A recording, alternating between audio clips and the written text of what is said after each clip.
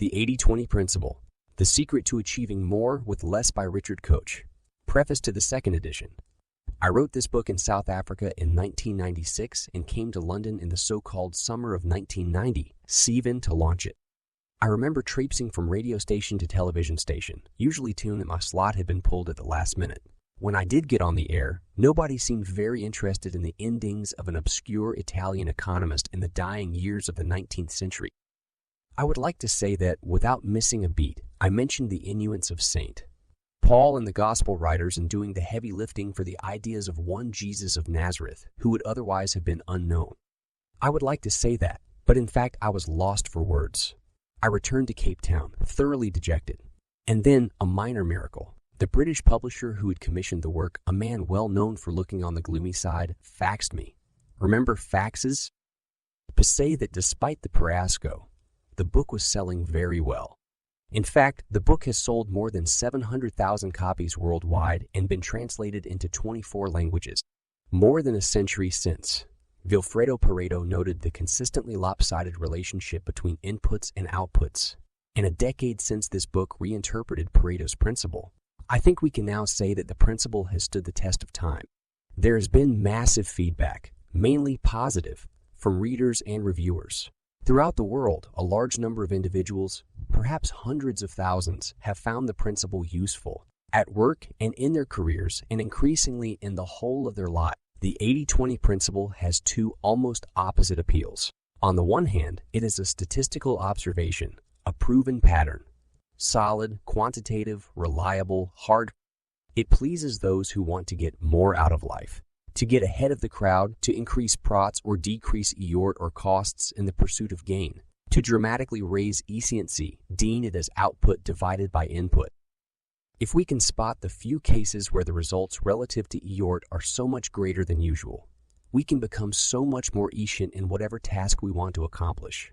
The principle allows us to enhance our achievement while escaping the tyranny of overwork. On the other hand, the principle has a totally different side. Soft, mystical, eerie, almost magic in the way that the same pattern of numbers crops up everywhere, and related not to science at all, but to everything that makes our lives worthwhile. The sense that we are connected to each other and to the universe by a mysterious law, which we can tap into and which can change our lives, generates a sense of wonder and awe. Looking back, I think what was different about my book was that it extended the domain of the principle. It had previously been well known in the business arena to increase efficiency. As far as I know, it had never previously been deployed to enhance the quality and depth of our whole lives. It's only in retrospect that I have fully realized the dual nature of the principle, the curious but perfect tension between its two sides, hard efficiency and soft life enhancement. As I explore in the new chapter of the book, this tension represents the yin and yang of the principle, the dialectic, where efficiency and life-enhancing uses of it are complementary opposites. Efficiency clears the space for life enhancement, while life enhancement requires us to be clear about the few things that are really important in our work, relationships, and all the other activities we do in our lives. Of course, not everyone accepted my reinterpretation of Pareto's principle. I was surprised at how controversial the book became.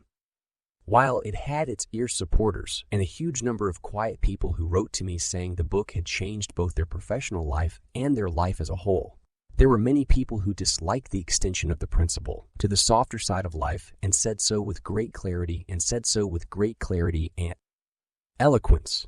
The opposition took me aback, but then I came to welcome the contrary voices. They have made me think about the principle more deeply and, as I hope is demonstrated in the Nail chapter, reach a greater understanding of its dual nature. What is new about this edition? To start with, less is more.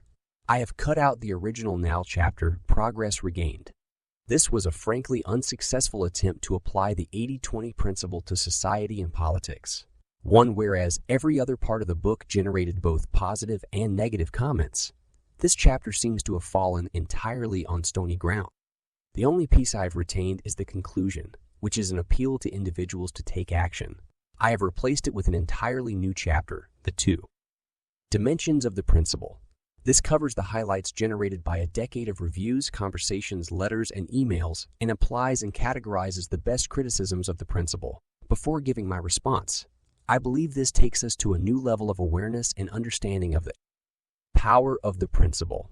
It remains for me to thank everyone who has contributed to the great 80-20 debate. Long may it continue, and thank you all so much. I may have touched your lives, but you have certainly touched mine, and I am most grateful. Richard Koch, Richard Koch, Internet. Estefana, Spain, February 2007. Acknowledgements. This has been the most painful and well-researched book I have ever written. There is a certain irony here, since the 80-20 principle tells us that I could have obtained a book 80% as good in 20% of the time. This would certainly have been my inclination, and only the reader can tell whether the extra eort has been worthwhile. I think it has, but I have lost all objectivity. The eort involved has been much more collective than for any of my previous books. Don't believe the false modesty of those who write generously that their books have been team eorts. In the end, only an author or authors can write a book. But I want to thank some individuals without whom this book would either not have existed or would have been vastly inferior. First is Mark Allen, then at Pittman Publishing, and now my partner in Capstone Publishing, who had the idea of the book. Second is Nicholas Braley, who has put so much intelligent eort into this book that I sincerely hope it pays over him. According to the von Manstein principle, see Chapter 13. People like Nicholas who are smart and industrious will not be as successful as those who are smart and lazy. To become a real star, Nicholas must work a great deal less. I have a theory that if he published half the number of books and put all his eort into these, he'd make even more money. I hope my next book will not be one to get the axe. I am very grateful for his persistence on this book. Sally Lansdale Young has been the third person collaborating to get the structure and text right. She is clearly a gifted publisher in her own right. Next, my researcher on the book, Nick Oosterlink, did a terrific job of reconstructing the history of the 80-20 principle from 1897 to 1997 to 1997. He has now disappeared from my radar screen, but if he would like to get in touch, I would be delighted to dispense some champagne his way. I should also thank not only Mr. Pareto for originating the 80-20 principle, but also Mr. Duran, Mr. Ziff, Mr. Krugman, and the unsung heroes at IBM in the 1960s for elaborating it, and also the hundreds of people from all walks of life and disciplines who have written magazine articles about the 80-20 principle, many of whom I have quoted extensively as evidence of the way in which the principle can be used. I have made every eort to acknowledge these people in the references. But if there are any omissions, please accept my apologies and let me know so that correction can be made in any future editions. I am particularly grateful to David Parker, lecturer in managerial economics and business strategy at the University of Birmingham Business School, whose work on the application of chaos theory to business strategy is full of brilliant insights, many of which I have appropriated. Finally, every true believer needs his trusted skeptics. Patrick, Weaver, and Lee Dempsey have filled this role admirably, and it is much appreciated. Part 1. Overture Chapter 1. Welcome to the 80-20 principle. Welcome to the 80-20 principle. For a very long time, the Pareto law, the 80-20 principle, has lumbered the economic scene like an erratic block on the landscape. An empirical law which nobody can explain. Joseph Stenlone. The 80-20 principle can and should be used by every intelligent person in their daily life, by every organization, and by every social grouping and form of society. It can help individuals and groups achieve much more with much less eort. The 80-20 principle can raise personal activeness and happiness. It can multiply the profitability of corporations and the activeness of any organization. It even holds the key to raising the quality and quantity of public services while cutting their cost. This book, the first ever on the 80-20 principle 2, is written from a burning conviction, validated in personal and business experience, that this principle is one of the best ways of dealing with and transcending the pressures of modern life. What is the 80-20 principle? The 80-20 principle asserts that a minority of causes, inputs, or eort usually lead to a majority of the results, outputs, or rewards. Taken literally, this means that, for example, 80% of what you achieve in your job comes from 20% of the time spent. Thus, for all practical purposes, 4/10 of the eort, a dominant part of it, is largely irrelevant. This is contrary to what people normally expect. So the 80-20 principle states that there is an inbuilt imbalance between causes and results, inputs and outputs, and eort and reward. A good benchmark for this imbalance is provided by the 80-20 relationship. A typical pattern will show that 80% of outputs result from 20% of inputs, that 80% of consequences owe from 20% of causes, or that 80% of results come from 20% of your. Figure 1 shows these typical patterns.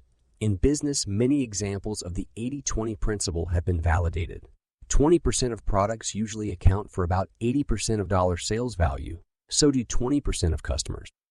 20% of products or customers usually also account for about 80% of an organization's pros. In society, 20% of criminals account for 80% of the value of all crime. 20% of motorists cause 80% of accidents. 20% of those who marry comprise 80% of the divorce statistics. Those who consistently remarry and redivorce distort the statistics and give a lopsidedly pessimistic impression of the extent of marital fidelity. 20% of children attain 80% of educational qualifications available. In the home, 20% of your carpets are likely to get 80% of the wear. 20% of your clothes will be worn 80% of the time. And if you have an intruder alarm, 80% of the false alarms will be set up by 20% of the possible causes. The internal combustion engine is a great tribute to the 80-20 principle. 80% of the energy is wasted in combustion and only 20% gets to the wheels. This 20% of the input generates 100% of the output. 3. Figure 1, the 80-20 principle. Pareto's discovery. Systematic and predictable lack of balance. The pattern underlying the 80-20 principle was discovered in 1897, about 100 years ago, by Italian economist Vilfredo Pareto Principle, 1848-1923. His discovery has since been called many names, including the Pareto Principle, the Pareto Law, the 80-20 rule, the principle of least effort, and the principle of least effort, and the principle of imbalance. Throughout this book, we will call it the 80-20 principle. By a subterranean process of influence on many important achievers, especially business people, computer enthusiasts, and quality engineers, the 80-20 principle has helped to shape the modern world. Yet it has remained one of the great secrets of our time. And even the select band of cognoscenti who know and use the 80-20 principle only exploit a tiny proportion of its power. So what did Vilfredo Pareto discover? He happened to be looking at patterns of wealth and income in 19th century England. He found that most income and wealth went to a minority of the people in his samples. Perhaps there was nothing very surprising in this, but he also discovered two other facts that he thought highly significant. One was that there was a consistent mathematical relationship between the proportion of people as a percentage of the total relevant population and the amount of income or wealth that this group enjoyed. For to simplify, if 20% of the population enjoyed 80% of the wealth, 5, then you could reliably predict that 10% would have, say, 65% of the wealth and 5% would have 50%. The key point is not the percentages, but the fact that the distribution of wealth across the population was predictably unbalanced. Pareto's other ending, one that really excited him, was that this pattern of imbalance was repeated consistently whenever he looked at data referring to different time periods or different countries. Whether he looked at England in earlier times or whatever data were available from other countries in his own time or earlier, he found the same pattern repeating itself over and over again with mathematical precision. Was this a freak coincidence or something that had great importance for economics and society? Would it work if applied to sets of data relating to things other than wealth or income? Pareto was a terrific innovator because before him, no one had looked at two related sets of data. In this case, the distribution of incomes or wealth compared to the number of income earners or property owners, and compared percentages between the two sets of data. Nowadays, this method is commonplace and has led to major breakthroughs in business and economics. Sadly, although Pareto realized the importance and wide range of his discovery, he was very bad at explaining it. He moved on to a series of fascinating but rambling sociological theories, centering on the role of elites, which were hijacked at the end of his life by Mussolini's fascists. The significance of the 80-20 principle lay dormant for a generation.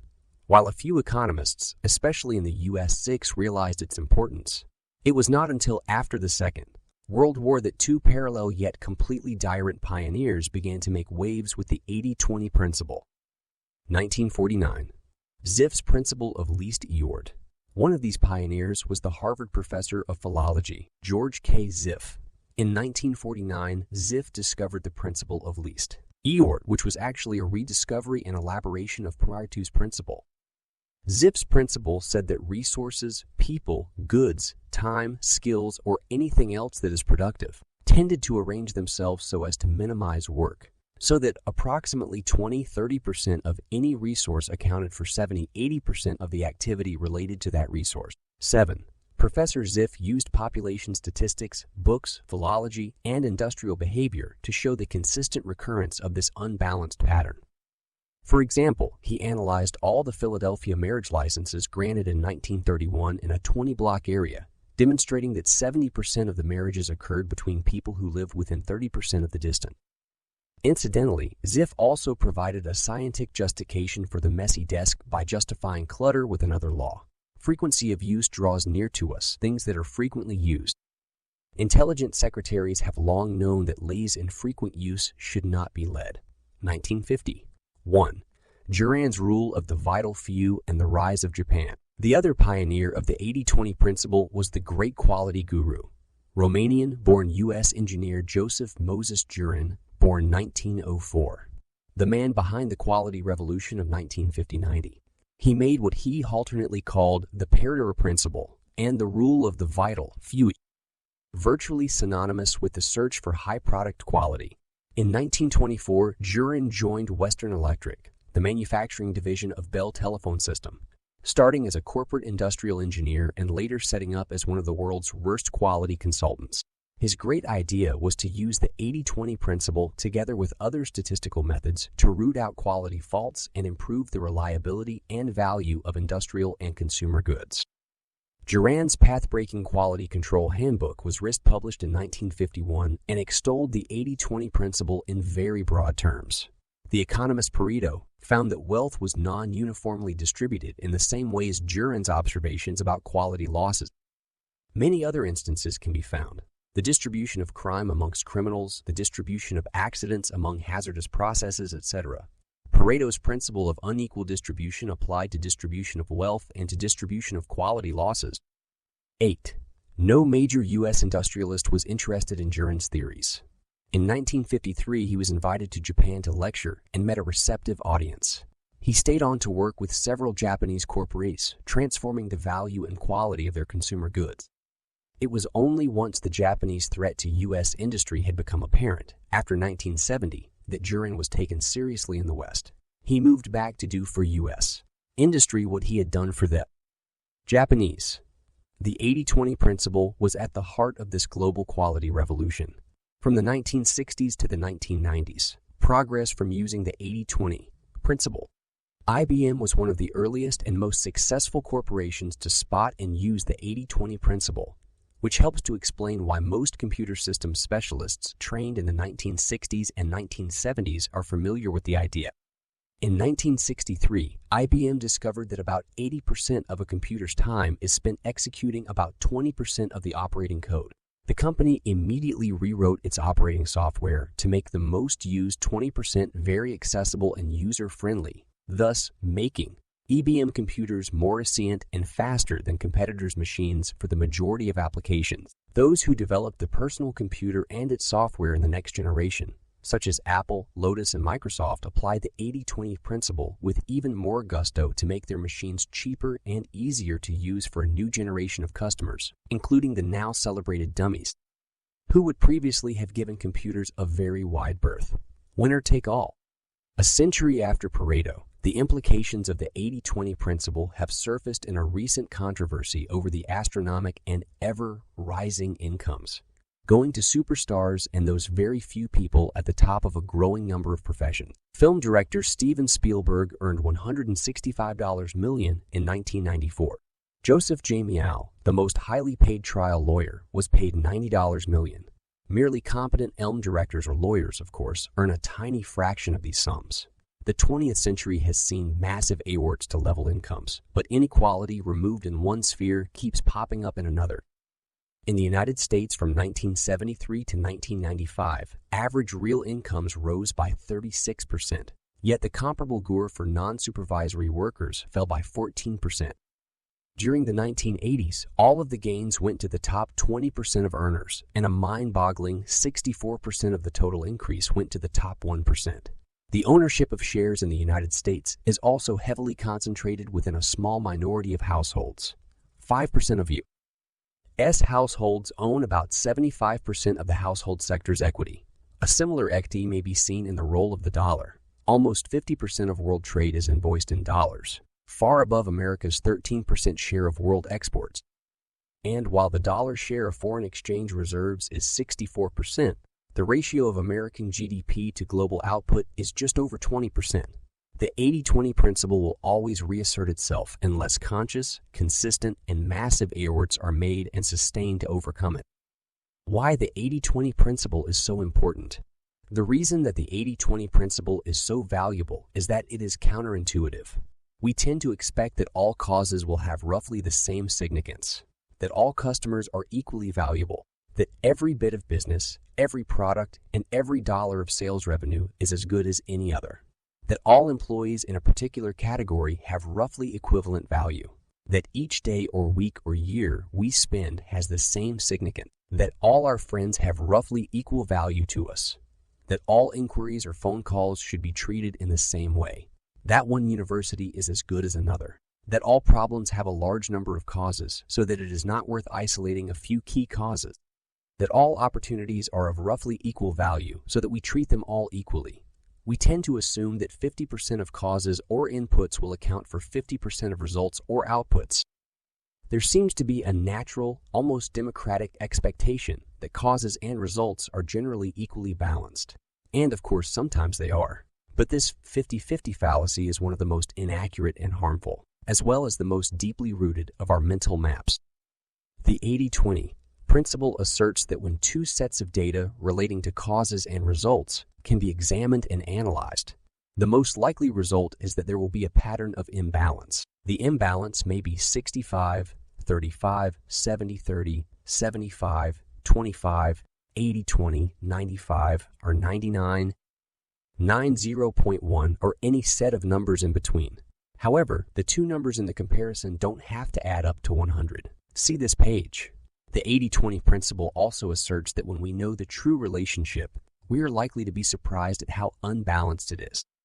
Whatever the actual level of imbalance, it is likely to exceed our prior estimate. Executives may suspect that some customers and some products are more profitable than others, but when the extent of the difference is proved, they are likely to be surprised and sometimes dumbfounded. Teachers may know that the majority of their disciplinary troubles or most truancy arises from a minority of pupils. But if records are analyzed, the extent of the imbalance will probably be larger than expected. We may feel that some of our time is more valuable than the rest.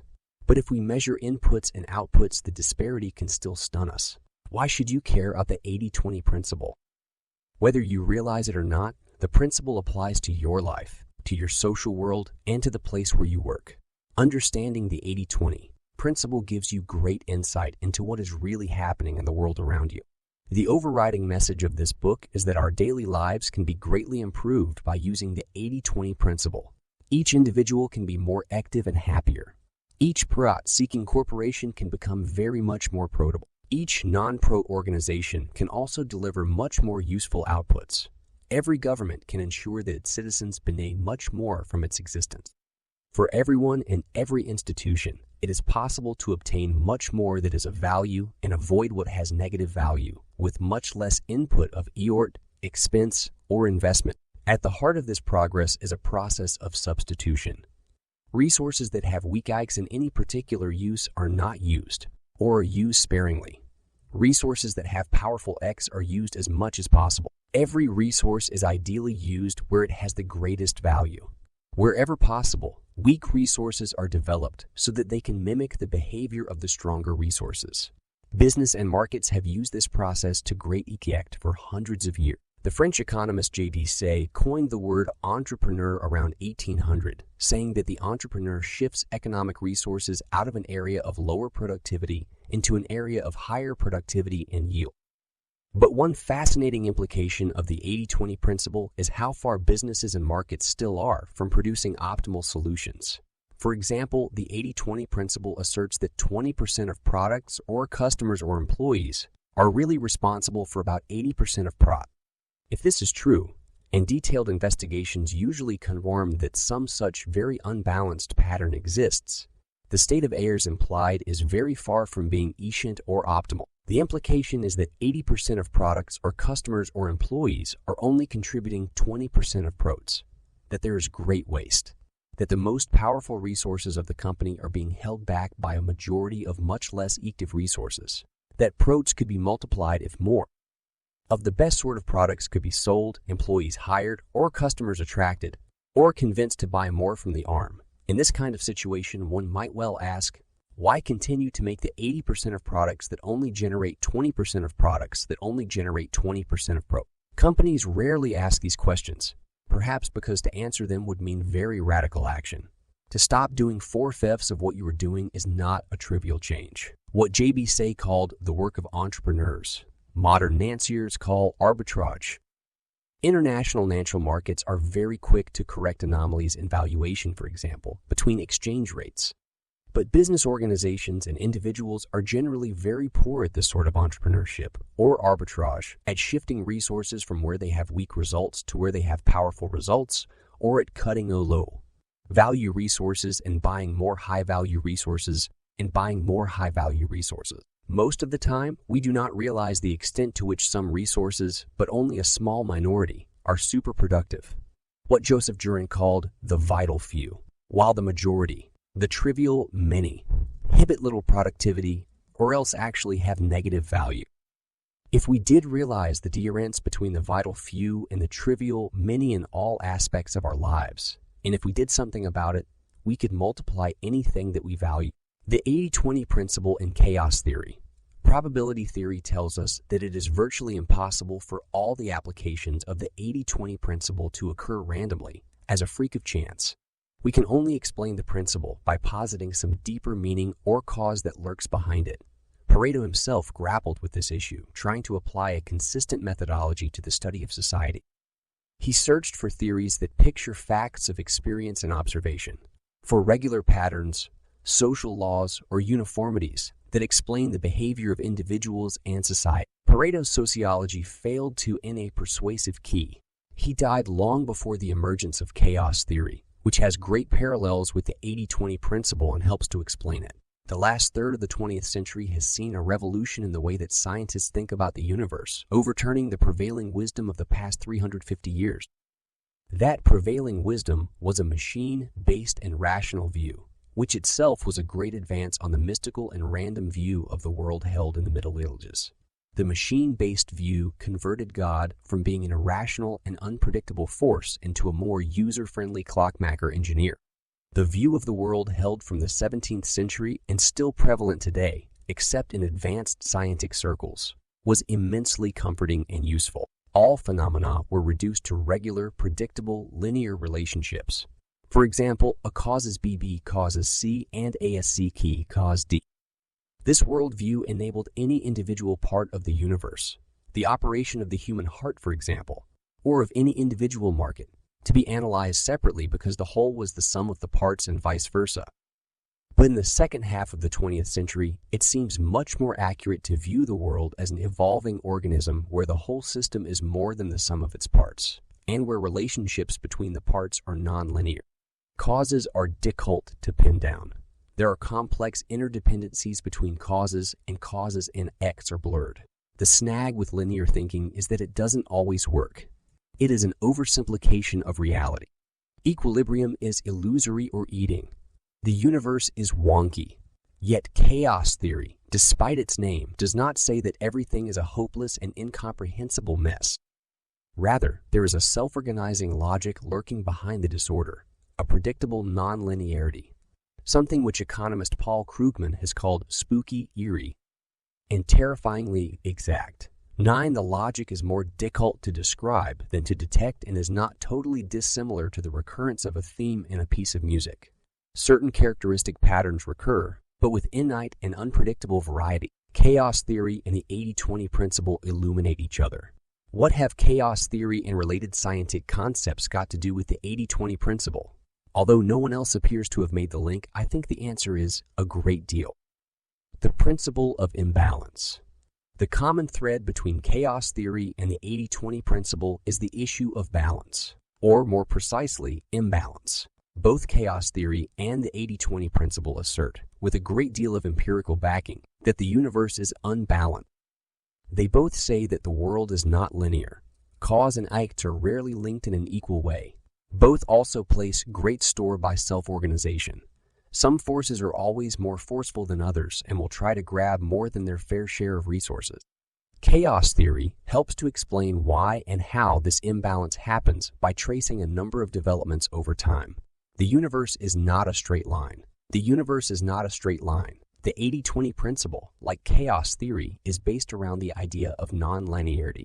A great deal of what happens is unimportant and can be disregarded. Yet there are always a few forces that have an influence way beyond their numbers. These are the forces that must be identified and watched. If they are forces for good, we should multiply them. If they are forces we don't like, we need to think very carefully about how to neutralize them. The 80-20 principle supplies a very powerful empirical test of nonlinearity in any system. We can ask, do 20% of causes lead to 80% of results? Is 80% of any phenomenon associated with only 20% of a related phenomenon? This is a useful method to usher out nonlinearity, but it is even more useful because it directs us to identifying the unusually powerful forces at work. Feedback loops distort and disturb balance. The 80-20 principle is also consistent with and can be explained by reference to the feedback loops identified by chaos theory, whereby small initial influences can become greatly multiplied and produce highly unexpected results, which nevertheless can be explained in retrospect. In the absence of feedback loops, the natural distribution of phenomena would be 50-50. Inputs of a given frequency would lead to commensurate results. It is only because of positive and negative feedback loops that causes do not have equal results. Yet it also seems to be true that powerful positive feedback loops only egg a small minority of the inputs. This helps to explain why those small minority of inputs can exert so much influence. We can see positive feedback loops operating in many areas, explaining how it is that we typically end up with 80-20 rather than 50-50 relationships between populations. For example, the rich get richer, not just or mainly because of superior abilities, but because riches beget riches. A similar phenomenon exists with gold in a pond. Even if you start with gold almost exactly the same size, those that are slightly bigger become very much bigger, because even with only slight initial advantages and stronger propulsion and larger mouths, they are able to capture and gobble up disproportionate amounts of food. The tipping point. Related to the idea of feedback loops is the concept of the tipping point. Up to a certain point, a new force, whether it is a new product, a disease, a new rock group, or a new social habit such as jogging or rollerblading, begins it difficult to make headway. A great deal of effort generates little by way of results. At this point, many pioneers give up. But if the new force persists and can cross a certain invisible line, a small amount of additional effort can reap huge returns. This invisible line is the tipping point. The concept comes from the principles of epidemic theory. The tipping point is the point at which an ordinary and stable phenomenon, a low-level outbreak, can turn into a public health crisis, and because of the number of people who are infected and can therefore infect others. And since the behavior of epidemics is nonlinear and they don't behave in the way we expect, small changes, like bringing new infections down to 30,000 from 40,000, it have huge effects. It all depends when and how the changes are made. 11. First come, best served. Chaos theory advocates sensitive dependence on initial conditions. What happens rest, even something ostensibly trivial, can have a disproportionate effect. This resonates with and helps to explain the 80-20 principle. The latter states that a minority of causes exert a majority of effects. One limitation of the 80-20 principle taken in isolation is that it always represents a snapshot of what is true now, or more precisely, in the very recent past when the snapshot was taken. This is where chaos theory's doctrine of sensitive dependence on initial conditions is helpful. A small lead early on can turn into a larger lead or a dominant position later on, until equilibrium is disturbed and another small force then exerts a disproportionate influence. A arm that, in the early stages of a market, provides a product that is 10% better than its rivals may end up with a 100 or 200% greater market share, even if the rivals later provide a better product. In the early days of motoring, if 51% of drivers or countries decide to drive on the right rather than the left side of the road, this will tend to become the norm for nearly 100% of road users. In the early days of using a circular clock, if 51% of clocks go what we now call clockwise rather than counterclockwise, this convention will become dominant, although clocks could just as logically have moved to the left. In fact, the clock over Florence Cathedral moves counterclockwise and shows 24 hours. 13 soon after 1442, when the cathedral was built, the authorities and clockmakers standardized on a 12-hour clockwise clock, because the majority of clocks had those features. Yet, if 51% of clocks had ever been like the clock over Florence Cathedral, we would now be reading a 24-hour clock backwards. These observations regarding sensitive dependence on initial conditions do not exactly illustrate the 80-20 principle. The examples given involve change over time, whereas the 80-20 principle involves a static breakdown of causes at any one time. Yet there is an important link between the two. Both phenomena help to show how the universe abhors balance. In the former case, we see a natural ide away from a 50-50 split of competing phenomena. A 51-49 split is inherently unstable and tends to gravitate towards a 95-5, 99-1, or even 100, a split. Equality ends in dominance. That is one of the messages of chaos theory. The 80-20 principle's message is direct yet complementary. It tells us that at any one point, a majority of any phenomenon will be explained or caused by a minority of the actors participating in the phenomena. 80% of the results come from 20% of the causes. A few things are important. Most are not. The 80-20 principle sorts good movies from bad. One of the most dramatic examples of the 80-20 principle at work is with movies. Two economists have just made a study of the revenues and lifespans of 300 movies released over an 18-month period. 14, they found that 4 movies, just 1.3% of the total, earned 80% of box office revenues. The other 296 movies, or 98.7%, earned only 20% of the gross.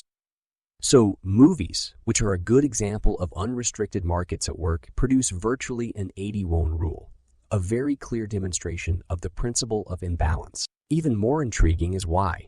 It transpires that moviegoers behave just like gas particles in random motion. As identified by chaos theory, gas particles, ping-pong balls, or moviegoers all behave at random, but produce a predictably unbalanced result. Word of mouth from reviews and the first audiences determines whether the second set of audiences will be large or small, which determines the next set, and so on.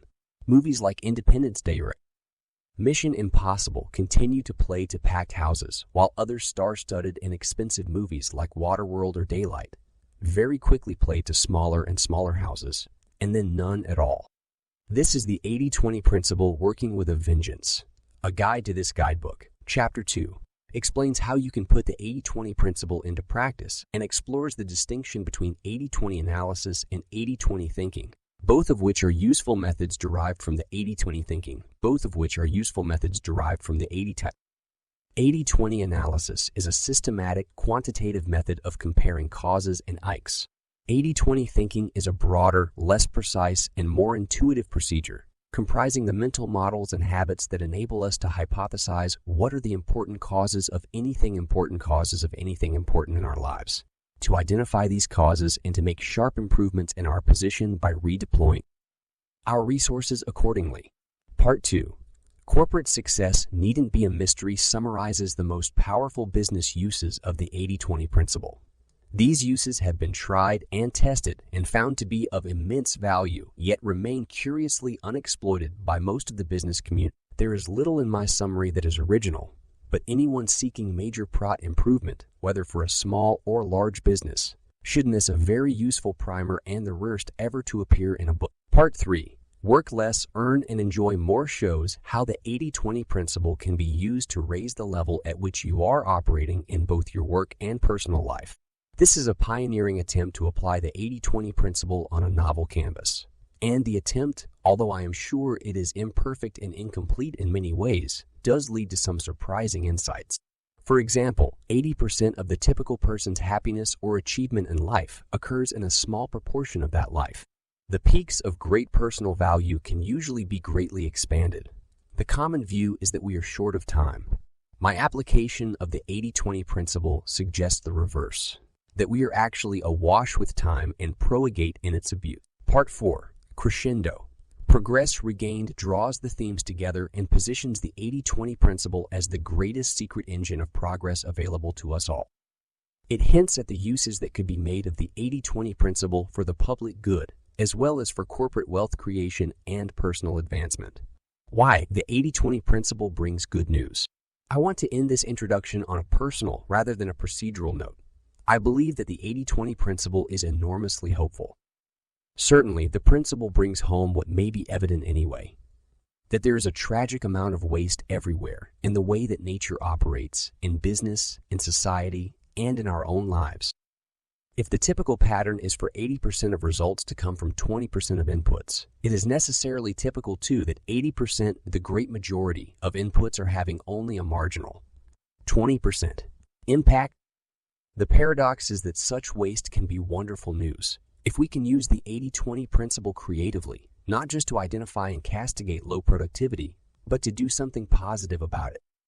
There is enormous scope for improvement by rearranging and redirecting both nature and our own lives. Improving on nature, refusing to accept the status quo, is the route of all progress.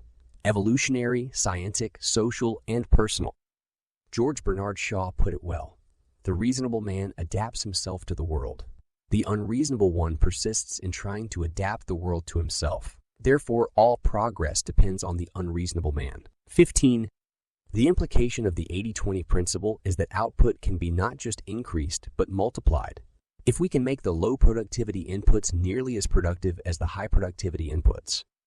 Successful experiments with the 80-20 principle in the business arena suggest that, with creativity and determination, this leap in value can usually be made. There are two routes to achieving this. One is to reallocate the resources from unproductive to productive uses. The secret of all entrepreneurs down the ages. Find a round hole for a round peg, a square hole for a square peg, and a perfect for any shape in between. Experience suggests that every resource has its ideal arena, where the resource can be tens or hundreds of times more effective than in most other arenas. The other route to progress, the method of scientists, doctors, preachers, computer systems designers, educationalists, and trainers, is to find ways to make the unproductive resources more effective, even in their existing applications, to make the weak resources behave as though they were their more productive cousins, to mimic, if necessary by intricate rote, learning procedures, the highly productive resources. The few things that work fantastically well should be identified, cultivated, nurtured, and multiplied. At the same time, the waste, the majority of things that will always prove to be of low value to man and beast, should be abandoned or severely cut back. As I have been writing this book and observed thousands of examples of the 80-20 principle, I have had my faith reinforced. Faith in progress, in great leaps forward, and in mankind's ability, individually and collectively, to improve the hand that nature has dealt. Joseph Ford comments, God plays dice with the universe, but they're loaded dice, and the main objective is to an out by what rules they were loaded and how we can use them for our own ends. 16. The 80-20 principle can help us achieve precisely that. Chapter 2. How to think 80-20. Chapter 1. Explain the concept behind the 80-20 principle. This chapter will discuss how the 80-20 principle works in practice and what it can do for you. 2 applications of the principle. 80-20. Analysis and 80-20 thinking provide a practical philosophy which will help you understand and improve your life. Definition of the 80-20 principle. The 80-20 principle states that there is an inbuilt imbalance between causes and results, inputs and outputs, and reward and reward. Typically, causes, inputs, or reward divide into 2 categories. The majority that have little impact, a small minority that have little impact, a small minority that have a major dominant impact. Typically also, results, outputs, or rewards are derived from a small proportion of the causes, inputs, or reward aimed at producing the results, outputs, or rewards. The the relationship between causes, inputs, or EORs on the one hand, and results, outputs, or rewards on the other, is therefore typically unbalanced. When this imbalance can be measured arithmetically, a good benchmark for the imbalance is the 80-20 relationship. 80% of results, outputs, or rewards are derived from only 20% of the causes, inputs, or EORs. About 80% of the world's energy is consumed by 15% of the world's population, for example. 1. 80% of the world's wealth is possessed by 25% of the world's people. 2. In healthcare, 20% of your population base and 20% of its disease elements will consume 80% of your resources. 3. Figures 2 and 3 show this 80-20 pattern. Let us imagine that a company has 100 products and has found out that the most protable 20 products account for 80% of all prots. In Figure 2, the bar on the left comprises the 100 products, each occupying an equal hundredth of the space. In the equal hundredth of the space, in the B equal hundredth of the space. In bar on the right are the total prots of the company from the 100 products. Imagine that the prots from the one most protable product are leveled in from the top of the right-hand bar downwards. Let us say that the most protable product makes 20% of total prots. Figure 2 therefore shows that one product, or 1% of the products, occupying 100th of the space on the left, makes 20% of the prots. The shaded areas represent this relationship. Figure 2 shows a 21 pattern. If we continue counting the next most protable product and so on down the bar until we have the prots from the top 20 products, we can then shade in the right hand bar according to how much of the total prot these top 20 products make. We show this in Figure 3, where we see, in our fictitious example, that these 20 products, 20% of the number of products, comprise 80% of the total prots in the shaded area. Conversely, in the white area, we can see the IP side of this relationship. 80% of the products only make, in total, 20% of the prots. The 80-20 numbers are only a benchmark, and the real relationship may be more or less unbalanced than 80-20. The 80-20 principle asserts, however, that in most cases the relationship is much more likely to be closer to 80-20 than to 50-50.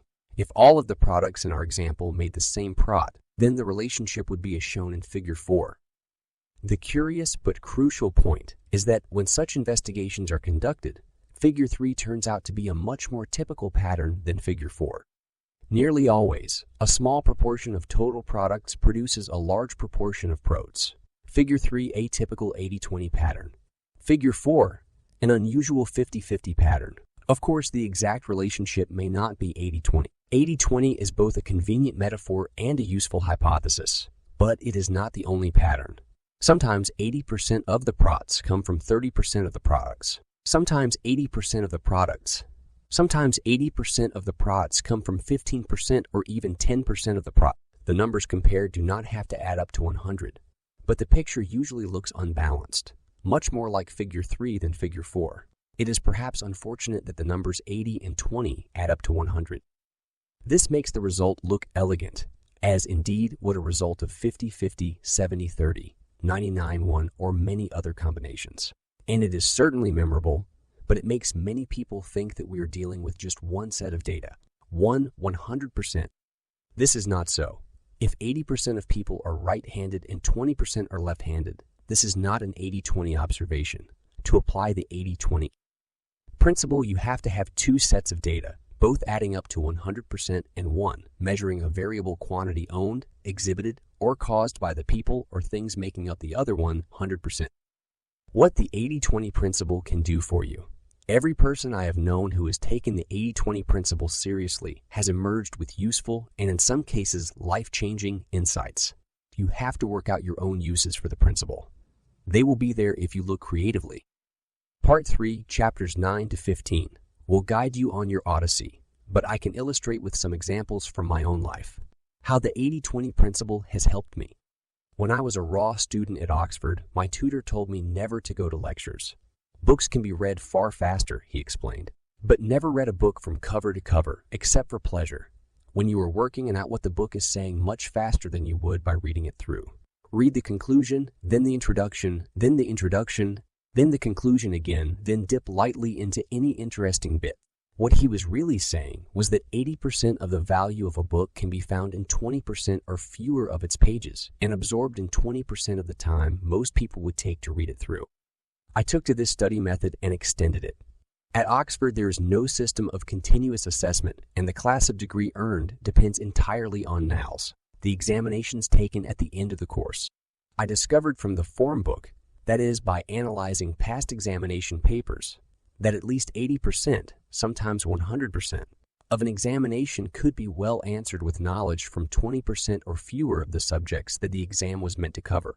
The examiners could therefore be much better impressed by a student who knew an awful lot about relatively little, rather than a fair amount about a great deal. This insight enabled me to study very efficiently. Somehow, without working very hard, I ended up with a congratulatory first-class degree. I used to think this proved that Oxford dons were gullible. I now prefer to think, perhaps improbably, that they were teaching us how the world worked. I went to work for Shell, serving my time at a dreadful oil refinery. This may have been good for my soul, but I rapidly realized that the best paying jobs for young and inexperienced people, such as I, lay in management consultancy. So I went to Philadelphia and picked up an Eortless MBA from Wharton, scorning the boot camp style so-called learning experience from Harvard. I joined a leading U.S. consultancy that, on day one, paid me 4 times what Shell had paid me when I left. No doubt 80% of the money to be had by people of my tender age was concentrated in 20% of the job. Since there were too many colleagues in the consultancy who were smarter than me, I moved to another strategy boutique. I identified it because it was growing faster than the arm I had joined, yet had a much smaller proportion of really smart people. Who you work for is more important than what you do. Here I stumbled across many paradoxes of the 80-20 principle. 80% of the growth in the strategy consultancy industry, then as now, growing like gangbusters, was being appropriated by arms that then had, in total, fewer than 20% of the industry's professional staff. 80% of rapid promotions were also available in just a handful of arms. Believe me, talent had very little to do with it. When I left the rest strategy arm and joined the second, I raised the average level of intelligence in both. Yet the puzzling thing was that my new colleagues were more active than my old ones. Why? They didn't work any harder, but they followed the 80-20 principle in 2 key ways. First, they realized that for most firms, 80% of protes come from 20% of clients. In the consulting industry, that means 2 things: large clients and long-term clients. Large clients give large assignments, which means you can use a higher proportion of lower-cost, younger consultants. Long-term client relationships create trust and raise the cost to the client of switching to another consulting firm. Long-term clients tend not to be price-sensitive. In most consulting firms, the real excitement comes from winning new clients. In my new firm, the real heroes were those who worked on the largest existing clients for the longest possible time. They did this by cultivating the top bosses of those client corporations. The second key insight the consulting firm had was that in any client, 80% of the results available would owe from concentrating on the 20% of most important issues. These were not necessarily the most interesting ones from a curious consultant's viewpoint. But whereas our competitors would look superficially at a whole range of issues and then leave them for the client to act, or not, on the recommendations, we kept plugging away at the most important issues until we had bludgeoned the client into successful action. The client's prots often soared as a result, as did our consulting budgets. Are you working to make others rich, or is it the reverse?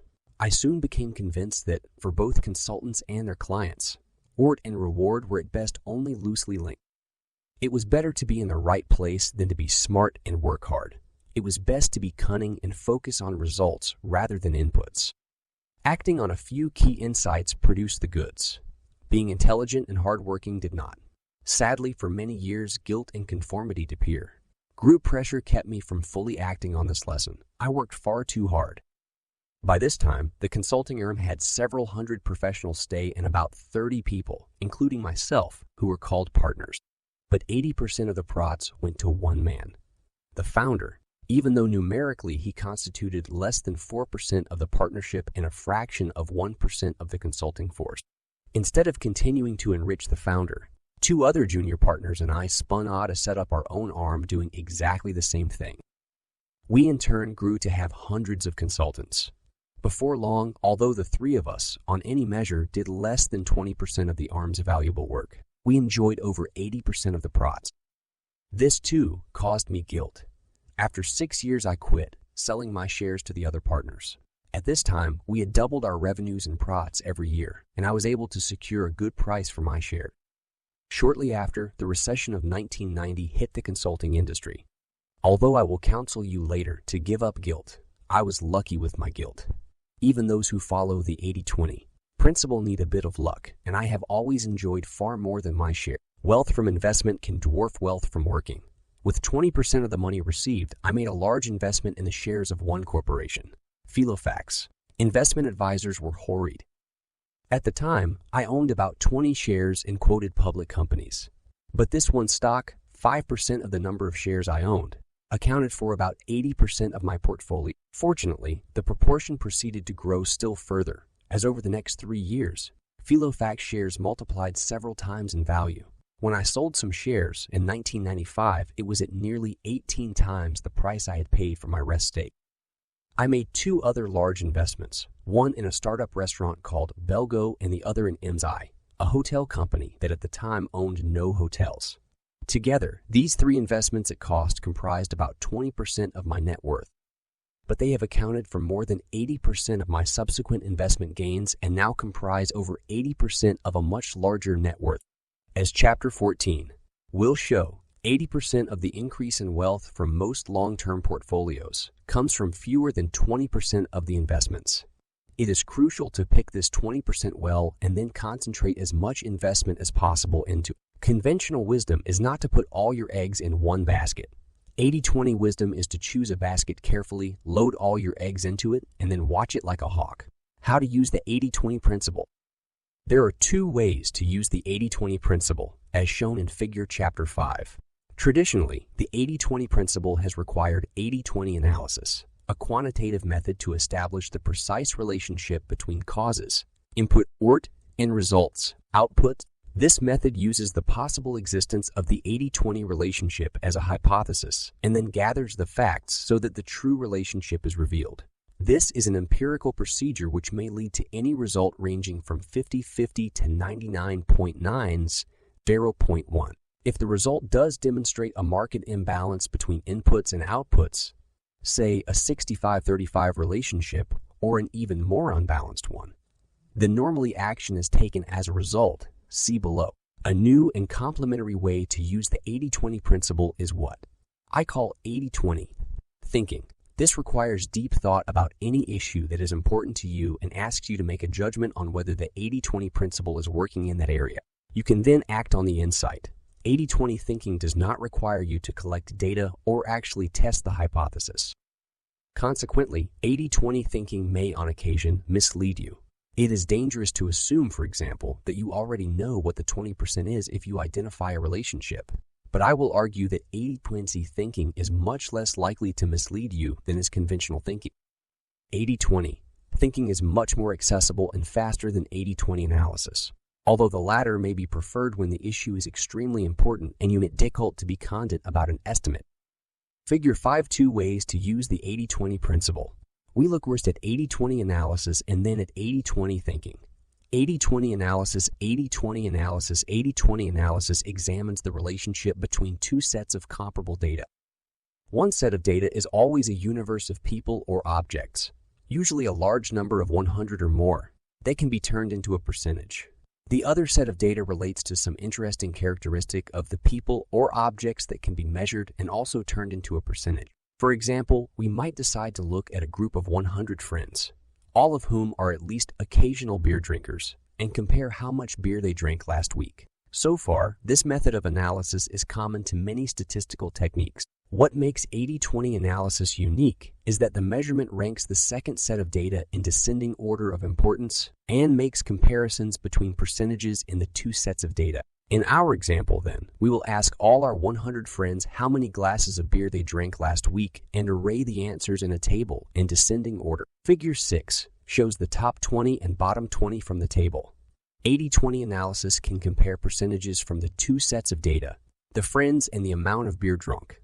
In this case, we can say that 70% of the beer was drunk by just 20% of the friends. This would therefore give us a 70-20 relationship. Figure 7 introduces an 80-20 frequency distribution chart, or 80-20 chart for short, to summarize the data visually. Why is this called 80-20 analysis? When comparing these relationships, the most frequent observation made long ago, probably in the 1950s, was that 80% of the quantity being measured came from 20% of the people or object. 80-20 has become shorthand for this type of unbalanced relationship, whether or not the precise result is 80-20. Statistically, an exact 80-20 relationship is unlikely. It is the convention of 80-20 that is the top 20% of causes that decided, not the bottom. 80-20 analysis is my name for the way that the 80-20 principle has generally been used to date. That is, in a quantitative and empirical way, to measure possible relationships between inputs and outputs. Figure 6, the 80-20 principle applied to beer drinkers. Figure 7, 80-20 frequency distribution chart of beer drinkers. We could equally well observe from the data on our beer drinking friends that the bottom 20% of people only consumed 30 glasses, or 3% of the total. It would also be perfectly legitimate to call this a 3-20 relationship, although this is rarely done. The emphasis is nearly always on the heavy users or causes. If a brewery was conducting a promotion or wanted to and out what beer drinkers thought about their range of beers, it would be most useful to go to the top 20. We might also want to know what percentage of our friends combine to account for 80% of total beer consumption. In this case, inspection of the part of the table not displayed, the middle part, would show that Mike G., the 28th biggest drinker with 10 glasses, took the cumulative total to 800 glasses. We could express this relationship, therefore, as 80-28. 80% of total beer was drunk by just 28% of our friends. It should be clear from this example that 80-20 analysis may result in any set of endings. Clearly, individual endings are more interesting and potentially more useful where there is an imbalance. If, for example, we had found that all of our friends had drunk exactly 8 glasses each, the brewery would not have been very interested in using our group for a promotion or research. In this case, we would have had a 20-20 relationship. 20% of beer was drunk by the top 20% of friends. Or an 80-80 relationship. 80% of beer was drunk by 80% of friends. Bar charts show 80-20 relationships best. An 80-20 analysis is best displayed pictorially by looking at 2 bars, as is particularly appropriate for our example. Figures 2, 4 above or bar charts. The rest bar in Figure 8 contains our 100 beer drinking friends, each ling 1% of the space, starting with the biggest beer drinker at the top and ending with the smallest beer drinkers at the bottom. The second bar contains the total amount of beer drunk by each and all of our friends. At any point, we can see for a given percentage of our friends how much beer they accounted for. Figure 8, beer drinking ratios. Figure 9, beer drinking ratios. Figure 8 shows what we discovered from the table and could also see from Figure 7. The top 20% of beer drinkers accounted for 70% of the beer drinkers accounted for 70% of the beer drinkers. The simple bars in Figure 8 take the data from Figure 7 and display them from top to bottom, instead of from left to right. It doesn't matter which display you prefer. If we wanted to illustrate what percentage of our friends drank 80% of the beer, we would draw the bar chart slightly differently, as in Figure 9, to show the 80-28 relationship. 28% of our friends drank 80% of the beer. What is 80-20 analysis used for? Generally, to change the relationship it describes or to make better use of it.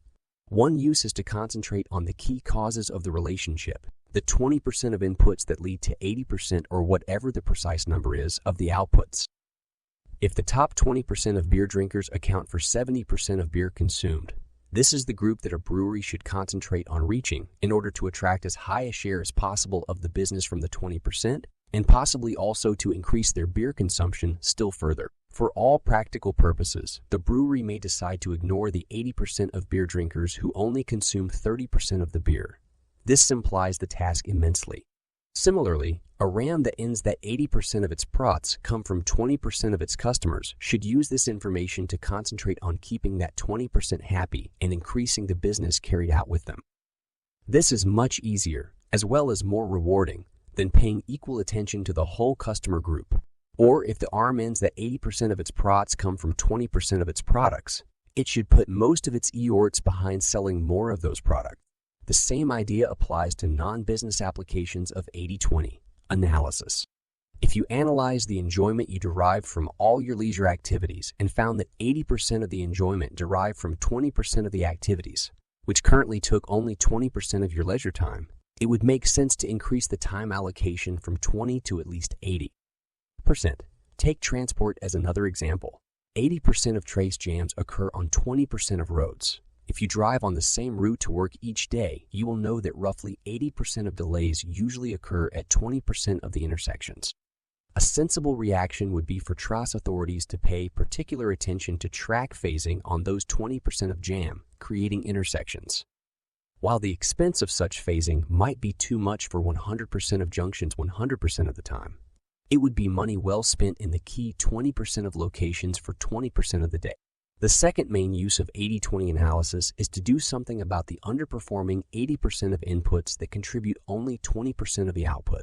Perhaps the occasional beer drinkers can be persuaded to drink more, for example, by providing a blander product. Perhaps you could work out ways to get greater enjoyment out of the underperforming leisure activities.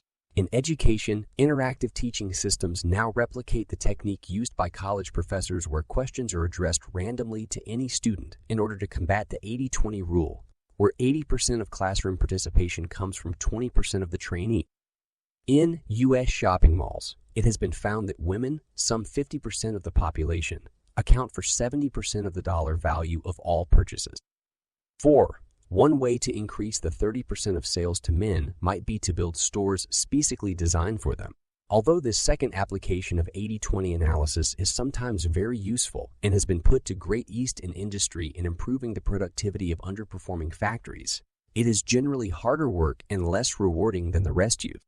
Don't apply 80-20 analysis in a linear way. In discussing the uses of 80-20 analysis, we must also address its potential abuses. Like any simple and active tool, 80-20 analysis can also be misunderstood, misapplied, and instead of being the means to an unusual insight, serve as the justification for conventional thuggery. 80-20 analysis applied inappropriately and in a linear way can also lead the innocent astray. You need constantly to be vigilant against false logic. Let me illustrate this with an example from my own new profession, the book trade. It is easy to demonstrate that in most times and places, about 20% of book titles comprise about 80% of books sold. For those who are steeped in the 80-20 principle, this is not surprising. It might seem a short hop to the conclusion that bookshops should cut the range of books they stock, or indeed, that they should concentrate largely or exclusively on bestsellers. Yet what is interesting is that in most cases, instead of sending PROTs up, restricting range has sent PROTs down. This does not invalidate the 80-20 principle for two reasons. The key consideration is not the distribution of books sold, but what customers want. If customers go to the trouble of visiting a bookstore, they want a reasonable range of books, as opposed to a kiosk or supermarket where they don't expect range.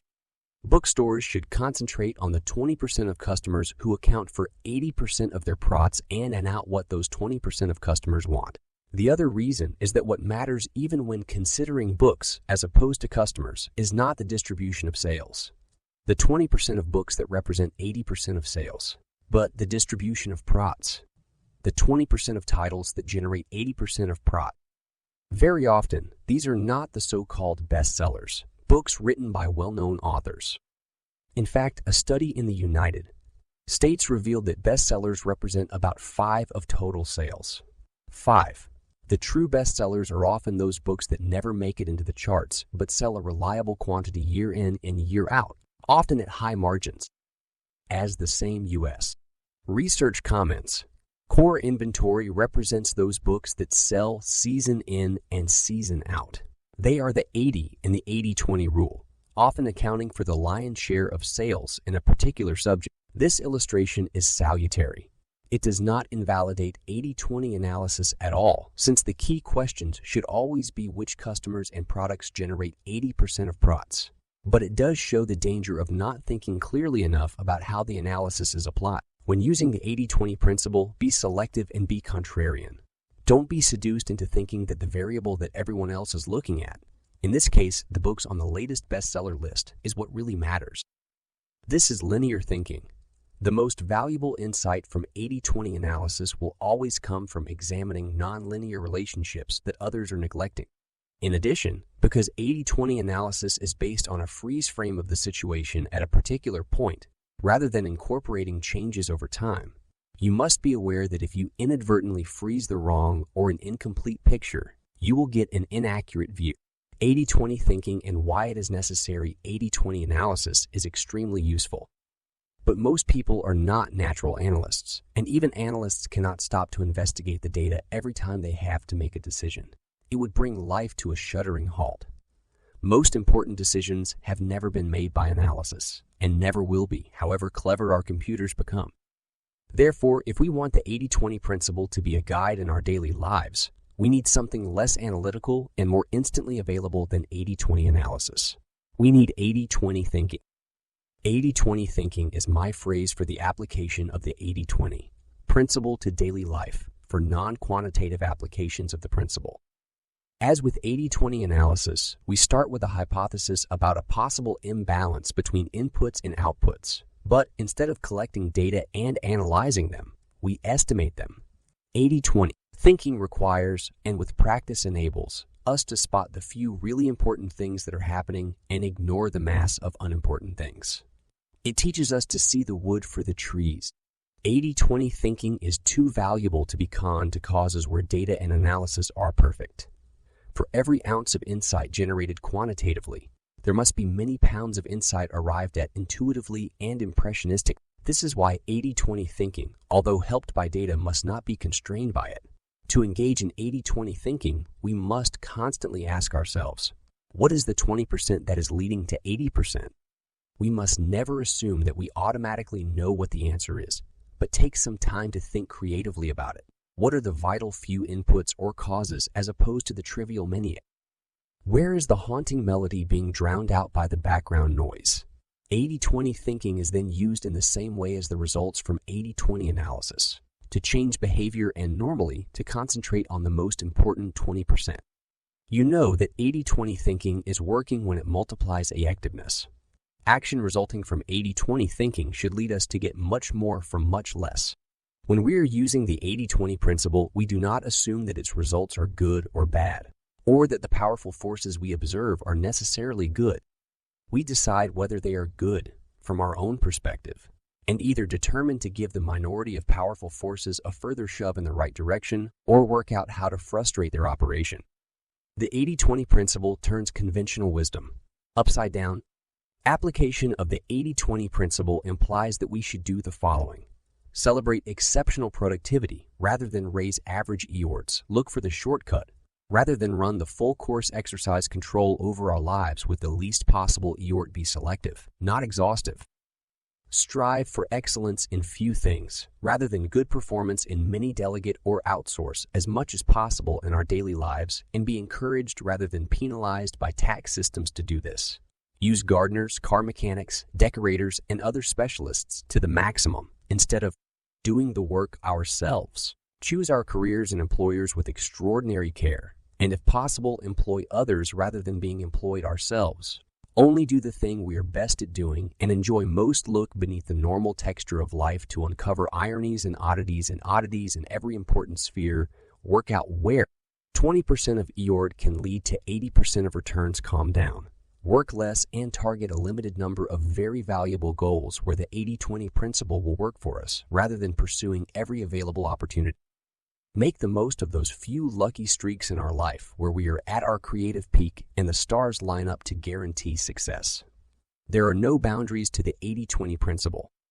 No sphere of activity is immune from the influence of the 80-20 principle. Like the 6 wise, blind Indian men who tried to discern the shape of an elephant, most users of the 80-20 principle only know a fraction of its scope and power. Becoming an 80-20 thinker requires active participation and creativity on your part. If you want to benefit from 80-20 thinking, you have to do it. Now is a good time to start. If you want to begin with applications for your organization, go straight on to Part 2, which documents most of the important business applications of the 80-20 principle. If you are more immediately interested in using the principle to make major improvements in your life, skip to Part 3, a novel attempt to relate the 80-20 principle to the fabric of our daily lives. Part 2. Corporate Success Needn't Be a Mystery. Chapter 3. The Underground Cult. Now we see in a mirror dimly, but then we shall see face to face. Now I know in part, then I shall understand fully. 1 Corinthians 13:12. It is difficult to gauge the extent to which the 80-20 principle is already known in business. This is almost certainly the Earth's book on the subject. Yet in my research, I was easily able to end several hundred articles referring to the use of 80-20 in all kinds of businesses all over the world. Many successful firms and individuals swear by the use of the 80-20 principle, and most holders of MBAs have heard of it. Yet considering that the 80-20 principle has affected the lives of hundreds of millions of people, even though they may be unaware of it, it remains strangely uncelebrated. It is time to put this right. The first 80-20 wave. The Quality Revolution. The Quality Revolution, which took place between 1950 and 1990, transformed the quality and value of branded consumer goods and other manufacturers. The quality movement has been a crusade to obtain consistently higher quality at lower cost by the application of statistical and behavioral techniques. The objective, now almost reached with many products, is to obtain a zero rate of product defects. It is possible to argue that the quality movement has been the most significant driver of higher living standards throughout the world since 1950. The movement has an intriguing history. Its two great messiahs, Joseph Juran, born 1904, and W. Edwards Deming, born 1900, were both Americans, although Juran was born in Romania. Respectively, an electrical engineer and a statistician, they developed their ideas in parallel after the Second World War, but found it impossible to interest any major U.S. corporation in the quest for extraordinary quality. Juran published the first edition of his Quality Control Handbook, the Bible of the Quality Movement, in 1951, but it received a very reception. The only serious interest came from Japan, and both Juran and Deming moved there in the early 1950s. Their pioneering work took an economy known at the time for shoddy imitations and transformed it into a powerhouse of high quality and productivity. It was only when Japanese goods such as motorcycles and photocopiers began to invade the U.S. market that most American and other Western corporations began to take the quality movement seriously. From 1970, and especially after 1980, Juran, Deming, and their disciples undertook an equally successful transformation of Western quality standards, leading to huge improvements in the level and consistency of quality, dramatic reductions in fault rates, and large falls in manufacturing costs. The 80-20 principle was one of the key building blocks of the quality movement. Joseph Juran was the most enthusiastic messiah of the principle, although he called it the Pareto Principle or the Rule of the Vital Few in the rest edition of the Quality Control Handbook. Juran commented that losses, that is, manufactured goods that have to be rejected because of poor quality, do not arise from a large number of causes. Rather, the losses are always maldistributed in such a way that a small percentage of the quality characteristics always contributes a high percentage of the quality loss. The footnote to the text commented that the economist Pareto found that wealth was non-uniformly distributed in the same way. Many other instances can be found. The distribution of crime amongst criminals, the distribution of accidents among hazardous processes, etc. Pareto's principle of unequal distribution applied to distribution of wealth and to distribution of wealth and to distribution of quality losses. 1. Juran applied the 80-20 principle to statistical quality control. The approach is to identify the problems causing lack of quality and to rank them from the most important, the 20% of defects causing 80% of quality problems, to the least important. Both Juran and Deming came to use the phrase 80-20 increasingly, encouraging diagnosis of the few defects causing most of the problems. Once the vital few sources of quality product have been identified, EORD is focused on dealing with these issues rather than trying to tackle all the problems at once. As the quality movement has progressed from an emphasis on quality control through to the view that quality must be built into products in the first place by all operators, and to total quality management and increasingly sophisticated use of software, the emphasis on 80-20 techniques has grown so that today almost all quality practitioners are familiar with 80-20. Some recent references illustrate the ways in which the 80-20 principle is now being used. In a recent article in the National Productivity Review, Ronald J. Ricardo asks, which gaps adversely act your most strategic consumers? As with many other quality problems, Pareto's law prevails here too. If you remedy the most critical 20% of your quality gaps, you will realize 80% of the business. This first 80% typically includes your breakthrough improvements. 2. Another writer, focusing on corporate turnarounds, comments, for every step in your business process, ask yourself if it adds value or provides essential support. If it does neither, it's waste. Cut it. If this is the 80-20 rule revisited, you can eliminate 80% of the waste by spending only 20% of what it would cost you to get rid of 100% of the waste. Go for the quick gain now. 3. The 80-20 principle was also used by Ford Electronics Manufacturing Corporation in a quality program that won the Shingo Prize. Just-in-time programs have been applied using the 80-20 rule. 80% of the value is spread over 20% of the volume, and top dollar usages are analyzed constantly. Labor and overhead performance were replaced by manufacturing cycle time analysis by product line, reducing product cycle time by 95%. 4. New software incorporating the 80-20 principle is being used to raise quality. With the ABC data analyzer, the data is entered or imported into the spreadsheet area, where you highlight it and click on your choice of 6 graph types: histograms, control charts, run charts, scatter diagrams, pie charts, and Pareto charts. The Pareto chart incorporates the 80-20 rule, which might show, for instance, that out of 1,000 customer complaints, roughly 800 can be eliminated by correcting only 20% of the causes. 5. The 80-20 principle is also being increasingly applied to product design and development. For example, a review of the use that the Pentagon has made of total quality management explains that decisions made early in the development process X the majority of lifecycle costs. The 80-20 rule describes this outcome since 80% of the lifecycle costs are usually locked in after only 20% of the development time 6. The impact of the quality revolution on customer satisfaction and value, and on the competitive positions of individual arms and indeed of whole nations, has been little noted but is truly massive. The 80-20 principle was clearly one of the vital few inputs to the quality revolution. But the underground influence of the 80-20 principle does not stop there. It also played a key role in a second revolution that combined with the urge to create today's global consumer society. The second 80-20 wave, the information revolution. The information revolution that began in the 1960s has already transformed work habits and the essence of large tracts of business. It is just beginning to do more than this, to help change the nature of the organizations that are today's dominant force in society. The 80-20 principle was, is, and will be a key accessory of the information revolution, helping to direct its force intelligently. Perhaps because they were close to the quality movement, the computing and software professionals behind the information revolution were generally familiar with the 80-20 principle and used it extensively. To judge by the number of computing and software articles that refer to the 80-20 principle, most hardware and software developers understand and use it in their daily work. The information revolution has been most effective when using the 80-20 principle's concepts of selectivity and simplicity. As 2 separate project directors testify, think small. Don't plan to the nth degree on the rest day. The return on investment usually follows the 80-20 rule.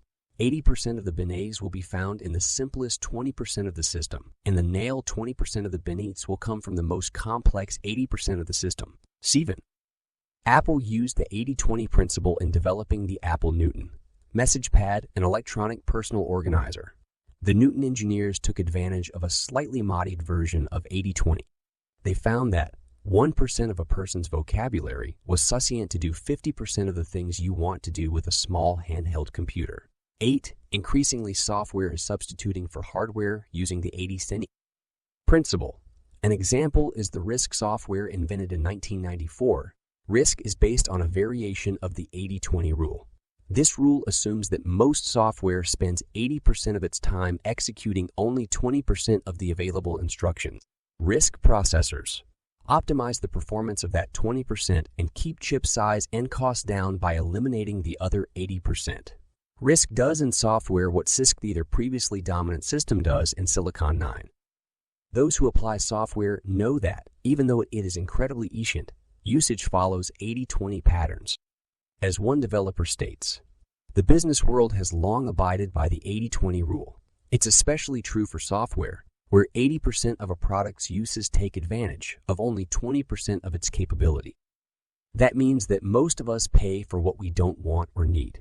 Software developers now seem to understand this, and many are betting that modular applications will solve the problem. Design of software is crucial so that the most used functions are the easiest to use.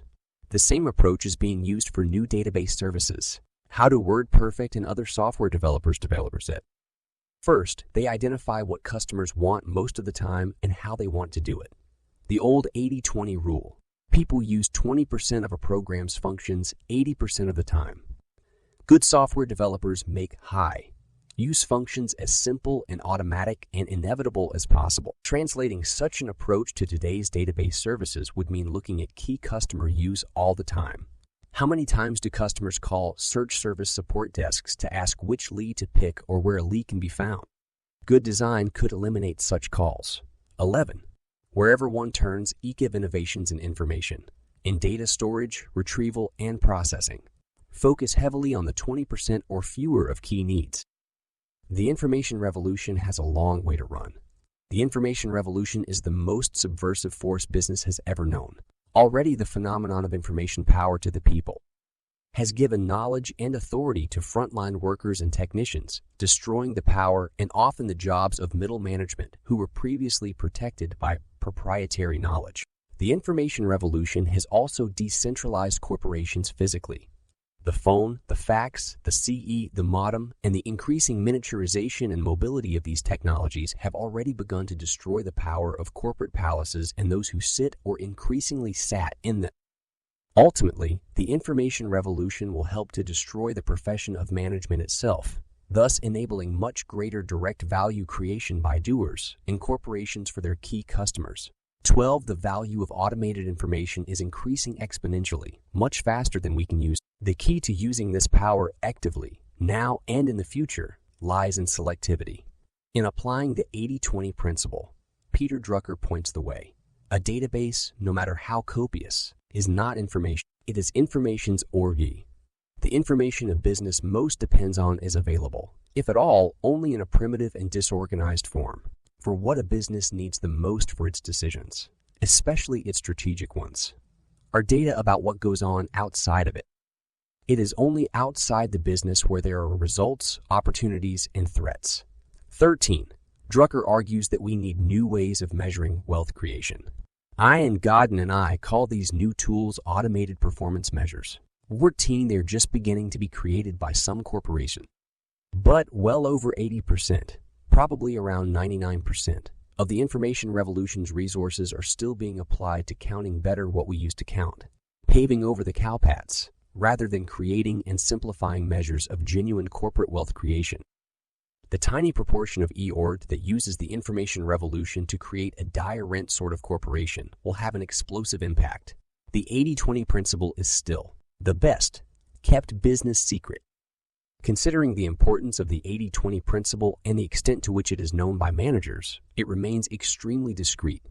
Even the 80-20 term itself caught on very slowly and without any visible landmarks. Given the piecemeal use and gradual spread of the 80-20 principle, it remains underexploited even by those who recognize the idea. It is extremely versatile.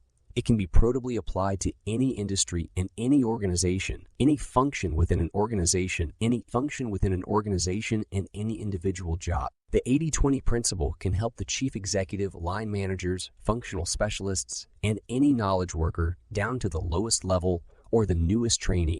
And although its uses are manifold, there's an underlying unifying logic that explains why the 80-20 principle works and is so valuable. Why the 80-20 principle works in business. The 80-20 principle applied to business has one key theme: to generate the most money with the least expenditure of assets and e-org. The classical economists of the 19th and early 20th centuries developed a theory of economic equilibrium and of the arm that has dominated thinking ever since. The theory states that under perfect competition, RIMs do not make excess returns, and profitability is either zero or the normal. Cost of capital. the latter usually being denned by a modest interest charge. The theory is internally consistent and has the sole awe that it cannot be applied to real economic activity of any kind, and especially not to the operations of any individual rent. The 80-20 theory of the E-arm. In contrast to the theory of perfect competition, the 80-20 theory of the arm is both variable and has in fact been varied many times, and helpful as a guide to action. The 80-20 theory of the ERM goes like this. In any market, some suppliers will be much better than others at satisfying customer needs. These suppliers will obtain the highest price realizations and also the highest market share. In any market, some suppliers will be much better than others at minimizing expenditure relative to revenues. In other words, these suppliers will cost less than other suppliers for equivalent output and revenue, or alternatively, be able to generate equivalent output with lower expenditure. Some suppliers will generate much higher surpluses than others. I use the phrase surpluses rather than PROTs because the latter normally implies the PROT available for shareholders. The concept of surplus implies the level of funds available for PROTs or reinvestment over and above what is needed normally to keep the wheels turning. Higher surpluses will result in one or more of the following. 1. Greater reinvestment in product and service to produce greater superiority and appeal to customers. 2. Investment in gaining market share through greater sales and marketing yard and dear takeovers of other arms. Higher returns to employees, which will tend to have the act of retaining and attracting the best people in the market, and therefore higher returns to shareholders, which will tend to raise share prices and lower the cost of capital, facilitating investment and takeovers. Over time, 80% of the market will tend to be supplied by 20% or fewer of the suppliers, who will normally also be more profitable. At this point, it is possible that the market structure may reach an equilibrium, although it will be a very different kind of equilibrium from that beloved of the economists' perfect competition model. In the 80-20 equilibrium, a few suppliers, the largest will owe customers better value for money and have higher PROTs than smaller rivals. This is frequently observed in real life, despite being impossible according to the theory of perfect competition. We may term our more realistic theory the 80-20 law of competition, but the real world does not generally rest long in a tranquil equilibrium. Sooner or later, usually sooner, there are always changes to market structure caused by competitors' innovations. Both existing suppliers and new suppliers will seek to innovate and obtain a high share of a small but defensible part of each market. A market segment. Segmentation of this kind is possible by providing a more specialized product or service ideally suited to particular types of customer. Over time, markets will tend to comprise more market segments. Within each of these segments, the 80-20 law of competition will operate. The leaders in each specialist segment may either be ERMs operating largely or exclusively in that segment or industry generalists, but their success will be dependent in each segment on obtaining the greatest revenue with the lowest expenditure of EU. In each segment, some arms will be much better than others at doing this and will tend to accumulate segment market share as a result.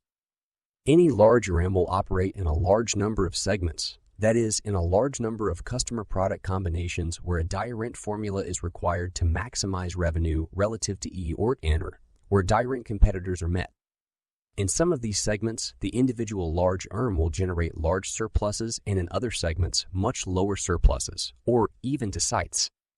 It will tend to be true, therefore, that 80% of surpluses or PROTs are generated by 20% of segments and by 20% of customers and by 20% of products. The most pro-table segments will tend to, but will not always, be where the ERM enjoys the highest market shares and where the ARM has the most loyal customers. Loyalty being denned by being long-standing and least likely to defect to competitors. Within any ERM, as with all entities dependent on nature and human endeavor, there is likely to be an inequality between inputs and outputs, an imbalance between art and reward. Externally, this is reacted in the fact that some markets, products, and customers are much more profitable than others. Internally, the same principle is reacted by the fact that some resources, be they people, factories, machines, or permutations of these, will produce very much more value relative to their cost than will other resources. If we were able to measure it, as we can with some jobs such as those of salespeople, we would that some people generate a very large surplus, Their attributable share of revenue is very much greater than their full cost, whereas many people generate a small surplus or a decite. Firms that generate the largest surpluses also tend to have the highest average surplus per employee. But in all arms, the true surplus generated by each employee tends to be very unequal. 80% of the surplus is usually generated by 20% of employees. 80 at the lowest level of aggregation of resources within the E-arm, for example. An individual employee, 80% of the value created is likely to be generated in a small part, approximately 20% of the time when, through a combination of circumstances including personal characteristics and the exact nature of the task, the employee is operating at several times his or her normal level of activeness. The principles of unequal effort and return therefore operate at all levels of business, markets, market segments, products, customers, departments, and employees. It is this lack of balance, rather than a notional equilibrium, that characterizes all economic activity. Apparently, small differences create large consequences. A product has to be only 10% better value than that of a competing product to generate a sales difference of 50% and a profit difference of 100%. 3 action implications. One implication of the 80-20 theory of arms is that successful arms operate in markets where it is possible for that arm to generate the highest revenues with the least effort. This will be true both absolutely, that is, relative to monetary profits, and relatively, that is, in relation to competition. ARM cannot be judged successful unless it has a high absolute surplus, in traditional terms, a high return on investment, and also a higher surplus than its competitors, higher margins. A second practical implication for all arms is that it is always possible to raise the economic surplus, usually by a large degree, by focusing only on those market and customer segments where the largest surpluses are currently being generated. This will always imply redeployment of resources into the most surplus generating segments and will normally also imply a reduction in the total level of resource and expenditure, in plain words, fewer employees and other costs. Firms rarely reach the highest level of surplus that they could attain or anywhere near it, both because managers are often not aware of the potential for surplus and because they often prefer to run large RARMs rather than exceptionally profitable ones. A third corollary is that it is possible for every corporation to raise the level of surplus by reducing the inequality of output and reward within the ARM. This can be done by identifying the parts of the ARM, people, factories, sales OCs, overhead units, countries that generate the highest surpluses and reinforcing these, giving them more power and resources, and conversely, identifying the resources generating low or negative surpluses, facilitating dramatic improvements, and if these are not forthcoming, stopping the expenditure on these resources. These principles constitute a useful 80-20 theory of the ARM, but they must not be interpreted too rigidly or deterministically. The principles work because they are a reaction of relationships in nature, which are an intricate mixture of order and disorder, of regularity and irregularity. Look for irregular insights from the 80-20 principle. It is important to try to grasp the fluidity and force-driving 80-20 relationships. Unless you appreciate this, you will interpret the 80-20 principle too rigidly and fail to exploit its full potential. The world is full of small causes that, when combined, can have momentous consequences. Think of a saucepan of milk that when heated above a certain temperature suddenly changes form, swelling up and bubbling over. One moment you have a nice, orderly pan of hot milk. The next moment you can either have a wonderful cappuccino or, if you are a second too late, a mess on top of your stove. Things take a little more time in business, but 1 year you can have an excellent and very pro-table IBM dominating the computer industry. And before long, a combination of small causes results in a blinded monolith staggering to avoid destruction. Creative systems operate away from equilibrium. Cause and effect input and output operate in a non-linear way. You do not usually get back what you put in. You may sometimes get very much less and sometimes get very much more. Major alterations in a business system can owe from apparently insignificant causes. At any one time, people of equal intelligence, skill, and dedication can produce quite unequal results as a result of small structural differences. Events cannot be predicted, although predictable patterns tend to recur. Identify lucky streaks. Control is therefore impossible. But it is possible to influence events, and perhaps even more important, it is possible to detect irregularities and benefit from them. The art of using the 80-20 principle is to identify which way the grain of reality is currently running and to exploit that as much as possible. Imagine you are in a crazy casino, full of unbalanced roulette wheels. All numbers pay odds of 35-1, but individual numbers come up more or less frequently at diorant tables. At one, number V comes up one time in 20. At another table, it only comes up one time in FD. If you back the right number at the right table, you can make a fortune. If you stubbornly keep backing number V at a table where it comes up one time in FD, your money will all disappear, regardless of how high your starting bank. If you can identify where your arm is getting back more than it is putting in, you can up the stakes and make a killing. Similarly, if you can work out where your arm is getting back much less than it is investing, you can cut your losses. In this context, the where can be anything. It can be a product, a market, a customer or type of customer, a technology, a channel of distribution, a department or division, a country, a type of transaction or an employee, type of employee or team.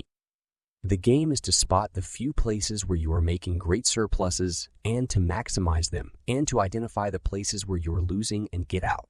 We have been trained to think in terms of cause and effect, of regular relationships, of average levels of return, of perfect competition, and of predictable outcomes. This is not the real world.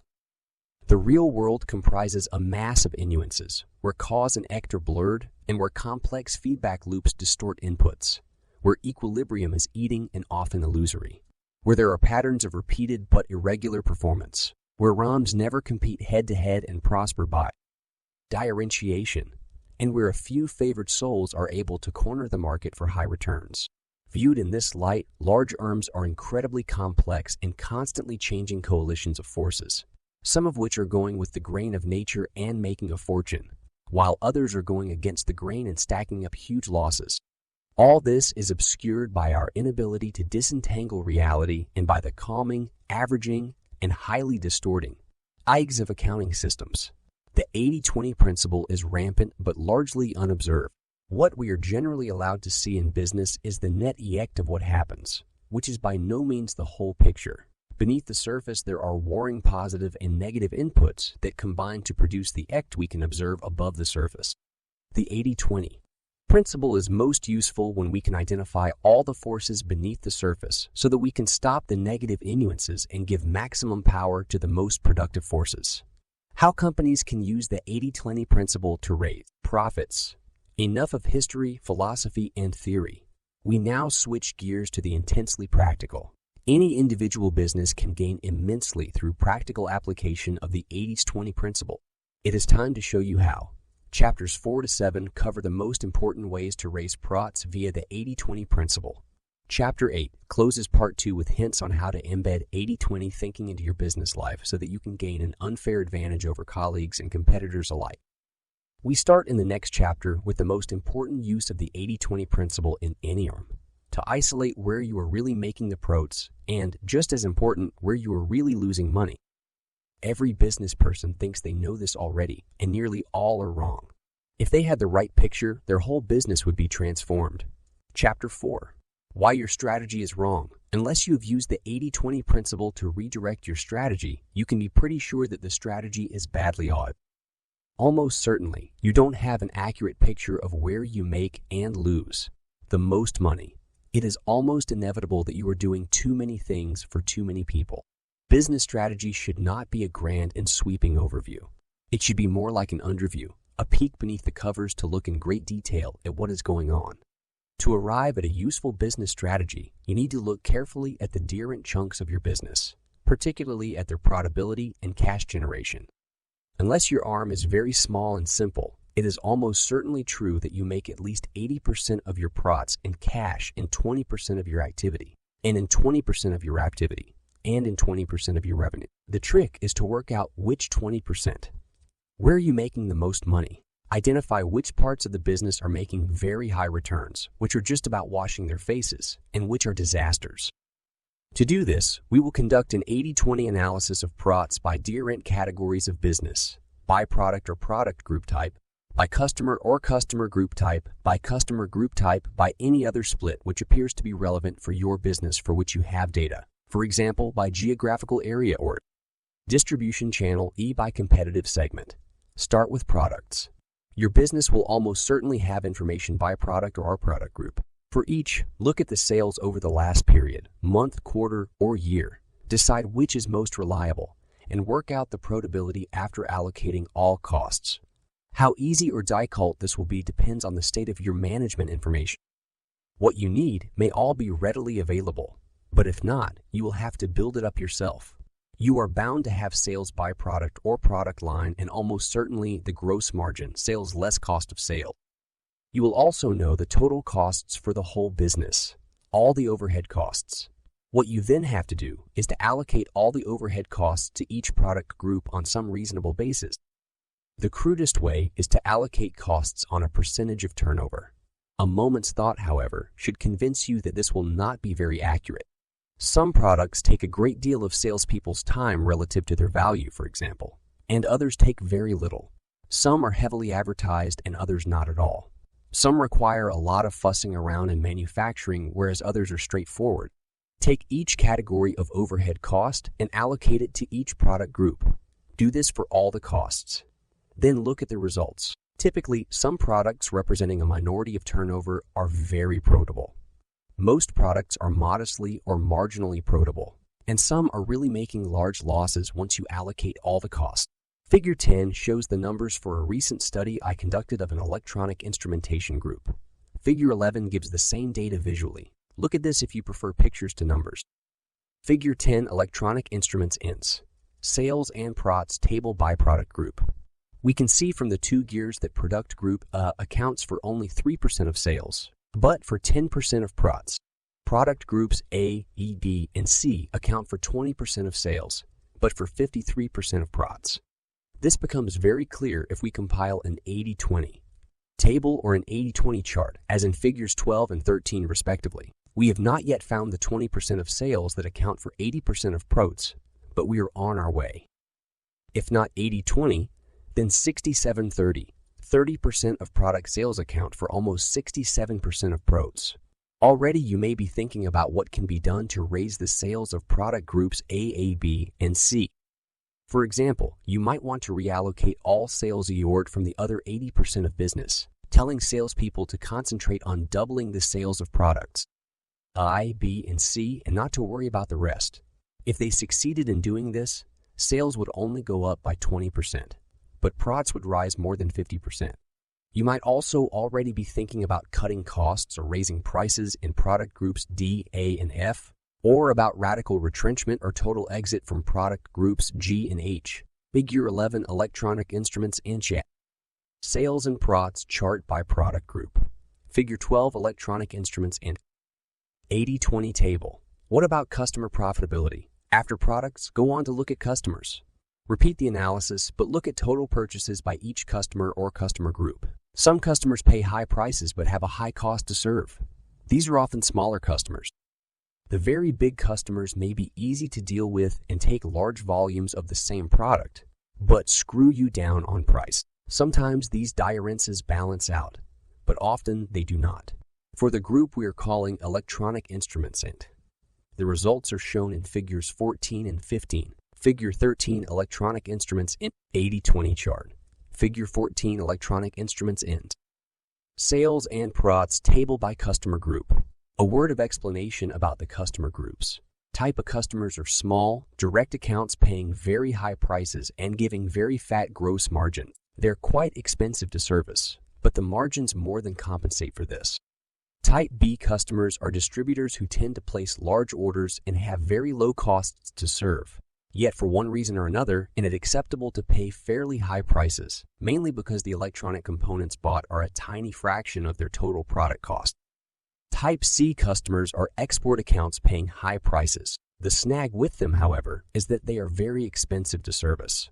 Type D customers are large manufacturers who bargain very hard on price and also demand a great deal of technical support and many specials. Figures 16 and 17 show the 80-20 table and 80-20 chart respectively for the customer groups. Figure 15, electronic instruments INS. Sales and PROTS chart by customer group. Figure 16 electronic instruments. 80-20 table by customer type. These gears reveal a 59-15 rule and an 88-25 rule. The most profitable customer category accounts for 15% of revenues but 59% of PROTS, and the most profitable 25% of customers yields 88% of customers yields 88% of PROT. This is partly because the most pro-table customers tend to take the most profitable products, but also because they pay more in relation to their cost to service. The analysis led to a successful campaign to a more A and B's customers, the small direct customers and the distributors. Even taking account of the cost of the campaign, the result was very profitable. Prices for C customers, the export accounts, were selectively raised in ways found to lower the cost of servicing some of them, particularly by greater use of telephone rather than face-to-face selling. The D customers, large manufacturers, were dealt with individually. 9 of these accounted for 97% of D sales. In some cases, technical development services were charged for separately. In others, prices were raised, and 3 accounts were tactically lost to the company's most hated competitor after a bidding war. The managers really wanted the competitor to enjoy these losses.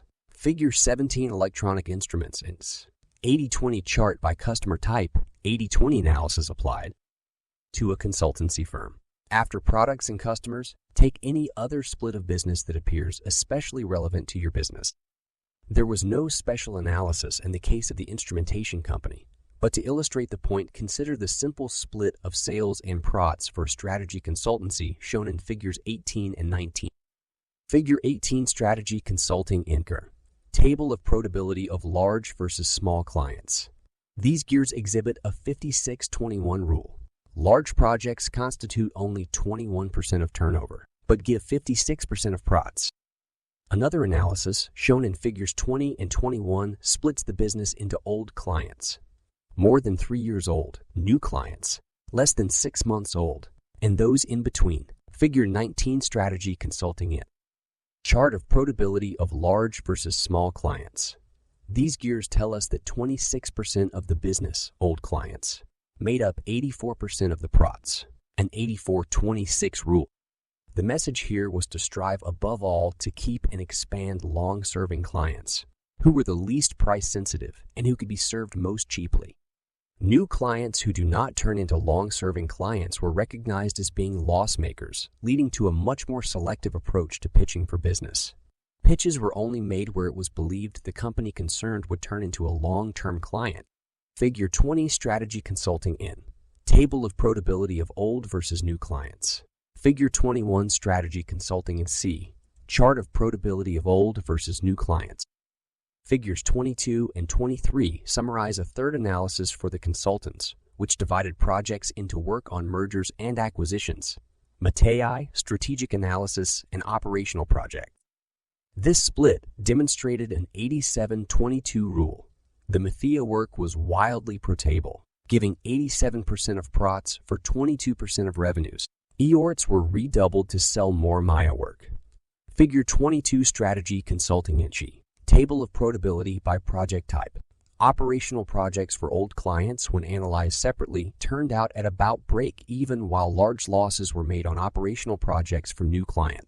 This led to a decision not to undertake the latter, while old clients were either charged much more for this kind of project or encouraged to farm them out to specialist operational consultancies. Figure 23 strategy consulting NC. Chart of possibility by project type. Segmentation is the key to understanding and driving up profitability. The best way to examine the profitability of your business is to break it down into competitive segments. While analyses by product, customer, or any other relevant split are usually very valuable, the greatest insights come from a combination of customers and products into dollops of business deemed with reference to your most important competitors. Although this is not as difficult as it may sound, very few organizations break up their business in this way, so a short exposition is necessary. What is a competitive segment?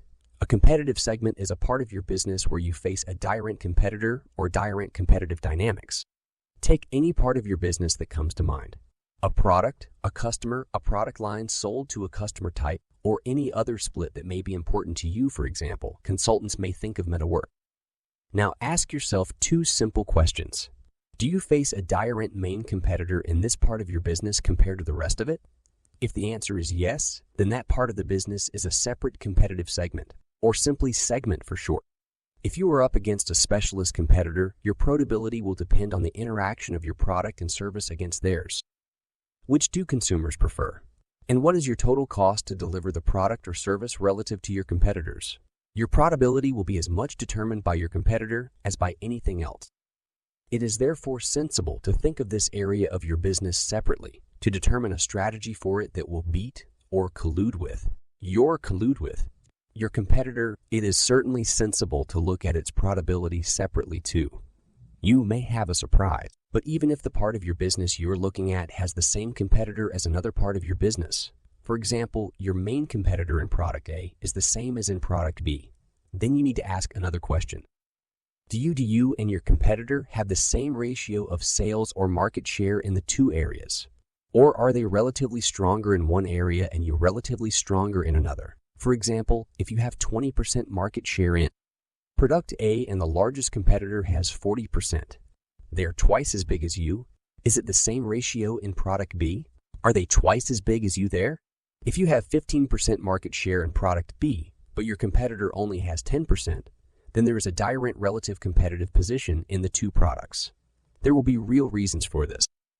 Consumers may prefer your brand in product B, but your competitors in product A. Possibly the competitor doesn't care much about what happens in product B. Perhaps you're efficient and price competitive in product B, whereas the reverse is true in product A. At this stage, you don't need to know the reasons. All you need to do is observe that although you face the same competitor, the balance of advantage is direct in the two areas. They are therefore separate segments and will probably exhibit different profitability. Thinking about competitors puts you straight onto the key business splits. Instead of starting with a conventional business definition, such as a product or the output from different parts of your organization, thinking about competitive segments lobs you straight at the most important way to split and think about your business. At the instrumentation company referred to earlier, managers just could not agree among themselves how to analyze the business. Some thought that products were the key dimension. The view of others was that the most important split was whether the customers were in the pipeline business, broadly oil companies, or in continuous process industries, such as food manufacturers.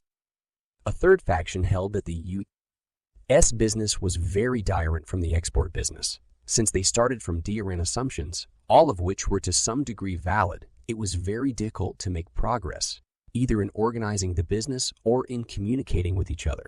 Dividing the business into competitive segments demolished these arguments. The rule is simple. If you don't face direct competitors or direct relative competitive positions, it's not a separate segment. We quickly arrived at a rather inelegant but very clear set of segments that everyone could understand. For a start, it was clear that the competitors were very direct in most, but not all, products. Where the competitors were the same, with similar relative competitive positions, we lumped the products together. In most other cases, we kept the products apart. Then we asked whether the competitive positions were direct for pipeline customers as distinct from process customers. In all but one product, the answer was no. But in that one product, liquid density machines, the largest competitors were direct. We therefore settled for two segments here: liquid density pipeline and liquid density process. Finally, we asked whether the competitors or competitive positions were direct in each segment in the United States and in international business. In most cases, the answer was yes. If the international business was significant enough, we asked the same question for direct countries. Was it the same competitor in Great Britain as in France or Asia? Where the competitors were direct, we subdivided the business into separate segments. We ended up with a patchwork quilt of 15 large segments. Very small ones we reaggregated to avoid unnecessary work, usually deemed by product and geographic region, but in one case by product and customer type. This was liquid density, where the segments were liquid density pipeline worldwide and liquid density process worldwide. Each segment had a direct competitor or direct competitive positions. We then analyzed the split of sales and profits for each of the segments, and this is shown in figures 24 and 25. Figure 24, electronic instruments ends. Table of profitability by segment. Figure 25, electronic instruments increase. Chart of possibility by segment. To highlight the imbalance between the split of revenues and pros, we can again construct either an 80-20 table, figure 26, or an 80-26, or an 80-20 chart, figure 27. We can see from these gears that the top 6 segments comprise only 26.3% of total sales, but 82.9% of profits. So here we have an 83-26 rule. What did electronic instruments do to boost profit? Figures 26 and 27 focused attention on 3 types of business. The most profitable quarter of the business, segments 1-6, was classified initially as top priority of businesses, to be grown most aggressively. More than 80% of profits came from these segments, yet they were receiving only an average amount of management time in line with their turnover. A decision was made to raise the amount of time spent on these businesses to 2/3 of the total. The sales force focused on trying to sell more of these products, both to existing customers and to new ones. It was realized that the group could afford to offer extra services or to cut prices slightly and still enjoy very good return. Figure 26 electronic instruments, INT, 80-20 table of sales and profits by segment. The second set of businesses comprised segments 7-12. In total, these made up 57% of total sales and 49% of total profits. In other words, slightly below, with average slightly below, average profitability. These segments were classified as B priority, although clearly some segments in this category, such as 7 and 8, were more interesting than others, such as 11 and 12. The priority to be accorded to these segments also depended on the answers to the 2 questions posed at the start of the chapter. That is, on whether each segment was a good market to be in and on how well the company was positioned in each segment. The answers to these questions are described in the now part of this chapter. At this stage, a decision was made to cut the amount of management time spent on the B segments from around 60% to about half this level. Prices on some of the less profitable segments were also raised. The third category, designated X priority, comprised the loss-making segments 13-15. A decision on what to do about these segments was deferred. As for the B category, until after analysis of market attractiveness and the strength of the company's position in each market. Figure 27 electronic instruments INT, 80-20 chart of profitability by segment. Provisionally, however, it was possible to reset priorities as laid out in Figure 28. Figure 28, electronic instruments NC, result of 80-20 analyses. Before reaching null decisions on any segment, however, the instrumentation group's top management examined the 2 other questions, besides profitability, that are key to strategy. Is the segment an attractive market to be in? How well is the arm positioned in each segment? Figure 29 shows the null strategy conclusions for Electronic Instruments Inc. Figure 29 Electronic Instruments Inc. Strategic diagnosis. What actions followed this diagnosis? All of the AI product segments were also attractive markets. They were growing, had high barriers to entry for new competitors, had more demand than capacity, faced no threat from competing technologies, and had high bargaining power as both customers and component suppliers. As a result, nearly all the competitors in these markets made good money. My client was also well positioned in each segment, meaning that it had a high market share and was one of the top 3 suppliers. Its technology was above average and its cost position better than average, that is, lower cost, compared to its competitors. Since these were also the most profitable segments, the analysis confirmed the implications of the 80-20 product comparison. Segments 1-6 therefore remained as segments, and EORT was concentrated on keeping all existing business and gaining market share in these segments by increasing sales to current customers and converting new ones. The strategy could now be run for some of the other segments in the B's category. Segment 9 was interesting. Profitability was moderate, but this was not because the market was unattractive. On the contrary, it was highly attractive, with most of the other players making very good profit. But my client had a low market share and a high cost position in this segment, largely because they were using old technology.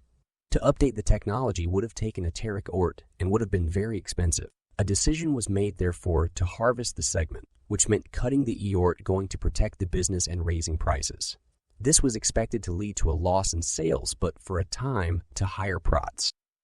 In fact, cutting the eOrt and raising prices did raise margins, but led to very little loss of sales in the short term. It turned out that the customers were mainly locked into the old technology themselves and had little choice of alternative suppliers until they switched over to the new technology. For my client, profitability rose from 12.9% to over 20%, although it was recognized that this might be a temporary development. Segments 10 and 11 were ones where the instrumentation group had leading market shares, but they were structurally unattractive markets. Market size was declining. There was overcapacity, and the customers held all the cards and could negotiate very keen prices. Despite the fact that it was a market leader, my client decided to de-emphasize these segments and all new investment was canceled. Although for dire reasons, the same decision applied to segment 12. The market was even more unattractive, and the E-arm had only a moderate market share. All new marketing programs, as well as investments, were sidelined. What about the X category, the loss makers? Here it was found that 2 of the 3 segments, 14 and 15, were large but deeply unattractive markets, in which the arm was in any case only a marginal player. A decision was made to leave both segments, in one case by selling part of a factory to a competitor. The price realized was very low, but at least there was some cash beneath and some jobs were preserved in addition to the losses being stopped. In the other case, operations had to be closed altogether. Segment 13, also in the X group, experienced a dire fate. Although the group lost money in this business, it was a structurally attractive market, growing at 10% per annum and with most competitors making high returns. In fact, although the group was making a loss after allocating all costs, the gross margin in the segment was quite high. Its problem was that it had only entered the market the previous year and was having to make heavy investments in technology and sales eOrt. But it was gaining market share and, if it kept up its rate of progress, could hope to become one of the largest suppliers within 3 years. At that stage, with higher sales to spread the costs, it could expect to make high returns. It decided to put even more eOrt into segment 13 so that the group could become a scale player, that is, operate at the minimum size necessary to be profitable, as soon as possible. Don't take 80-20 analysis to simplistic conclusions. Segment 13 in the above example helps to illustrate the point that 80-20 analysis of PROTS does not give us all the right answers. The analysis is bound to be a snapshot at a point in time and cannot, to start with, provide a picture of the trend or of forces that could change profitability. Profitability analysis of the 80-20 type is a necessary but not a sufficient condition of good strategy. On the other hand, it is undoubtedly true that the best way to start making money is to stop losing money. Note that, with the exception of segment 13, the simple 80-20 PROT analysis would have given more or less the right result in 14 out of the 15 segments, comprising over 90% of revenues. This does not mean that strategic analysis should stop with 80-20 analysis, but that it should start with it. For the full answer, you must look at segment market attractiveness and at how well the arm is positioned in each segment. The actions taken by the instrumentation group are summarized in Figure 30. Figure 30 Electronic Instruments and actions taken after all 80-20 analyses. 80-20 as a guide to the future, developing your firm into a different animal. This concludes our strategic review of existing business segments, where it is advisable to start with 80-20 PROT analyses. As we have seen, these analyses are indispensable in arriving at segment strategy, but we have still not by any means exhausted the use of the 80-20 principle in strategy. The principle is also of enormous value in identifying the next leaps forward for your business. We tend to assume that our organizations and our industries are doing pretty much the best they can. We tend to think that our business world is highly competitive and has reached some sort of equilibrium or endgame. Nothing could be further from the truth. It would be far better to start from the proposition that your industry is all screwed up and could be structured much more actively to provide what customers want. And as far as your organization is concerned, your ambition could be to transform it within the next decade so that in 10 years' time your people will look back, shake their heads ruefully, and say to each other, "I can't believe we used to do things that way. We must have been crazy." Innovation is the name of the game. It is absolutely crucial to future competitive advantage. We tend to think that innovation is die cult, but with creative use of the 80-20 principle, innovation can be both easy and fun. Consider, for example, the following ideas. 80% of the PROTs made by all industries are made by 20% of industries. Make a list of the most pro-table industries that you are aware of, such as pharmaceuticals or consulting, and ask why your industry can't be more like these. 80% of the products made in any industry are made by 20% of RAMs. If you aren't one of these, what are they doing right that you're not? 80% of value perceived by customers relates to 20% of what an organization does. What is that 20% in your case? What is stopping you doing more of it? What is preventing you from making an even more extreme version of that 20%? 80% of what an industry does yields no more than 20% of the benet to its customers. What is that 80%? Why not abolish it? For instance, if you are a banker, why do you have branches? If you provide services, why not organize their provision via the telephone and the personal computer? Where might less be better, as with self-service? Could the customer be engaged in providing some of the services? 80% of the benet from any product or service can be provided at 20% of the cost. Many consumers would buy a stripped-down, very cheap product. Is anyone providing it in your industry? Yet 80% of any industry's products come from 20% of its customers? Do you have a disproportionate share of these? If not, what would you need to do to get it? Why do you need people? Some examples of industry transformations may help. My grandmother used to run a corner grocery store. She received orders, would pick them out, and then I or some more reliable boy would deliver them on a bike. Then a supermarket opened in the town. It engaged its customers in picking their own groceries and carting them back home. In return, the supermarket ordered a wider range, lower prices, and a car park. Soon, my grandmother's customers were flocking to the supermarket. Some industries, such as petrol retailing, cottoned on to self-service quickly. Others, such as furniture retailing and banking, thought it was not for them. Every few years, a new competitor, such as IKEA in furniture, proves that there is new life in the very old idea of self-service. Discounting is also a perennial transformation strategy. Over less choice, fewer frills, less service, and much cheaper prices. 80% of sales are concentrated in 20% of products. Just stock these.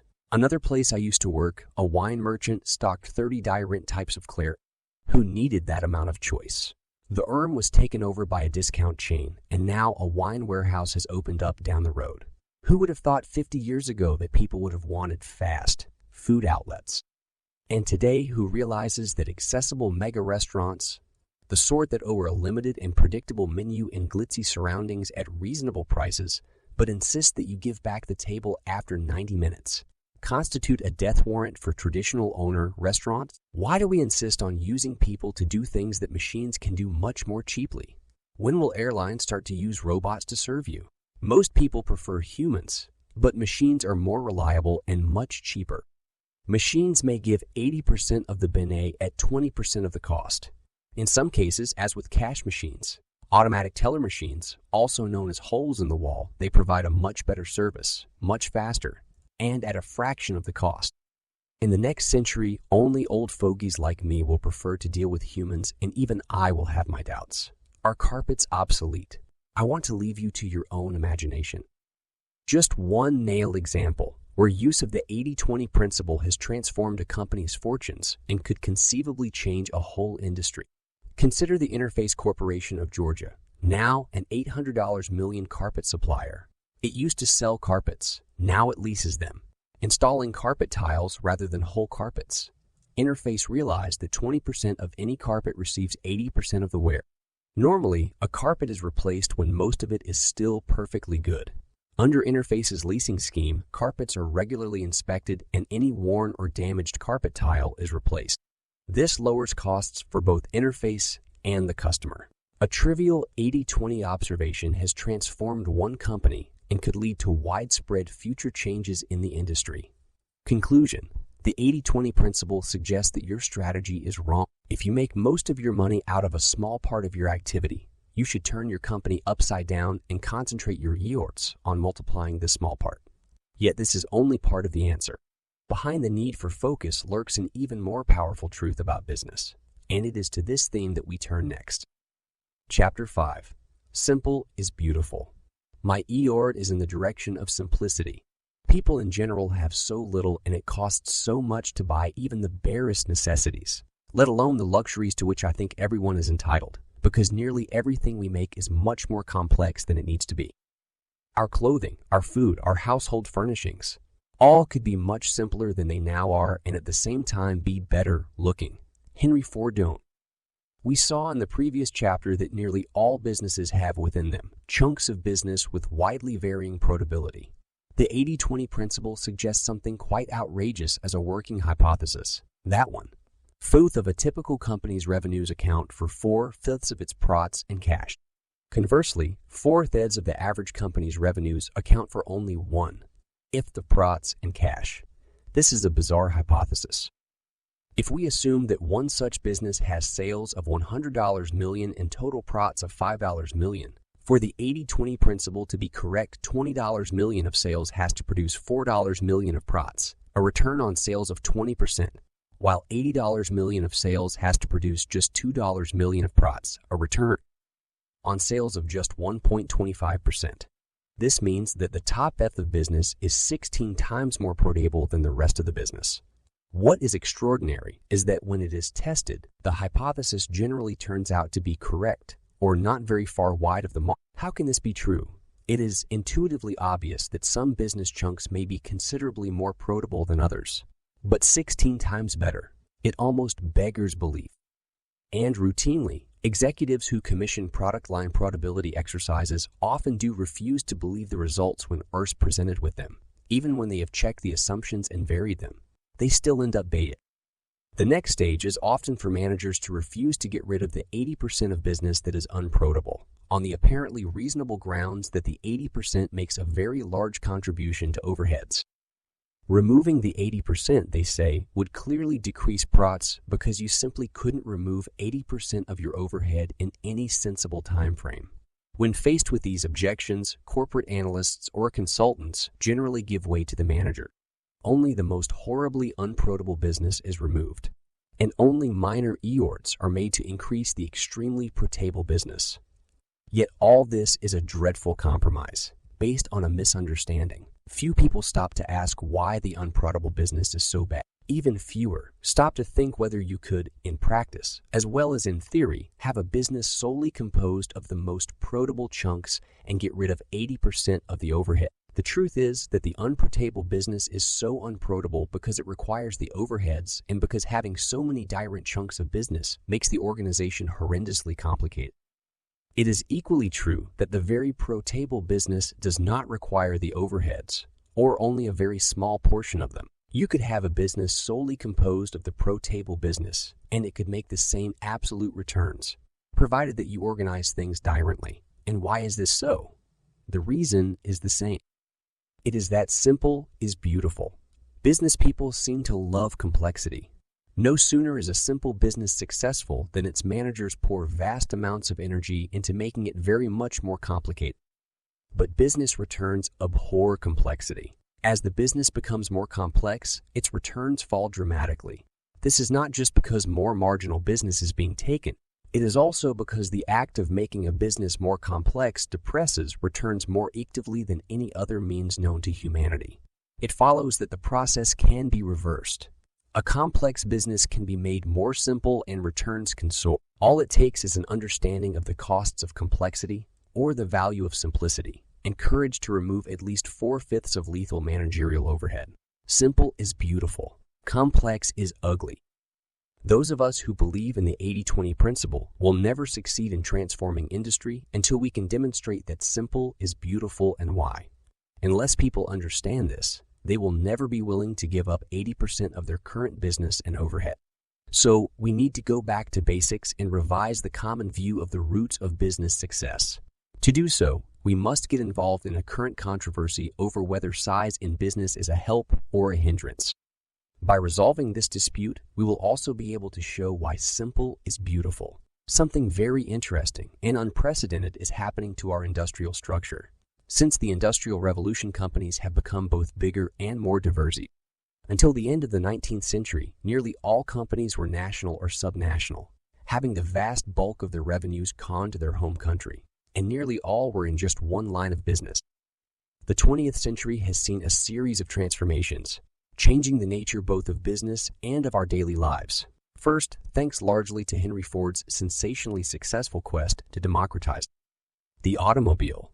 There was the burgeoning power of the assembly line, multiplying the revenues of the average arm, creating mass-branded consumer goods for the worst time in history, slashing the real cost of those goods, and giving more and more power to the largest enterprises. Then there was the emergence of so-called multinational enterprises, which initially took the Americas and Europe, and later the whole world, as their canvas. Next came the conglomerates, a new breed of corporation that refused to con itself to one line of business and rapidly spread its tentacles across many industrial sectors and a myriad of products. Then the invention and reniment of the hostile takeover, fueled equally by management ambition and the natural lubrication of leverage, gave further impetus to size. Finally, in the last 30 years of the century, the determination of industrial leaders, mainly from Japan, to seize global leadership in their priority markets and as much market share as feasible, provided the nail reinforcement to the cult of corporate size. For various reasons, therefore, the rest 75 years of the 20th century witnessed a progressive and apparently unstoppable expansion in the size of industrial enterprise, and, until recently, in the proportion of business activity taken by the largest ramp. But in the past 2 decades, the latter trend has suddenly and dramatically gone into reverse. In 1979, the Fortune 500 largest U.S. firms accounted for nearly 60% of gross national product, but by the early 1990s, this had slumped to just 40%. Does this mean that small is beautiful? No, this is decidedly the wrong answer. There is absolutely nothing wrong with the belief long held by business leaders and strategists that scale and market share are valuable. Extra scale gives greater volume over which to spread XZ costs, especially the overhead costs that make up the lion's share of all costs. Now that factories have been made so efficient, market share, too, helps to raise prices. The most popular arm that with the highest market share, the best reputation and brands, and the most loyal customers should command a price premium over lower share competitors. Yet why is it that larger arms are losing market share to smaller arms? And why does it happen that in practice, as opposed to theory, the advantages of scale and market share fail to translate into higher profitability? Why is it that arms often see their sales mushroom, yet their returns on sales and capital actually fall rather than rise as the theory would predict? The cost of complexity? The most important answer is the cost of complexity. The problem is not extra scale, but extra complexity. Additional scale without additional complexity will always give lower unit cost. To deliver to one customer more of one product or service, provided that it is exactly the same, will always raise returns. Yet additional scale is rarely just more of the same. Even if the customer is the same, the extra volume usually comes from adapting an existing product, providing a new product, and/or adding more service. This requires expensive overhead costs that are usually hidden but always real. And if new customers are involved, it is far worse. There are high initial costs in recruiting customers, and they generally have direct needs to existing customers, causing even greater complexity and cost. Internal complexity has huge hidden costs. When new business is direct from existing business, even if it is only slightly direct, costs tend to go up, not just pro rata with the volume increase, but well ahead of it. This is because complexity slows down simple systems and requires the intervention of managers to deal with the new requirements.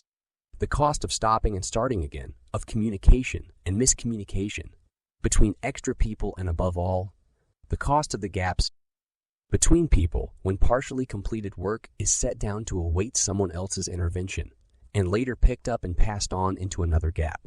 All these costs are horrendous and all the more insidious because they are largely invisible. If the communication needs to straddle different divisions, buildings, and countries, the result is even worse. How this works is shown in Figure 31. Competitor B is larger than competitor A, yet has higher costs. This is not because the scale curve, additional volume equals lower costs, doesn't work. Rather, it is because B's extra volume has been bought at the cost of higher complexity. The IKT of this is massive and much greater than the additional cost that is visible relative to E. The scale curve operates, but its benefits are overturned by the extra complexity. Figure 31. The cost of complexity. Simple is beautiful, explains the 80-20 principle. Understanding the cost of complexity allows us to take a major leap forward in the debate about corporate size. It is not that small is beautiful. All other things being equal, big is beautiful. But all other things are not equal. Big is only ugly and expensive because it is complex. Big can be beautiful, but it is simple that is always beautiful. Even management scientists are belatedly realizing the value of simplicity. A recent careful study of 39 middle-sized German companies, led by Günter Rommel, too found that only one characteristic differentiated the winners from the less successful firms: simplicity. The winners sold a narrower range of products to fewer customers and also had fewer suppliers. The study concludes that a simple organization was best at selling complicated products. This mental breakthrough helps to explain why and how the seemingly outrageous claims of the 80-20 principle applied to corporate pros can actually be true. A fifth of revenues can produce 4/4 of profit. The top 20% of revenues can be 16 times more profitable than the bottom 20%, or where the bottom 20% makes a loss, innately more profitable. Simple is beautiful explains a large part of why the 80-20 principle works. A simple and pure market share is much more valuable than has previously been recognized. The returns from pure scale have been obscured by the cost of complexity associated with impure scale. And direct chunks of business have usually had direct competitors and direct relative strength vis those competitors. Where a business is dominant in its narrowly deemed niche, it is likely to make several times the returns earned in niches where one faces a dominant competitor, the mirror image. Parts of the business that are mature and simple can be amazingly profitable. Cutting the number of products, customers, and suppliers usually leads to higher profits, partly because you can have the luxury of just focusing on the most profitable activities and customers, but partly also because the costs of complexity, in the form of overheads and management, can be slashed. i.e. in direct products, arms often have differences in the extent to which they buy in goods and services from the outside. In the jargon, outsourcing is a esoteric way to cut complexity and cost. The best approach is to decide which is the part of the value. Adding chain, rod manufacturing, distribution, selling, marketing, servicing, where your company has the greatest comparative advantage, and then ruthlessly outsource everything else. This can take out most of the costs of complexity and enable dramatic reductions in headcount, as well as speeding up the time it takes you to get a product to market. The result, much lower costs and often significantly higher prices too. It can enable you to do away with all central functions and costs. If you are just in one line of business, you don't need a head OK, regional head OK, regional head OCs, or functional OCs, and the abolition of the head OCs can have an electric eat-on prod. The key problem with head OCs is not their cost. It is the way they take away real responsibility and initiative from those who do the work and add the value to customers. For the rest time, corporations can center themselves around customer needs rather than around the management hierarchy. Before the head OK is abolished, direct chunks of business attract direct degrees of head OK cost and interference. The most profitable products and services are usually those that are left to get on with their own life without any help from the center.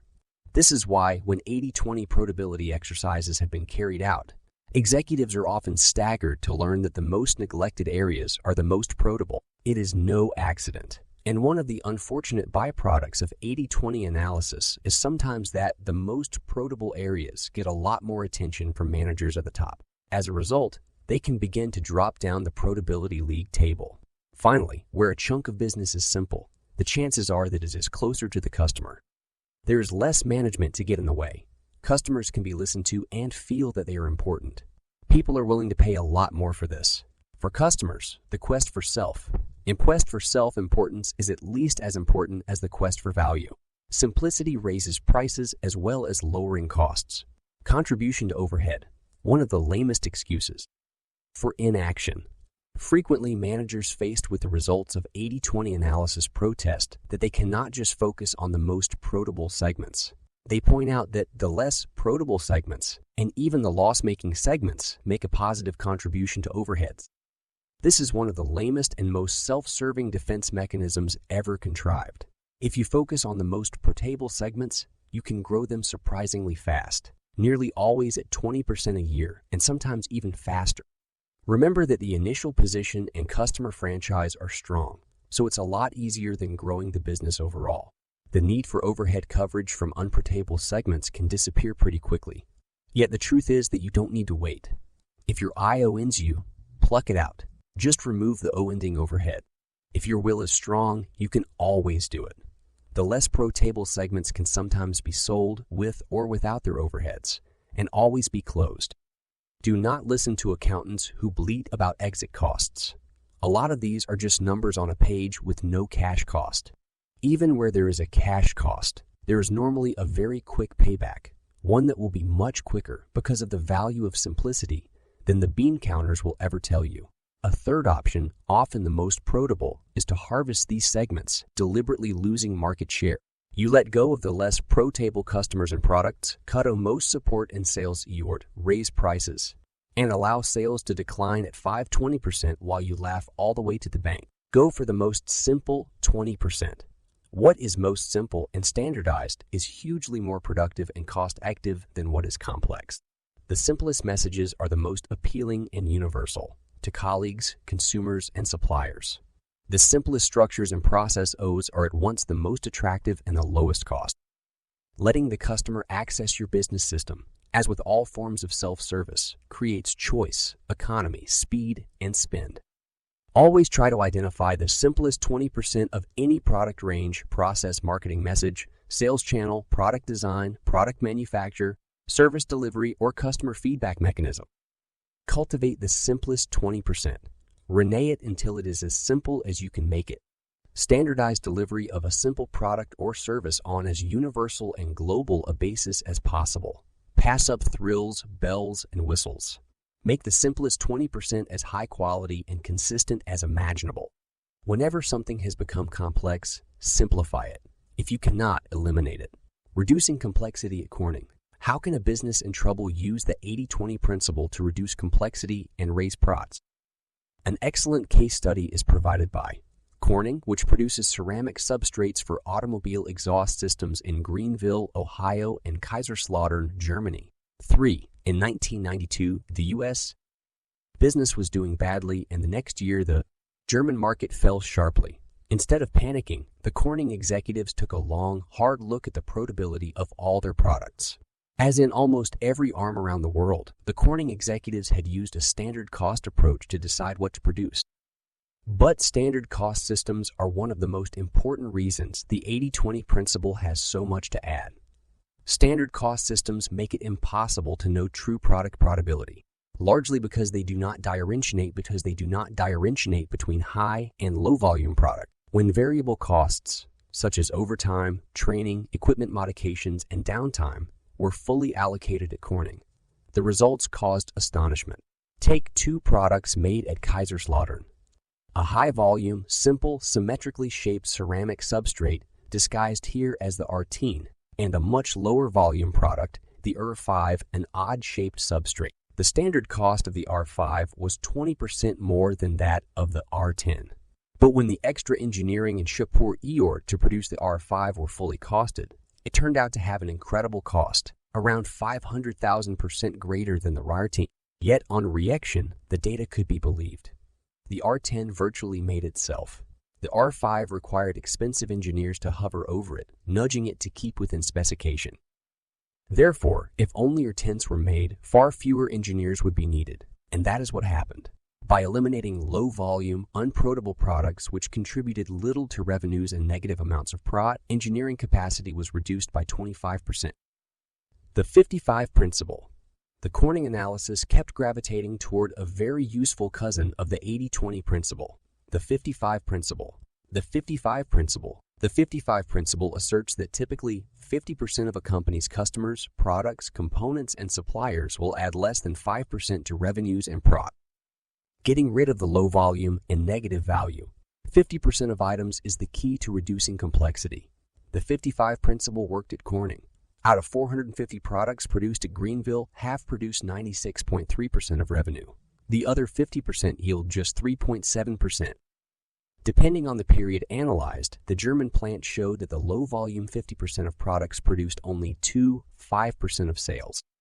In both locations, the bottom 50% made losses. More is worse. The road to hell is paved with the pursuit of volume. Volume leads to marginal products, marginal customers, and greatly increased managerial complexity. Since complexity is both interesting and rewarding to managers, it is often tolerated or encouraged until it can no longer be aorted. At Corning, they had held up the plants with loss, making complicating business. The solution was to cut the number of products by more than half. Instead of dealing with 1,000 suppliers, purchases were consolidated through the 200 suppliers who comprised 95% of total supplies. A 95-5 principle. The organization was streamlined and attend. At the heart of the market meltdown, Corning turned away business. This might seem perverse, but it worked. A simpler, smaller operation rapidly restored PROTs. Less was more. Managers love complexity. At this point, it is worth asking, why do supposedly PROT-maximizing organizations become complex when this plainly destroys value? One important answer, alas, is that managers love complexity. Complexity is stimulating and intellectually challenging. It leavens boring routine, and it creates interesting jobs for managers. Some people believe that complexity obtrudes when no one is looking. No doubt, but complexity is also sponsored by managers, just as it sponsors them. Most organizations, even ostensibly commercial and capitalist ones, are conspiracies of management against the interests of customers, investors, and the outside world generally. Unless arms are facing an economic crisis, or have an unusual leader who favors investors and customers rather than his or her own managers, excess management activity is virtually guaranteed. It is in the interests of the managerial class in charge. Cost reduction through simplicity. There is thus a natural tendency for business, like life in general, to become overcomplex. All organizations, especially large and complex ones, are inherently inefficient and wasteful. They do not focus on what they should be doing. They should be adding value to their customers and potential customers. Any activity that does not fulfill this goal is unproductive. Yet most large organizations engage in prodigious amounts of expensive, unproductive activity. Every person and every organization is the product of a coalition, and the forces within the coalition are always at war. The war is between the trivial many and the vital few. The trivial many comprise the prevalent inertia and inactiveness. The vital few are the breakthrough streaks of effectiveness, brilliance, and good tact. Most activity results in little value and little change. A few powerful interventions have massive impact. The war is difficult to observe. It is the same person, the same unit, and the same organization that produces both a mass of weak or negative output and a smattering of highly valuable output. All we can discern is the overall result. We miss both the garbage and the gems. It follows that any organization always has great potential for cost reduction and for delivering better value to customers, by simplifying what it does and by eliminating low or negative value activities. Be mindful that EI waste thrives on complexity. Effectiveness requires simplicity. The mass of activity will always be pointless, poorly conceived, badly directed, wastefully executed, and largely beside the point to customers. A small portion of activity will always be terribly active and valued by customers. It is probably not what you think it is. It is opaque and buried within a basket of less effective activity. All organizations are a mix of productive and unproductive forces, people, relationships, and assets. And assets of poor performance is always endemic, hiding behind and suckered by a smaller amount of excellent performance, and major improvements are always possible by doing things differently and by doing less. Always recall the 80-20 principle. If you study the output your arm generates, the chances are that a quarter to AF of the activity accounts for 3/4 or 4/5 of PROTs. Multiply that quarter or FF.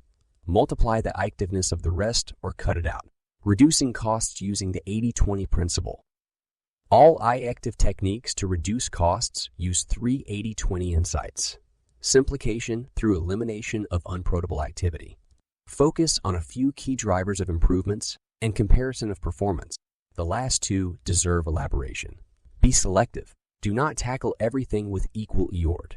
Cost reduction is an expensive business. Identify the areas, perhaps only 20% of the whole business, that have the greatest cost reduction potential. Concentrate 80% of your efforts here. You don't want to get too bogged down in microanalysis. It can help to apply the 80-20 rule. Ask yourself, what are the major time sinks that you can cut out? Where are the 80% of the time delays and costs in your current processes that you could target? And understand how you would attack those 5. To be successful, one has to measure what really counts. Most organizations to Pareto's rule. 80% of what is important is supported by 20% of the costs. For example, a study in Pasek Bell's Customer Payment Center found that 25% of the center's work was devoted to processing 0.1% of the payments. A third of the payments were processed twice and occasionally several times. In reducing cost or raising product and service quality, remember above all that equal cost does not lead to equal customer satisfaction. A few parts of cost are tremendously productive, but most cost has little or no relationship to what customers value. Identify, treasure, and multiply the few productive costs and get rid of the rest. Using 80-20 analysis to pinpoint improvement areas, 80-20 analysis can establish why particular problems arise and focus attention on the key areas for improvement. To take a simple example, let's imagine that you are running a book publishing RM and that your typesetting costs are 30% above budget. Your product manager tells you that there are 1001 reasons for the overrun. Sometimes the authors are late with the manuscript. Sometimes the proofreaders or index compilers take longer than planned. In many cases, the book is longer than planned. The charts and other GURs often need correction, and there are many other special causes. One thing you can do is to take a particular time period, say 3 months, and carefully monitor the causes of all the typesetting cost overruns. You should record the main reason for each overrun and also the natural cost penalty involved. Figure 32 displays the causes in a table, ranking the most frequent cause at the top and so on. Figure 32 causes of publishers' typesetting overruns. Figure 33 converts this information to an 80-20 chart. To construct this, make the causes bars in descending order of importance. Put the number of causes per bar on the left hand vertical axis and put the cumulative percentage of causes on the right-hand vertical axis on the right-hand vertical axis. This is easily done, and the visual summary of the data is quite powerful. Figure 33 80-20 chart of causes of publishers' typesetting overruns. We can see from Figure 33 that 3 of the 15 problems, exactly 20% because nearly 80% of the overruns, the cumulative line attends out quickly after the rest V causes, telling you that you are reaching the trivial mini causes. The major 3 causes all relate to authors. The publishing house could solve this problem by writing into authors' contracts a clause making them liable for any extra typesetting costs caused by their being late or making too many corrections. A minor change like this would eliminate over 80% of the problem. Sometimes it is more useful to draw an 80-20 chart on the basis of the natural impact of the problem, or opportunity, rather than the number of causes. The method is exactly the same. Compare performance. The 80-20 principle states that there always are a few high productivity areas and many low productivity ones. All of the most active cost reduction techniques of the past 30 years have used this insight, often with conscious acknowledgement to the 80-20 principle. To compare performance, the onus is placed on the majority of laggards to improve performance to the level of the best, sometimes taking the 90th percentile, sometimes the 75th, usually within this range, or else to retire gracefully from the L. This is not the place to give chapter and verse on cost reduction value, improvement techniques such as benchmarking, best demonstrated practice, or re-engineering. All of these are systematic expansions of the 80-20 principle, and all if, a big if, pursued relentlessly can raise value to customers by tremendous amounts. Too often, however, these techniques become the latest evanescent management fad or self-contained program. They stand a much greater chance of success if placed within the context of the very simple 80-20 principle that should drive all radical action. A minority of business activity is useful. The value delivered to customers is rarely measured and always unequal. Great leaps forward require measurement and comparison of the value delivered to customers and what they will pay for it. Conclusion: simplicity power. Because business is wasteful, and because complexity and waste feed on each other, a simple business will always be better than a complex business. Because scale is normally valuable for any given level of complexity, it is better to have a larger business. The large and simple business is the best. The way to create something great is to create something simple. Anyone who is serious about delivering better value to customers can easily do so by reducing complexity. Any large business is stewed full of passengers, unprotable products, processes, suppliers, customers, and, heaviest of all, managers. The passengers obstruct the evolution of commerce. Progress requires simplicity, and simplicity requires ruthlessness. This helps to explain why simple is as rare as it is beautiful. Chapter 6. Hooking the right customers. Those who analyze the reasons for their success know the 80-20 rule applies. 80% of their growth, profitability, and satisfaction comes from 20% of the clients. At a minimum, Hermeses should identify the top 20% to get a clear picture of desirable prospects for future growth. Vin Manak Talawon. The 80-20 principle is essential for doing the right kind of selling and marketing, and for relating this to any organization's overall strategy, including the whole process of producing and delivering goods and services. We will show how to use the 80-20 principle in this way. But we have an obligation to clear away a lot of pseudo-intellectual undergrowth about industrialization and marketing. For example, it is often said that we live in a post-industrial world, that ARM should not be production-led, that they should be marketing-led and customer-centered. These are, at best, half-truths. A short historical excursion is necessary to explain why. In the beginning, most ARMs concentrated on their markets, their important customers, with little or no thought. Marketing as a separate function or activity was not necessary, yet the small business made sure that it looked after its customers. Then came the Industrial Revolution, which created big business, specialization, Adam Smith's pen factory, and eventually the production line. The natural tendency of big business was to subordinate customer needs to the exigencies of low-cost mass production. Henry Ford famously said that customers could have his Model T in any color, as long as it's black. Until the late 1950s, big business everywhere was overwhelmingly production-led. It is easy for the sophisticated marketeer or business person today to sneer at the primitiveness of the production-led approach. In fact, the Fordist approach was plainly the right one for its time. The mission to simplify goods and lower their cost while making them more attractive is the foundation for today's wealthy consumer society.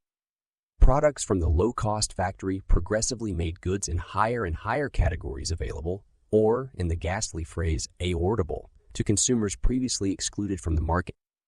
The creation of a mass market also created spending power that had not previously existed, leading to a virtuous circle of lower-cost production, higher consumption, greater employment, higher purchasing power, greater unit volumes, lower unit costs, higher consumption, and so on in a progressive, if not unbroken, upward spiral.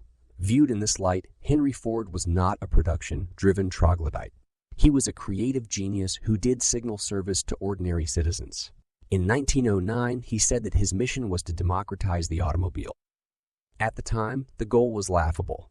Only rich people had cars. But, of course, the mass-produced model, EAT, provided at a fraction of the cost of earlier cars, set the ball rolling.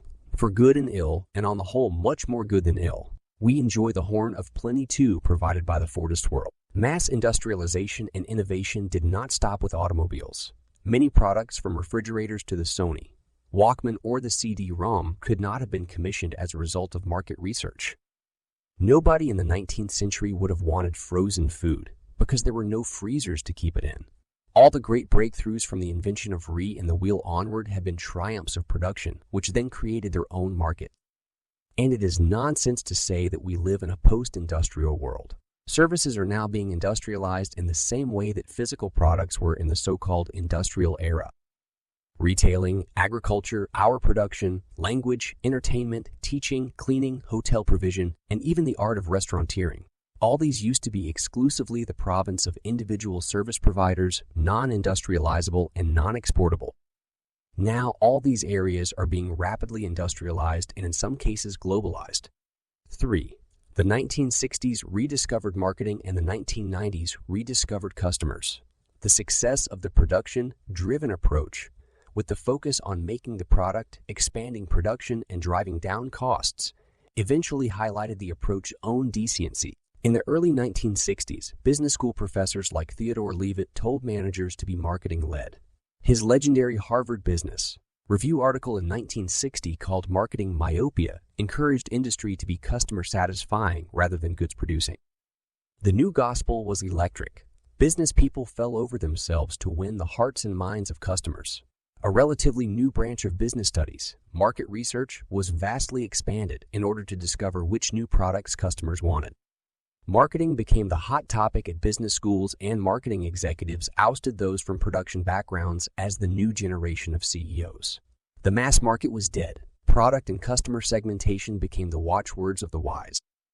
More recently, in the 1980s and 1990s, customer satisfaction, customer-centeredness, customer delight, and customer obsession have become the stated goals of most enlightened and successful corporations.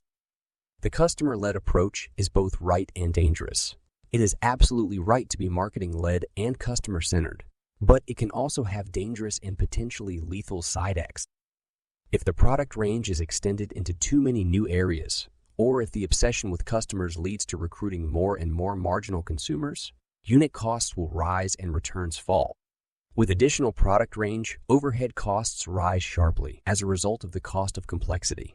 Factory costs are now so low that they comprise only a small part of ARM's value added, typically less than 10% of a product's selling price. The vast majority of ARM's costs lie outside the factory. These costs can be penal if the product range is too large. Similarly, chasing too many customers can escalate marketing and selling costs, lead to higher logistical costs, and very often, most dangerously of all, permanently lower prevailing selling prices, not just for the new customers, for the old ones too. The 80-20 principle is essential here.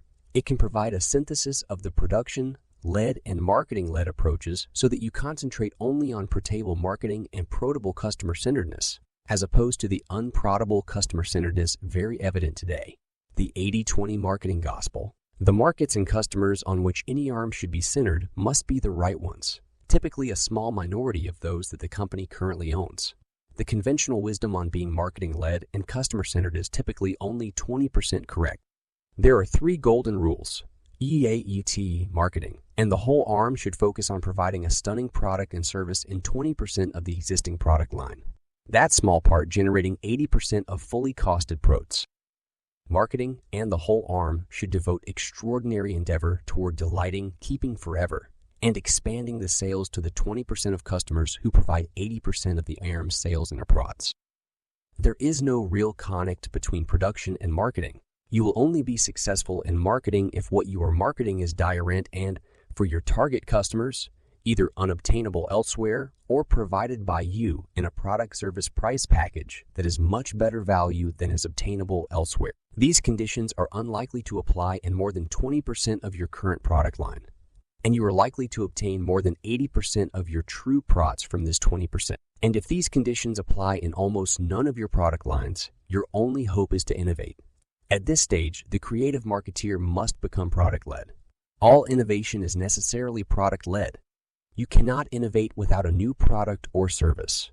Be marketing-led in the few right products market segments. Products accounting for 20% of your revenues are likely to comprise 80% of your products once you take into account all the costs, including overheads, associated with each product.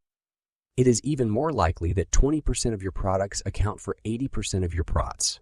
Bill Roch, the cosmetics buyer for Raleigh's, a retailer in Sacramento, California, said, 80% of your product comes from 20 of the products. The question for a retailer is, how much of the 80 can you afford to eliminate without the risk of losing stature in cosmetics? Ask the cosmetics franchisors and they say it'll hurt. Ask the retailers and they'll say you can cut some. 4. The logical thing to do is to expand the area devoted to the 20% of most pro-table and best-selling lipsticks and to delist some of the slowest-selling products. Major promotion can then be undertaken in store on the most pro-table 20% in cooperation with the suppliers of these top products.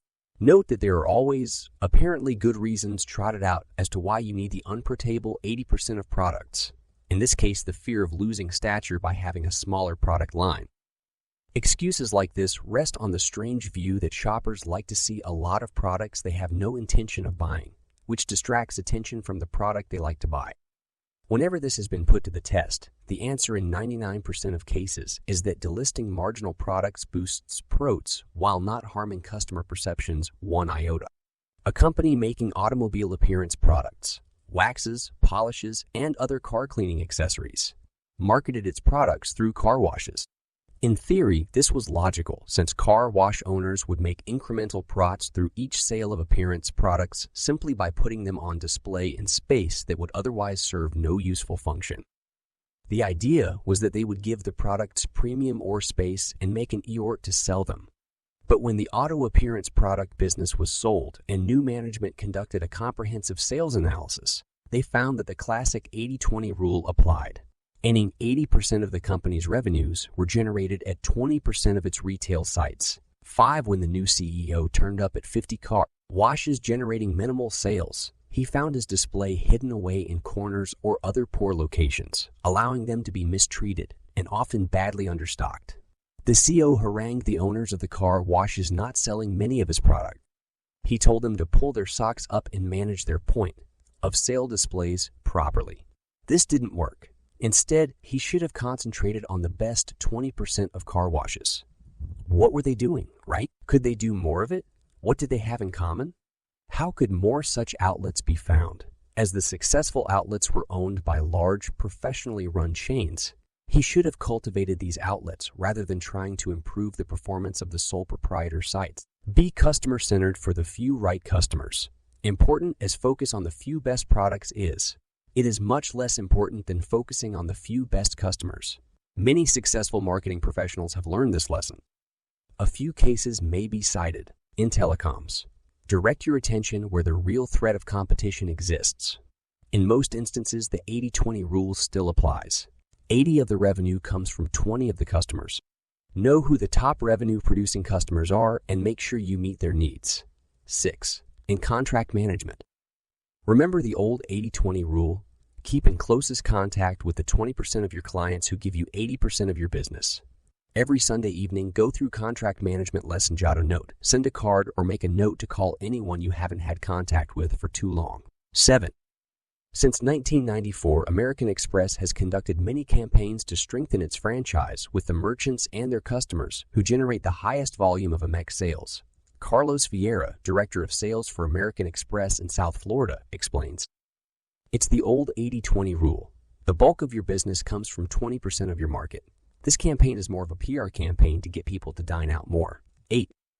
Successful marketing is all about a focus on the relatively small number of customers who are the most active in consuming your product or service. A few customers buy a great deal while a great number buy very little. The latter can be ignored. It is the core customer group that matters, those that consume heavily and frequently. For example, IMS Broadcasting, which owns WK and Works radio stations, has conducted successful marketing campaigns focused exclusively on its core audiences to increase the time they spend listening. Instead of spending 12 hours a week with their favorite radio station, they're now spending 25 hours a week with it. We focus on the 80-20 rule of consumption with all of our stations. We get every single one of the listeners in our target audience and milk every single quarter. How are we out? Of them, 9. Focusing on 20% of your customers is a great deal easier than focusing on 100% of them. Being customer-centered on all of your customers is pretty nigh impossible. But cherishing the core 20% is both feasible and highly rewarding. 4 steps to lock in your core customers. You cannot target the key 20% until you know who they are. Firms with a niche customer base can work this out individual customer by individual customer. Firms selling to tens of thousands or millions of consumers need to know who their key customers are. These might be channels of distribution and also the role of the heavy and frequent consumer. Second, you need to provide quite exceptional or even outrageous service to them. To create a super insurance agency of the future, advises consultant Dan Sullivan, you'd build 20 relationships and cover them like a run with service. Not regular service, not regular service, not good service. You'd anticipate their needs when you could, and you'd rush like a SWAT team when they asked you for anything else.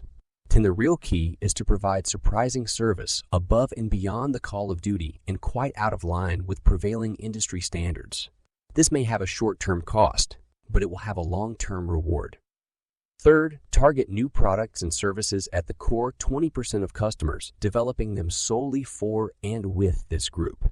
In seeking to gain market share, try above all to sell more to your existing core customer. This is not generally a matter of sheer selling skills, nor is it largely a matter of selling more of existing products to them, although frequent. Buyer programs nearly always give a high return and raise both short and long-term profit. But much more important still is developing improvements to existing products or developing totally new products that are wanted by and, if possible, developed in liaison with your core customers. Innovation should be grounded in the relationship with this group. Finally, you should aim to keep your core customers forever. Your core customers are money in the bank. If any of them drops out, your profitability will soar. It follows that quite extraordinary efforts to keep your core customers that look as though they are depressing profitability are bound to enhance it substantially over any meaningful time period. Exceptional service may even help short-term prots by encouraging core customers to buy more. But profitability is only a scorecard providing an after the fact measure of a business's health. The real measure of a healthy business lies in the strength, depth, and length of its relationship with its core customers. Customer loyalty is the basic fact that drives profitability in any case. If you start to lose core customers, the business is crumbling beneath your feet, whatever you do to dress up short-term earnings. If core customers are deserting, sell the business as fast as you can, or re the management. Re yourself if you are the boss, and take whatever drastic steps are necessary to win the core customers back, or at least stop the attrition. Conversely, if the core customers are happy, the long-term expansion of the business is assured. Serving the core 20% of customers must be a company-wide obsession. Only a focus on the key 20% of customers can make marketing a RARM central process. We started this section by looking at the shift from being production-led to being marketing-led. We then observed that the so-called excesses of the marketing approach were a result of focusing on 100% rather than 20% of customers. For the key 20% of customers, no excess can possibly be excessive enough. You can spend up to the limits of your cash and your energy and know that you will obtain an excellent return. Your organization cannot be centered on 100% of its customers. It can be centered on 20%, on 20%. To be centered on these is the main job of any marketing person. But this type of marketing is also the main job of everyone in the arm. The customer will see and judge by the efforts of everyone in their arm, seen and unseen. In this sense, the 80-20 principle breaks new ground. It is central to marketing. It makes marketing central to the arm, but it also makes marketing the job of everyone in any organization. And marketing, for all the organization's members, must mean providing ever higher levels of delight for the key 20% of its customers. Selling. Sales is marketing's close cousin, the frontline activity to communicate to and, at least as important, to listen to customers. 80-20 thinking, as we will see next, is just as crucial for sales as for marketing. The key to superior sales performance is to stop thinking averages and start thinking 80-20. Average sales performance is very misleading. Some salespeople earn over $100,000 per annum, while a large minority barely beat the minimum wage. Average performance means little to these people or to their employers. Take any sales force and perform an 80-20 analysis. It is odds-on that you will have an unbalanced relationship between sales and salespeople. Most studies and that the top 20% of salespeople generate between 70 and 80% of sales. 11. For those who do not realize the prevalence of 80-20 relationships in life, this is a pretty remarkable result. But for anyone in business, it holds an important key to raising prots in short order. In the short term, prots are tied to sales more closely than to any other variable. Why does the 80-20 principle apply to sales, and what can we do about it? There are two sets of reasons why sales per salesperson vary so much. The rest set relates to pure sales force performance issues. The second to structural issues of customer focus. Salesperson performance.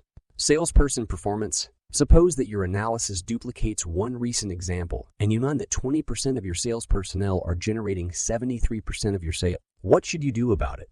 One obvious but often neglected imperative is to hang on to the high performers. You shouldn't follow the old adage, if it ain't broke, don't exits. If it ain't broke, make damn sure it doesn't break. The next best thing to staying close to your customers is to stay close to the top salespeople. Keep them happy. This cannot be done solely with cash. Next, hire more of the same type of salesperson. This does not necessarily mean people with the same qualifications. Personality and attitude can be much more important. Put your sales superstars in a room together and work out what they have in common. Better still, ask them to help you hire more people like them. Third, try to identify when the top salespeople sell the most and what they did differently then. The 80-20 principle applies to time as well as to people. 80% of sales by each of your salespeople were probably generated in 20% of their work time. Try to identify so-called lucky streaks and why they happen. One commentator makes the point well. If you're in sales, think back to the best streak you ever had. What did you do differently that week? I don't know if ball players or salespeople are more superstitious, but the successful ones in each field tend to look at the conditions that were present when they were on a hot streak and try not to change them. Unlike a ball player, however, if you're in sales and you're on a hot streak, change your underwear. 12. Fourth, get everyone to adopt the methods that have the highest ratio of output to input. Sometimes it's advertising, sometimes personal sales visits, sometimes focused mail shots, sometimes it's making telephone calls. Do more of what makes best use of time and money. You could decide to analyze this, but it may be quicker and cheaper simply to observe how the top salespeople spend their time. Fifth, switch a successful team from one area with an unsuccessful team from another area. Do this as a genuine experiment. You will soon know whether the good team can beat the structural difficulties or vice versa. If the good team cracks the problem in the previously difficult area, but the other team is foundering, ask the former team what to do. The answer may lie in splitting the team so that some are left in each area. Recently, a client of mine had terrific success in international sales, but the domestic team was demotivated and losing market share. I suggested switching teams. The CEO demurred because the export team had language talents that would be wasted in domestic sales. Eventually, he agreed to release one of the international team, read the sales director of domestic, and put the young man from international in charge. Suddenly, the previously unstoppable loss of market share was reversed. Not all such stories will have a happy ending, but in sales, it is generally true that nothing fails like failure and vice versa. Finally, what about sales force training? Is it worth investing in training the lower 80 of the sales force to enhance their performance levels? Or is it a waste of time because so many of them are destined to wash out, regardless of training? 13 is on any issue. Ask yourself what answer the 80-20 principle implies. My answer: only train those who you are reasonably sure plan to stick around with you for several years. Get those who are the best salespeople to train them, rewarding the sales superstars according to the subsequent performance of their trainee. Invest the most training in those who perform best after the rest series of training. Take the best 20% of the trainees and invest 80% of the training yard in them. Stop training the bottom 50% unless it is clear that you are obtaining a good payback, even on this yard. Many Salesforce performance differentials do derive from pure selling skill, but many do not. These structural factors can also be looked at in 80-20 terms. Selling is not just having good sales techniques. 80-20 analysis can identify structural reasons that reach far beyond individual competence. These structural factors are often much easier to address and even more rewarding than dealing with individual merit. A great deal often depends on the products being sold and the customers being served and the customers being served. Look at the sales force. For example, that 20% of our salespeople are generating 73% of our sales. That 16% of our products are accounting for 80% of sales. Also, 22% of our customers are producing 77% of our sales. Looking further at our sales force, that Black has 100 active accounts. 20 of these produce about 80% of Black sales. Green covers 100 counties, and that 80% of our customers are concentrated in only 24 counties.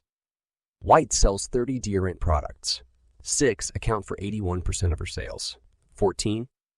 We have already highlighted the 80-20 principles application to products and customers in the section on marketing.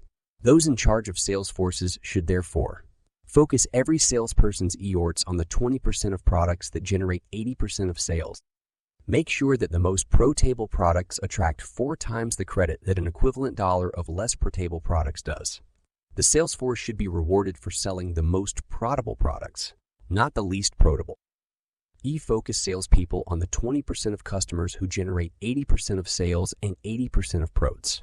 Teach the sales force to rank their customers by sales and prots.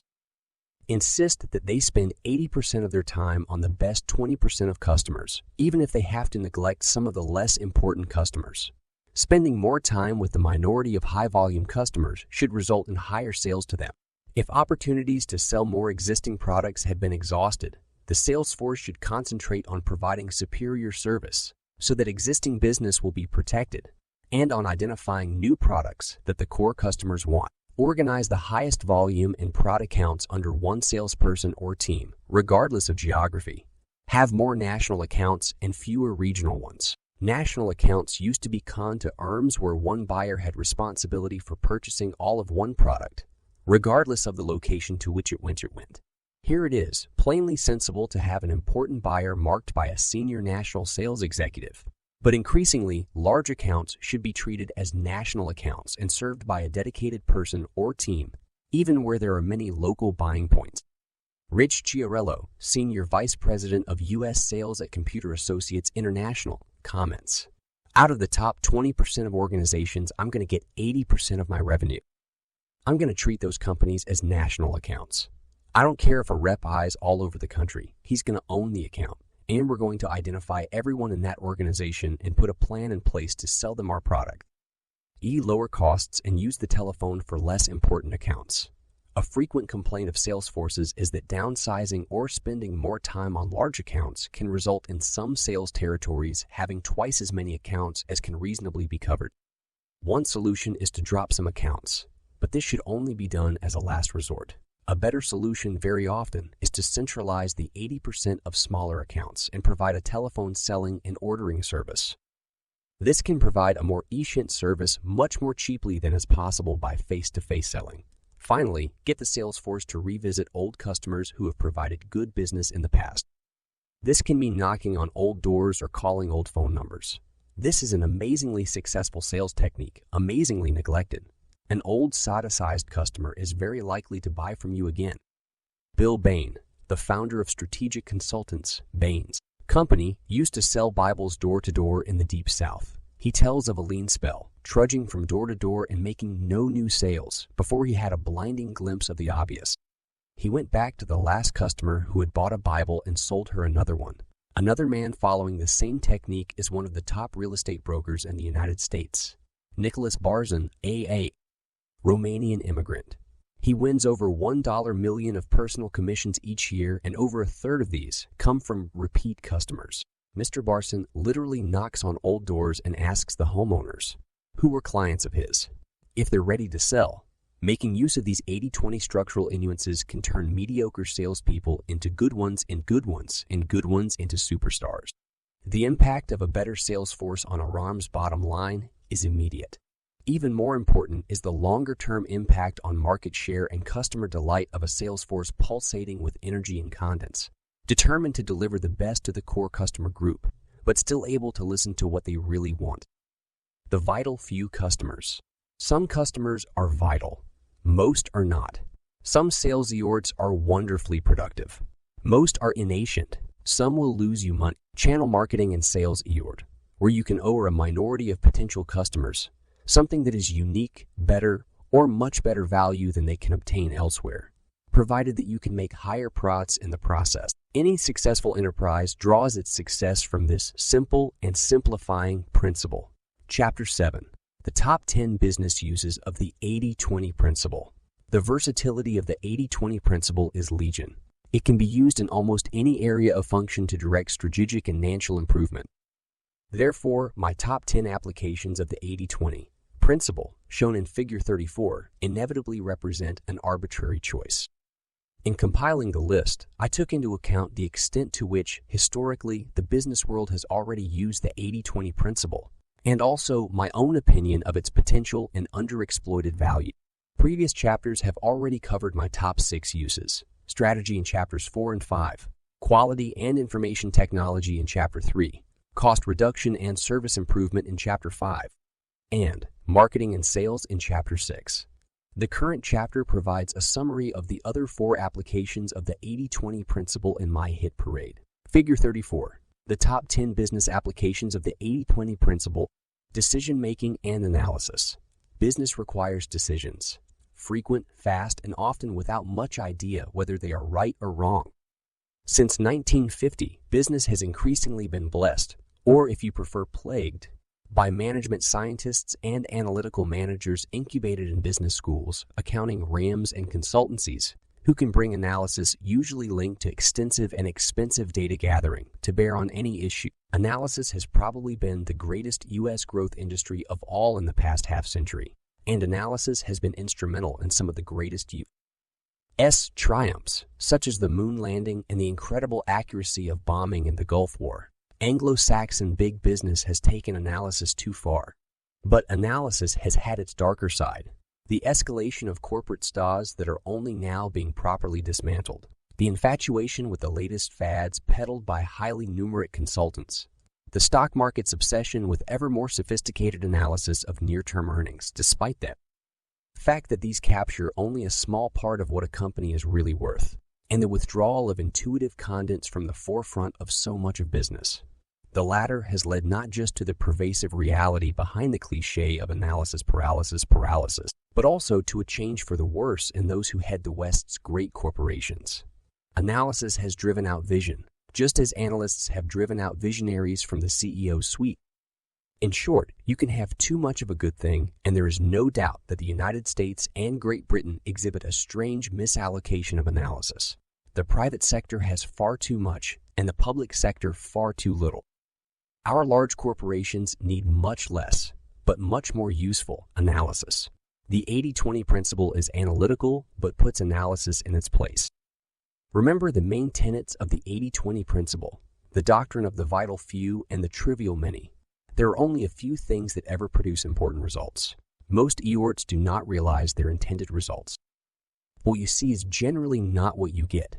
There are subterranean forces at work. It is usually too complicated and too wearisome to work out what is happening, and it is also unnecessary. All you need to know is whether something is working or not and change the mix until it is. Then keep the mix constant until it stops working. Most good events happen because of a small minority of highly productive forces. Most bad things happen because of a small minority of highly destructive forces. Most activity, en masse and individually, is a waste of time. It will not contribute materially to desired results. 5 rules for decision-making with the 80-20 principle. Rule 1 says that not many decisions are very important. Before deciding anything, picture yourself with 2 trays in front of you, like the dreaded in and out trays on a desk, one marked important decisions and one unimportant decisions. Mentally sort the decisions, remembering that only 1 in 20 is likely to fall into the important decision box. Do not agonize over the unimportant decisions, and above all, don't conduct expensive and time-consuming analysis. If possible, delegate them all. If you can't, decide which decision has a probability of 51% of being correct. If you can't decide that quickly, toss a coin. Rule 2 arms that the most important decisions are often those made only by default, because turning points have come and gone without being recognized. For example, your chief moneymakers leave because you have not been close enough to them to notice their disaction or correct it. Or your competitors develop a new product, as competitors to IBM did with the PSE, that you think is wrongly conceived and will never catch on. Or you lose a leading market share position without realizing it, because the channels of distribution change. Or you invent a great new product and enjoy a modest success with it, but someone else comes along and makes billions out of a look-alike rolled out like crazy. Or the nerd working for you in ArtUps and founds Microsoft. When this happens, no amount of data gathering and analysis will help you realize the problem or opportunity. What you need are intuition and insight. To ask the right questions rather than getting the right answers to the wrong questions. The only way to stand a reasonable chance of noticing critical turning points is to stand above all your data and analysis for 1 day a month and ask questions like, what uncharted problems and opportunities that could potentially have tremendous consequences are mounting up without my noticing? What is working well when it shouldn't, or at least was not intended to? What are we unintentionally providing to customers that for some reason they seem to appreciate greatly? Is there something going badly astray where we think we know why, but where we might be totally wrong? I sense something important is always happening underneath the surface without anyone noticing it. What could it be this time?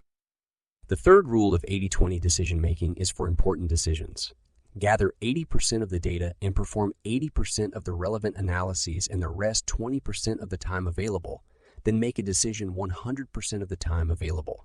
Then make a decision 100% of the time and act decisively as if you were 100% confident that decision is right. If it helps you to remember, call this the 80-20-100-100 rule of decision-making.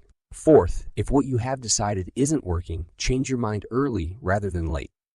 The market in its broadest sense, what works in practice, is a much more reliable indicator than tons of analysis. So don't be afraid to experiment and don't persevere with losing solutions. Do not to the market. Finally, when something is working well, double and redouble your bets. You may not know why it's working so well, but push as hard as you can while the forces of the universe are bending your way. Venture capitalists know this. Most of the investments in their portfolio fail to meet their expectations, but they are redeemed by a few superstar investments that succeed beyond everyone's wildest dreams. When a business keeps performing below its budgets, you may be sure you have a dog. When a business consistently outperforms expectations, there is at least a good chance that it can be multiplied by 10 or 100 times. In these circumstances, most people settle for modest growth. Those who seize the day become seriously rich. Inventory management, we saw in Chapter 5. That simplicity requires few products. Managing stock is another key discipline owing from the 80-20 principle. Good stock keeping following the 80-20 principle is vital to profits and cash. It is also an excellent check on whether a business is pursuing simplicity or complexity. Nearly all businesses have far too much stock, partly because they have too many products and partly because they have too many variants of each product. Stock is measured in stock, keeping units, SKUs, with 1 unit for each variant.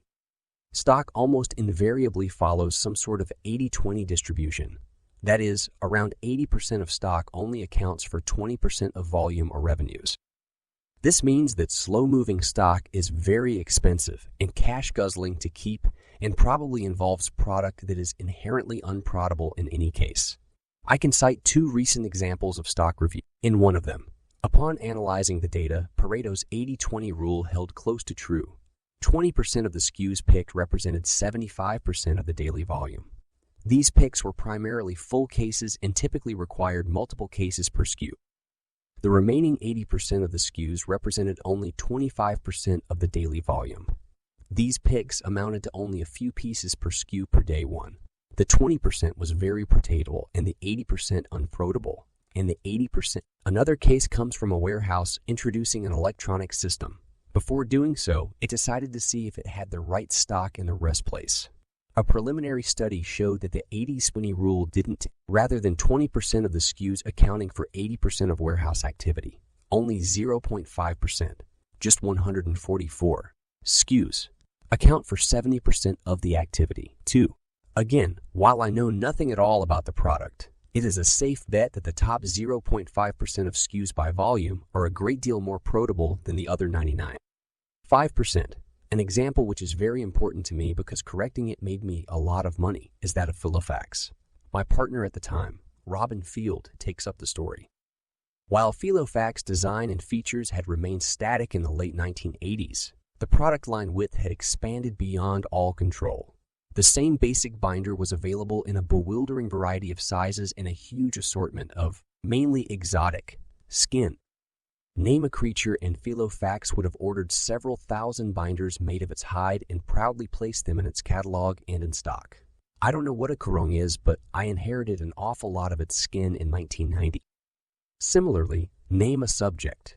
Bridge, chess, photography, birdwatching, windsurfing, and Filofax would have commissioned several specialist inserts, had tens of thousands of them printed and put them in inventory. The result was, of course, not only a huge overhang of worthless stock, not only an administrative burden of vast complexity, but total confusion among our retailers. 3. Although good stock management is vital, there are only 4 key points to it. The most strategic point, cut down radically on your unprofitable product, has already been covered in Chapter 3. For any given number of products, you should cut down on the number of variants, starting with the slowest movers. Simply cut them out of the product range, as Filofax did. Do not listen to anyone who tells you that the slow movers are really needed. If this was so, they'd move much faster. Try to export the problem and cost of inventory management to other parts of the value-added chain, to your suppliers or to your customers.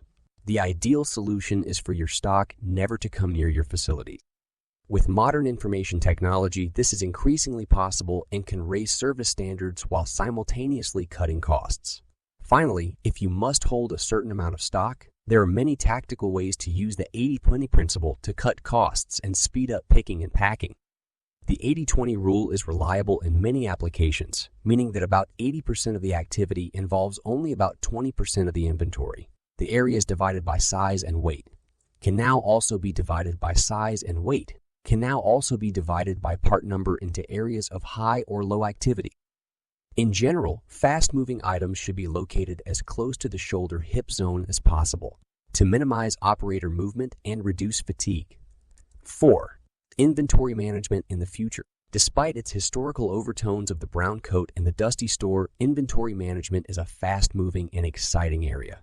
Virtual inventory with online order processing is becoming widespread, lowering costs, but also improving service to distributors and customers. Innovators such as Baxter International's hospital supply business are having great success with customer-intimate inventory systems. In all cases, progress is being driven by focus. Focus on the most important customers.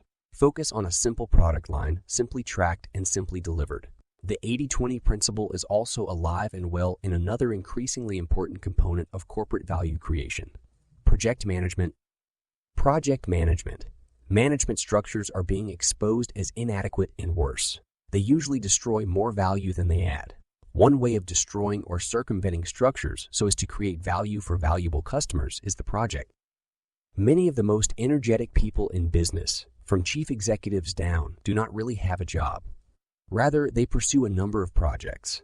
Project management is an odd task. On the one hand, a project involves a team. It is a cooperative and not a hierarchical arrangement. But on the other hand, the team members usually do not know fully what to do because the project requires innovation and ad hoc arrangements.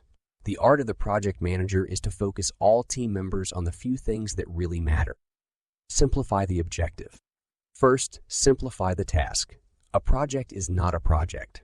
Almost invariably, a project is several projects. There may be a central theme in the project and a series of satellite concerns. Alternatively, there may be 3 or 4 themes wrapped up in the same project. Think of any project with which you are familiar, and you will see the point.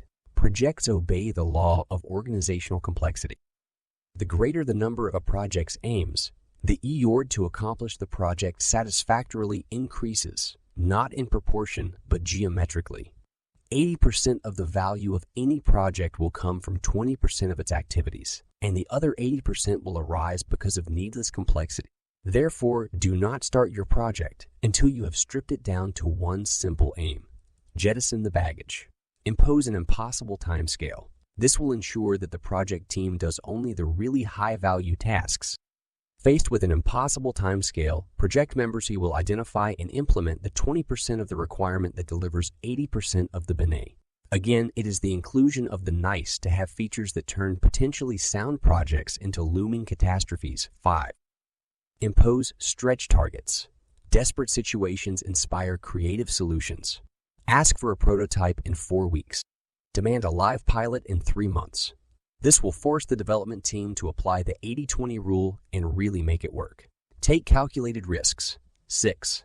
Plan before you act. The shorter the time allowed for a project, the greater proportion of time that should be allowed for its detailed planning and thinking through. When I was a partner at Management Consultants Baines Company, we proved conclusively that the best managed projects we undertook, those that had the highest client and consultant satisfaction, the least wasted time, and the highest margins, were those where there was the greatest ratio of planning time to execution time. In the planning phase, write down all the critical issues that you're trying to resolve. If there are more than 7 of these, bump at the least important. Construct hypotheses on what the answers are, even if these are pure guesswork, but take your best guesses. Work out what information needs to be gathered or processes need to be completed to resolve whether you are right or not with your guesses. Decide who is to do what and when. Replan after short intervals based on your new knowledge and any divergences from your previous guesses. Design before you implement, particularly if the project involves designing a product or service. Ensure you have the best possible answer in the design phase before you start implementation. Another 80-20 rule says that 20% of the problems with any design project cause 80% of the costs or overruns, and that 80% of these critical problems arise in the design phase and are hugely expensive to correct later, requiring massive rework, and in some cases retooling. Negotiation. Negotiation completes my top 10 applications of the 80-20 principle in business. Not surprisingly, negotiation has been much studied. The 80-20 principle adds just 2 points, but they can be crucial. Few points in a negotiation really matter. 20% or fewer of the points at issue will comprise over 80% of the value of the disputed territory. You may think this will be obvious to both sides, but people like to win points, even completely unimportant ones. Similarly, they respond to concessions, even trivial ones. Therefore, build up a long list of spurious concerns and requirements early in a negotiation, making them seem as important to you as possible. These points must, however, be inherently unreasonable, or at least incapable of concession by the other party without real hurt. Otherwise, they will gain credit for being exible and conceding the points. Then, in the closing stages of the negotiation, you can concede the points that are unimportant to you in exchange for more than a fair share of the really important points. For instance, imagine that you are negotiating with a sole supplier for the prices on 100 parts of a key product you make. 80% of the cost of any product rests in 20% of the parts. You should only really be concerned about the prices of these 20 parts. But if you concede the asking price on the other 80 parts too early in the negotiation, you lose valuable bargaining chips. You should therefore construct reasons for the prices on some of the unimportant 80 parts being important to you, perhaps by exaggerating the number of units you're likely to consume. Don't peak too early. Second, it has often been observed that most negotiations go through a phony war and only get going in earnest when the deadline looms. It also seems true that on account of the incredible pressure that time can put on a negotiation, 80% of the concessions will occur in the last 20% of the time available. If demands are presented early on, neither side may be willing to yield, and the entire transaction can fall apart. But if additional demands or problems surface in the nail 20% of the time available for the negotiation, both sides will be more exible. 7. Impatient people don't make good negotiators. How to secure a pay raise. Ortan Skinner gives an intriguing example of how to exploit the 80-20 principle. 80% of concessions will be made in the last 20% of negotiating time. If your appointment to ask for a long overdue raise is scheduled for 9:00 a.m., and you know your supervisor has another appointment at 10:00, expect the critical moments to occur around 9:50. Pace yourself accordingly. Don't make your request too early to permit a gracious compromise on your supervisor's part. 8. Beyond the top 10. By now, you will have realized that the 80-20 principle cuts across whatever boxes we create. The insights derived from the living reality behind people, behind business, and behind the world in which business operates. The 80-20 principle is so pervasive because it is a reaction of deeper forces ruling our existence. It is time to draw these strands together. Chapter 8. The vital few give success to you. The 80-20 principle comprises radar and autopilot. The radar gives us insight. It helps us spot opportunities and dangers. The autopilot allows us to stroll around our business arena and talk to customers and anyone else who might matter, knowing that we are still in control of our destiny. The logic of the 80-20 principle requires us to grasp and internalize a few simple points. We can then easily think 80-20 and act 80-20, whatever we are doing. A few things are always much more important than most things. This is invariably true, yet default at risk to credit. Unless we have numbers or 80-20 thinking to guide us, most things always appear more important than the few things that are actually more important. Even if we accept the point in our minds, it is difficult to make the next hop to focused action. Keep the vital few in the forefront of your brain, and keep reviewing whether you are spending more time and effort on the vital few rather than the trivial many. Progress means moving resources from low-value to high-value uses. Like individual entrepreneurs, The free markets shift resources out of areas of lower productivity into areas of higher productivity and yield. But neither markets nor entrepreneurs, let alone today's overcomplex corporate or government bureaucracies, do this well enough. There is always a tail of waste, usually a very long tail, where 80% of resources are producing only 20% of value. This always creates arbitrage opportunities for genuine entrepreneurs. The scope for entrepreneurial arbitrage is always underestimated. A few people add most of the value. The best people, meaning the people best at what they're doing and doing the things that make the most money, generate enormous surpluses, usually far beyond what they're allowed to take out. Normally, there are very few such people. The majority add little more than they take out. A large minority, still often the majority, take out more than they contribute. This misallocation of resources is greatest in larger and more diversified corporations. Any large managed corporation is an organized conspiracy to misallocate rewards. The larger and more complex the arm, the greater the extent and success of the conspiracy. Those who work in corporations or have extensive dealings with them know that a few employees are priceless. They add value far beyond their cost. Many employees are passengers adding much less value than they cost. Some, perhaps 10–20%, subtract value, even ignoring their compensation. There are many reasons for this happening. The difficulty of measuring true performance, the political skill or otherwise of executives, the difficulty to eradicate tendency to favor those whom we like, the ridiculous but prevalent idea that job role should count for as much or more than individual performance, and the sheer human tendency toward egalitarianism, often buttressed by the legitimate wish to foster teamworking. Waste and idleness gravitate to where complexity and democracy meet. I recently advised the head of an investment bank on how to divide up his extremely large annual bonus pool.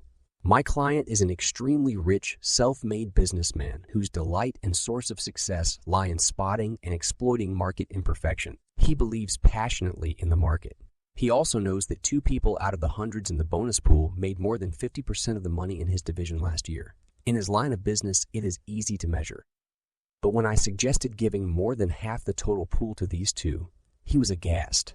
Later on, we came to the case of one executive who we both knew was subtracting more value than he added, but who was both likable and an extremely astute politician within the bank. Why not cut his bonus to 0? I suggested.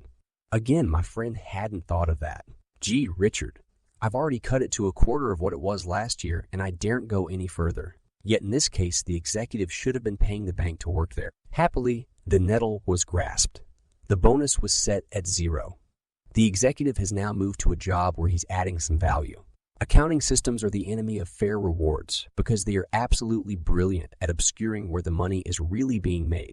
This is why, human frailty apart, the imbalance between performance and reward is greater in large and complex arms than in small businesses. The entrepreneur with 4 employees knows who is making the organization money and how much without needing a divisional pitch. The CEO of a large corporation needs to rely on misleading accounting data and the LTR provided by the head of human resources. Dread phrase. It is not surprising that in large arms the top performers get less than they should and the mass of mediocre managers end up with more than they deserve. Margins vary wildly. Margins between value and cost, between EORT and reward, are always highly variable.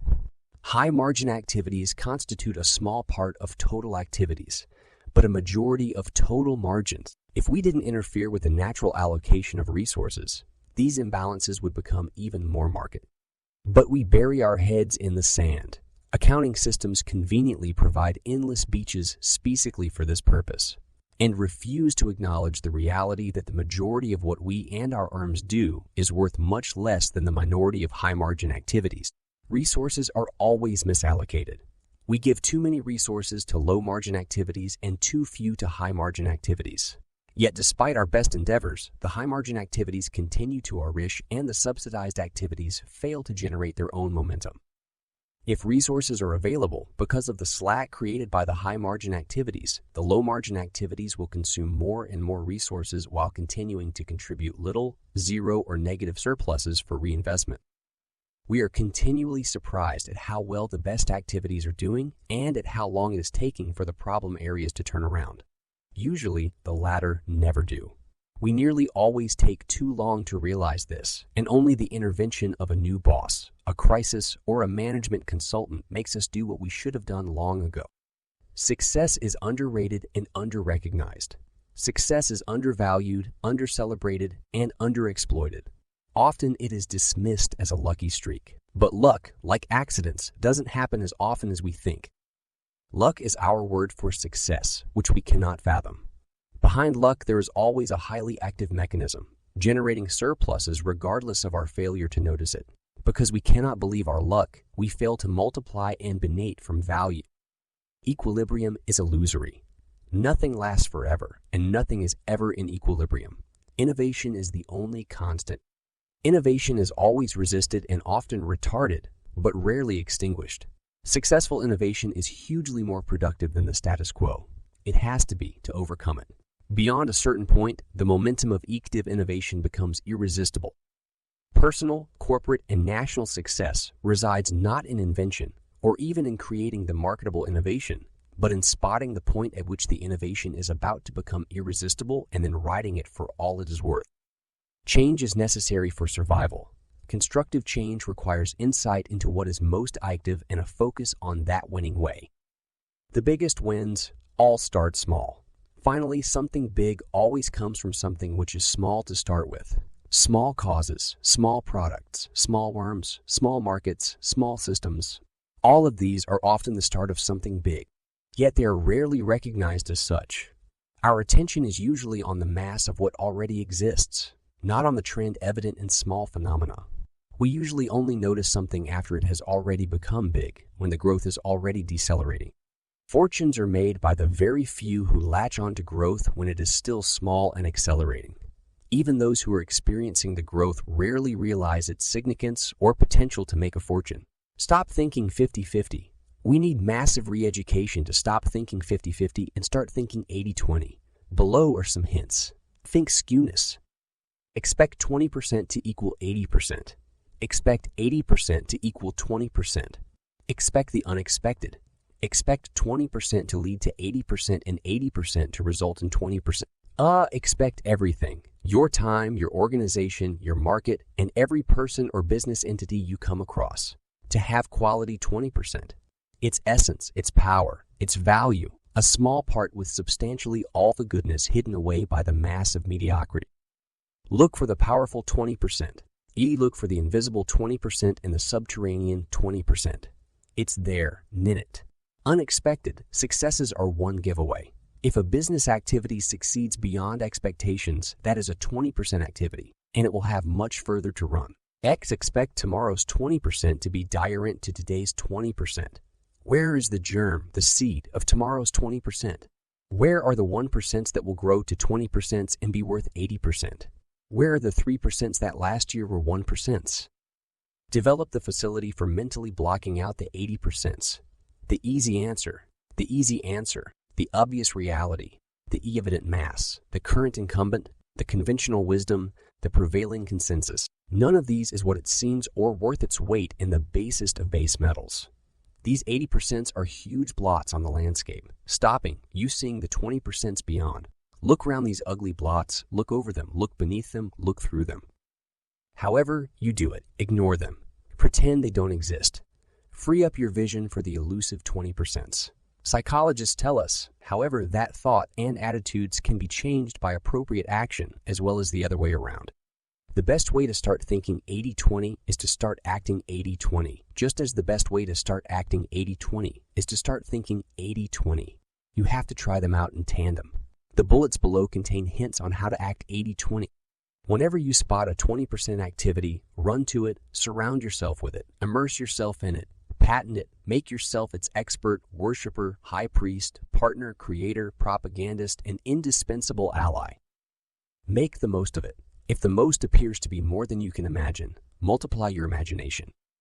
Use whatever resources you have at your disposal, talent, money, friends, business allies, powers of persuasion, your credit, your organization, whatever you have or can purloin, to seize, magnify, and exploit any 20% you come across. Use alliances with other people extensively, but only ally yourself to 20% people and to the 20% of them that are powerful allies. Then seek to ally your alliance to other 20%ers in 20 percentages. Exploit 80-20 arbitrage. Whenever you can, move resources from 80% activities to 20% activities. The profit from this is enormous because it is highly leveraged arbitrage art. You use what is not very valuable to make something that is enormously valuable, winning at both ends of the exchange. There are two principal media of 80-20 arbitrage: people and money, or assets that are proxies for money or can be turned into money. Move 20% people, including yourself, away from 80% activities toward 20% activities. Move money from 80% activities to 20% activities.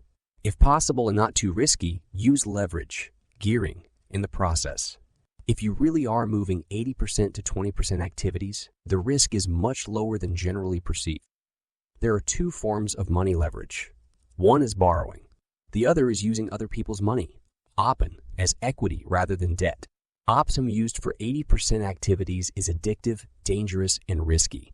It ends in tears. Optimism used for 20% activities creates winners all round and, quite fairly, allows you to be the biggest winner. Innovate new 20% activities. Steal 20% ideas from elsewhere. Other people, other products, other industries, other intellectual spheres, other countries. Apply them in your own 20% backyard. Ruthlessly prune 80% activities. 80% time drives out 20% time. 80% allies hog space that should go to 20% allies. 80% assets deprive 20% activities of funds. 80% business relationships displace 20% ones. Being in 80% organizations or places stops you spending time in 20% ones. Living in an 80% place prevents you moving to a 20% one. Mental energy expended on 80% activities takes away from 20% projects. So there we have it. Think 80-20 and act 80-20. Those who ignore the 80-20 principle are doomed to average returns. Those who use it must bear the burden of exceptional achievement. On to part 3. The 80-20 principle has proved its worth in business and in helping business to startling success in the West and in Asia. Even those who do not love business or know of the 80-20 principle have been touched by the progress made by the minority who do. Yet the 80-20 principle is a principle of life, not of business. It originated in academic economics. It works in business because it reeks the way the world works, not because there is something about business that particularly fits the 80-20 principle. In any situation, the 80-20 principle is either true or not true. Whenever it has been tested inside or outside the business arena, it works equally well. It is just that the principle has been tested far more often within the confines of business enterprise.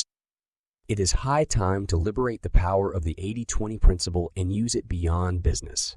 Business and the capitalist system are exciting and important parts of life, but they are basically procedures, the envelope of life, but not its contents. The most precious part of life lies in the inner and outer lives of individuals, in personal relationships, and in the interactions and values of society. Part 3 attempts to relate the 80-20 principle to our own lives, to achievement, and to happiness. Part 4 explores how the 80-20 principle is intrinsic to the advance of civilization, to progress in society. Parts 3 and 4 are more speculative and less proven than what we have covered thus far, but are potentially even more important. The reader is asked to collaborate in the expedition to the unknown that we are about to begin. Part 3. Work less, earn and enjoy more. Chapter 9. Being free. The 80-20 principle, like the truth, can make you free. You can work less. At the same time, you can earn and enjoy more. The only price is that you need to do some serious 80-10 thinking. This will yield a few key insights that, if you act on them, could change your life. And this can happen without the baggage of religion, ideology, or any other externally imposed view. The beauty of 80-20 thinking is that it is pragmatic and internally generated, centered around the individual. There is a slight catch. You must do the thinking. You must do the thinking. You must additionize and elaborate what is written here for your own purposes. But this shouldn't be too difficult. The insights from 80-20 thinking are few in number but very powerful. Not all of them will apply to every reader, so if you and your experience differ, skip along until you meet the next insight that does resonate with your own position. Become an 80-20 thinker, starting with your own life. My ambition is not just to serve up insights from 80/20 thinking and have you tailor them to your own life. I am actually much more ambitious than that. I want you to lock on to the nature of 80/20 thinking so that you can develop your own insights, both particular and general, which have not crossed my mind. I want to enlist you in the army of 80/20 thinkers, multiplying the amount of 80/20 thinking let loose in the world. The common attributes of 80/20 thinking are that it is reactive, unconventional, hedonistic, strategic, and nonlinear, and that it combines extreme ambition in the sense of wanting to change things for the better with a relaxed and confident manner. It is also on the constant lookout for 80/20 type hypotheses and insights. Some explanation of these areas will provide a pointer to how to conduct 80/20 thinking so you will know when you're on the right track. 80/20 thinking is reflective. The objective of 80/20 thinking is to generate action which will make sharp improvements in your life and that of others. Action of the type desired requires unusual insight. Insight requires reaction and introspection. Insight sometimes requires data gathering, and we will indulge gently in a little of this as it relates to your own life. Often, insight can be generated purely by reaction without the explicit need for information. The brain already has much more information than we can imagine. 80/20 thinking is different from the type of thinking which prevails today. The latter is usually rushed, opportunistic, linear, for example. X is good or bad. What caused it? N. Incrementalist. The predominant type of thinking in today's world is very closely allied to immediate action and consequently is greatly impoverished. Action drives out thought. Our objective as 80/20 thinkers is to leave action behind. Do some quiet thinking, mine a few small pieces of precious insight, and then act. Selectively, on a few objectives and a narrow front, decisively and impressively, to produce terrific results with as little energy and as few resources as possible. 80/20 thinking is unconventional. 80/20 thinking discovers where conventional wisdom is wrong, as it generally is. Progress springs from identifying the waste and suboptimality inherent in life, starting with our daily lives and then doing something about it. Conventional wisdom is no help here except as a counterindicator. It is conventional wisdom that leads to the waste and suboptimality in the first place. The power of the 80/20 principle lies in doing things differently based on unconventional wisdom. This requires you to work out why most other people are doing things wrongly or to a fraction of their potential. If your insights are not unconventional, you're not thinking 80/20. 80/20 thinking is hedonistic. 80/20 thinking seeks pleasure. It believes that life is meant to be enjoyed. It believes that most achievement is a byproduct of interest, joy, and the desire for future happiness.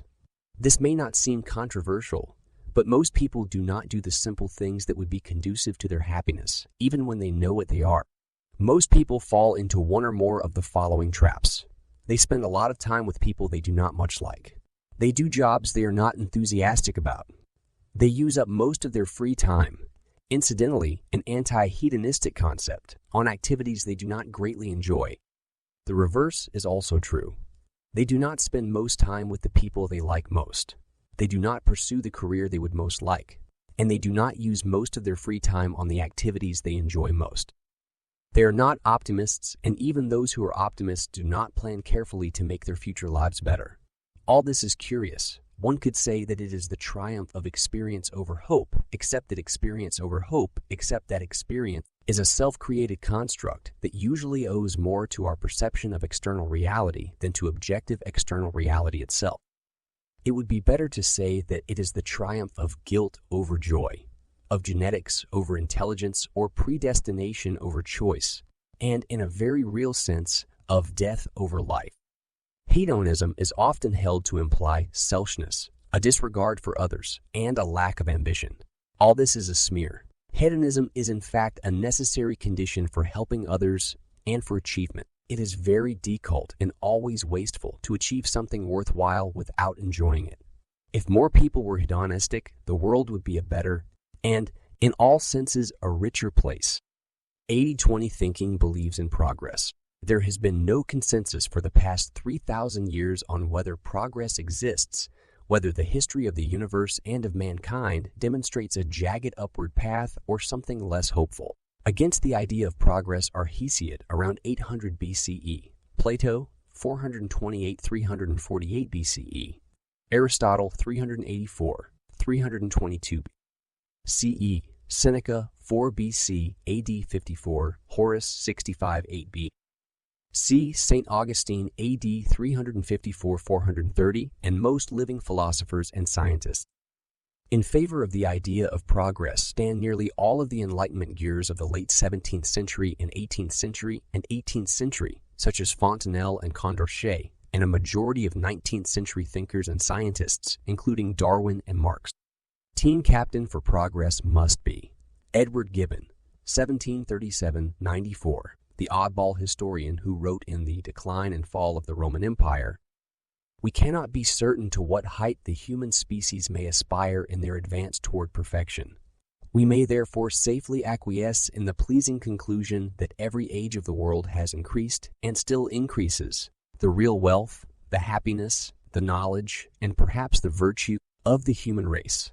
Nowadays, of course, the evidence against progress is much stronger than in Gibbon's day, but so too is the evidence for progress. The debate can never be resolved empirically. Belief in progress has to be an act of faith. Progress is a duty. One, if we did not believe in the possibility of progress, we could never change the world for the better. Business understands this. On the whole, business, in alliance with science, has provided the greatest evidence for progress. Just as we have discovered that natural resources are not inexhaustible, business and science have come along and supplied new dimensions of unnatural inexhaustibility. Economic space, the microchip, new enabling technologies, too, but to be of greatest benate. Progress should not be conned to the worlds of science, technology, and business. We need to apply progress to the quality of our own lives, individually and collectively. 80-20 thinking is inherently optimistic because paradoxically, it reveals a state of affairs that is seriously below what it should be. Only 20% of resources really matter in terms of achievement. The rest, the large majority, are marking time, making token contributions to the overall e-work. Therefore, give more power to the 20%, get the 80% up to a reasonable level, and you can multiply the output. Progress takes you to a new and much higher level. But even at this level, there will still typically be an 80-20 distribution of outputs-inputs. So you can progress again to a much higher level. The progress of business and science vindicates the 80-20 principle. Construct a huge computer that can make calculations several times faster than any previous machine. Demand that the computer be made smaller, faster, and cheaper, several times smaller, faster, and cheaper. Repeat the process. Repeat it again. There is no end in sight to such progress. Now apply the same principle to other provinces of life. If we believe in progress, the 80-20 principle can help us to realize it. We may even end up proving Edward Gibbon right. Real wealth, happiness, knowledge, and perhaps virtue can be constantly increased. 80-20 thinking is strategic. To be strategic is to concentrate on what is important, on those few objectives that can give us a comparative advantage, on what is important to us rather than others, and to plan and execute the resulting plan with determination and steadfastness. 80-20 thinking is nonlinear. Traditional thinking is encased within a powerful but sometimes inaccurate and destructive mental model. It is linear. It believes that X leads to I, that I causes Z, and that B is the inevitable consequence of A. You made me unhappy because you were late. My poor schooling led to my dead-end job. I have been successful because I am very clever. Hitler caused the Second World War. My arm cannot grow because the industry is declining. Unemployment is the price we pay for low in nation. High taxes are necessary if we want to look after the poor, the sick, and the old, and so on. All of these are examples of linear thinking. Linear thinking is attractive because it is simple, cut, and dried. The trouble is that it is a poor description of the world and an even worse preparation for changing it. Scientists and historians have long ago abandoned linear thinking. Why should you cling to it? 80-20 thinking owes you a life raft. Nothing owes from one simple cause. Nothing is inevitable. Nothing is ever in equilibrium or unchangeable. No undesired state of affairs need endure. Nothing desirable need be unobtainable. Few people understand what is really causing anything, good or bad. Causes may be very influential without being particularly noticeable or even, yet, very extensive. The balance of circumstances can be shifted in a major way by a minor action. Only a few decisions really matter. Those that do matter a great deal. Choice can always be exercised. 80-20 thinking escapes from the linear logic trap by appealing to experience, introspection, and imagination. If you are unhappy, do not worry about the proximate cause. Think about the times you have been happy and maneuver yourself into similar situations. If your career is going nowhere, do not tinker around at the edges seeking incremental improvements. A bigger okay, a more expensive car, a grander sounding title, fewer working hours, a more understanding boss. Think about the few most important achievements that are yours in your whole life and seek more of the same, if necessary, switching jobs or even careers. Do not look for causes, especially not for causes of failure. Imagine and then create the circumstances that will make you both happy and productive. 80-20 thinking combines extreme ambition with a relaxed and confident manner. We have been conditioned to think that high ambition must go with thrusting hyperactivity, long hours, ruthlessness, the sacrifice both of self and others to the cause, and extreme business. In short, the rat race. We pay dearly for this association of ideas. The combination is neither desirable nor necessary. A much more attractive, and at least equally attainable, combination is that of extreme ambition with confidence, relaxation, and a civilized manner. This is the 80-20 ideal, but it rests on solid empirical foundations. Most great achievements are made through a combination of steady application and sudden insight. Think of Archimedes in his bath or Newton sitting under a tree being struck by an apple. The immensely important insights thus generated would not have happened if Archimedes had not been thinking about displacement or Newton about gravity, but neither would have occurred if Archimedes had been chained to his desk or Newton frenetically directing teams of scientists. Most of what any of us achieve in life, of any serious degree of value to ourselves and others, occurs in a very small proportion of our working lives. 80-20 thinking and observation make this perfectly clear. We have more than enough time. We demean ourselves, both by lack of ambition and by assuming that ambition is served by bustle and busyness. Achievement is driven by insight and selective action. The still, small voice of calm has a bigger place in our lives than we acknowledge. Insight comes when we are feeling relaxed and good about ourselves. Insight requires time. Insight requires time, despite conventional wisdom. Is there an abundance? 80-20 insights for individuals. The rest of Part 3 will explore 80-20 insights for your personal life, some of which can be sampled here as a taster. It only takes action on a few insights to improve greatly the quality of your life. 80% of achievement and happiness takes place in 20% of our time, and these peaks can be expanded greatly. Our lives are profoundly affected, for good and ill, by a few events and a few decisions. The few decisions are often taken by default rather than conscious choice. We let life happen to us rather than shaping our own lives.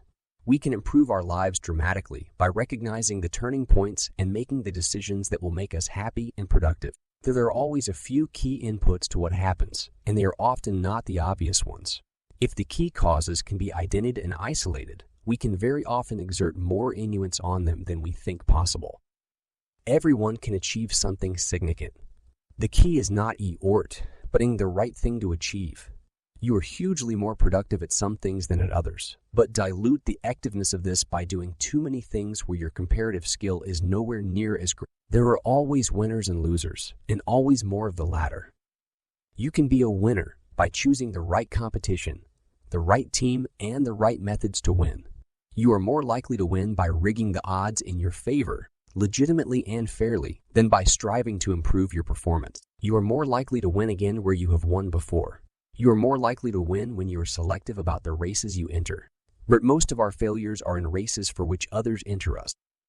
Most of our successes come from races we ourselves want to enter. We fail to win most races because we enter too many of the wrong ones. They're races, not ours. Few people take objectives really seriously. They put average effort into too many things rather than superior thought and effort into a few important things. People who achieve the most are selective as well as determined. Most people spend most of their time on activities that are of low value to themselves and others. The 80-20 thinker escapes this trap and can achieve much more of the few higher value objectives without noticeably more effort. One of the most important decisions someone can make in life is their choice of allies. Almost nothing can be achieved without allies. Most people do not choose their allies carefully or even at all. The allies somehow arrived. This is a serious case of letting life happen to you. Most people have the wrong allies. Most also have too many and do not use them properly. 80-20 thinkers choose a few allies carefully and build the alliances carefully to achieve their specific objectives. An extreme case of carelessness with allies is picking the wrong significant other or life partner. Most people have too many friends and do not enjoy an appropriately selected and reinforced inner circle. Many people have the wrong life partners, and even more do not nurture the right life partner properly. Money used rightly can be a source of opportunity to shift to a better lifestyle. Few people know how to multiply money, but 80-20 thinkers should be able to do so. As long as money is subordinated to lifestyle and happiness, there's no harm in this ability. Few people spend enough time and thought cultivating their own happiness. They seek indirect goals, like money and promotion, that may be difficult to attain and will prove when they are attained to be extremely inefficient sources of happiness. Not only is happiness not money, it is not even like money not spent can be saved and invested and through the magic of compound interest multiplied. But happiness not spent today does not lead to happiness tomorrow.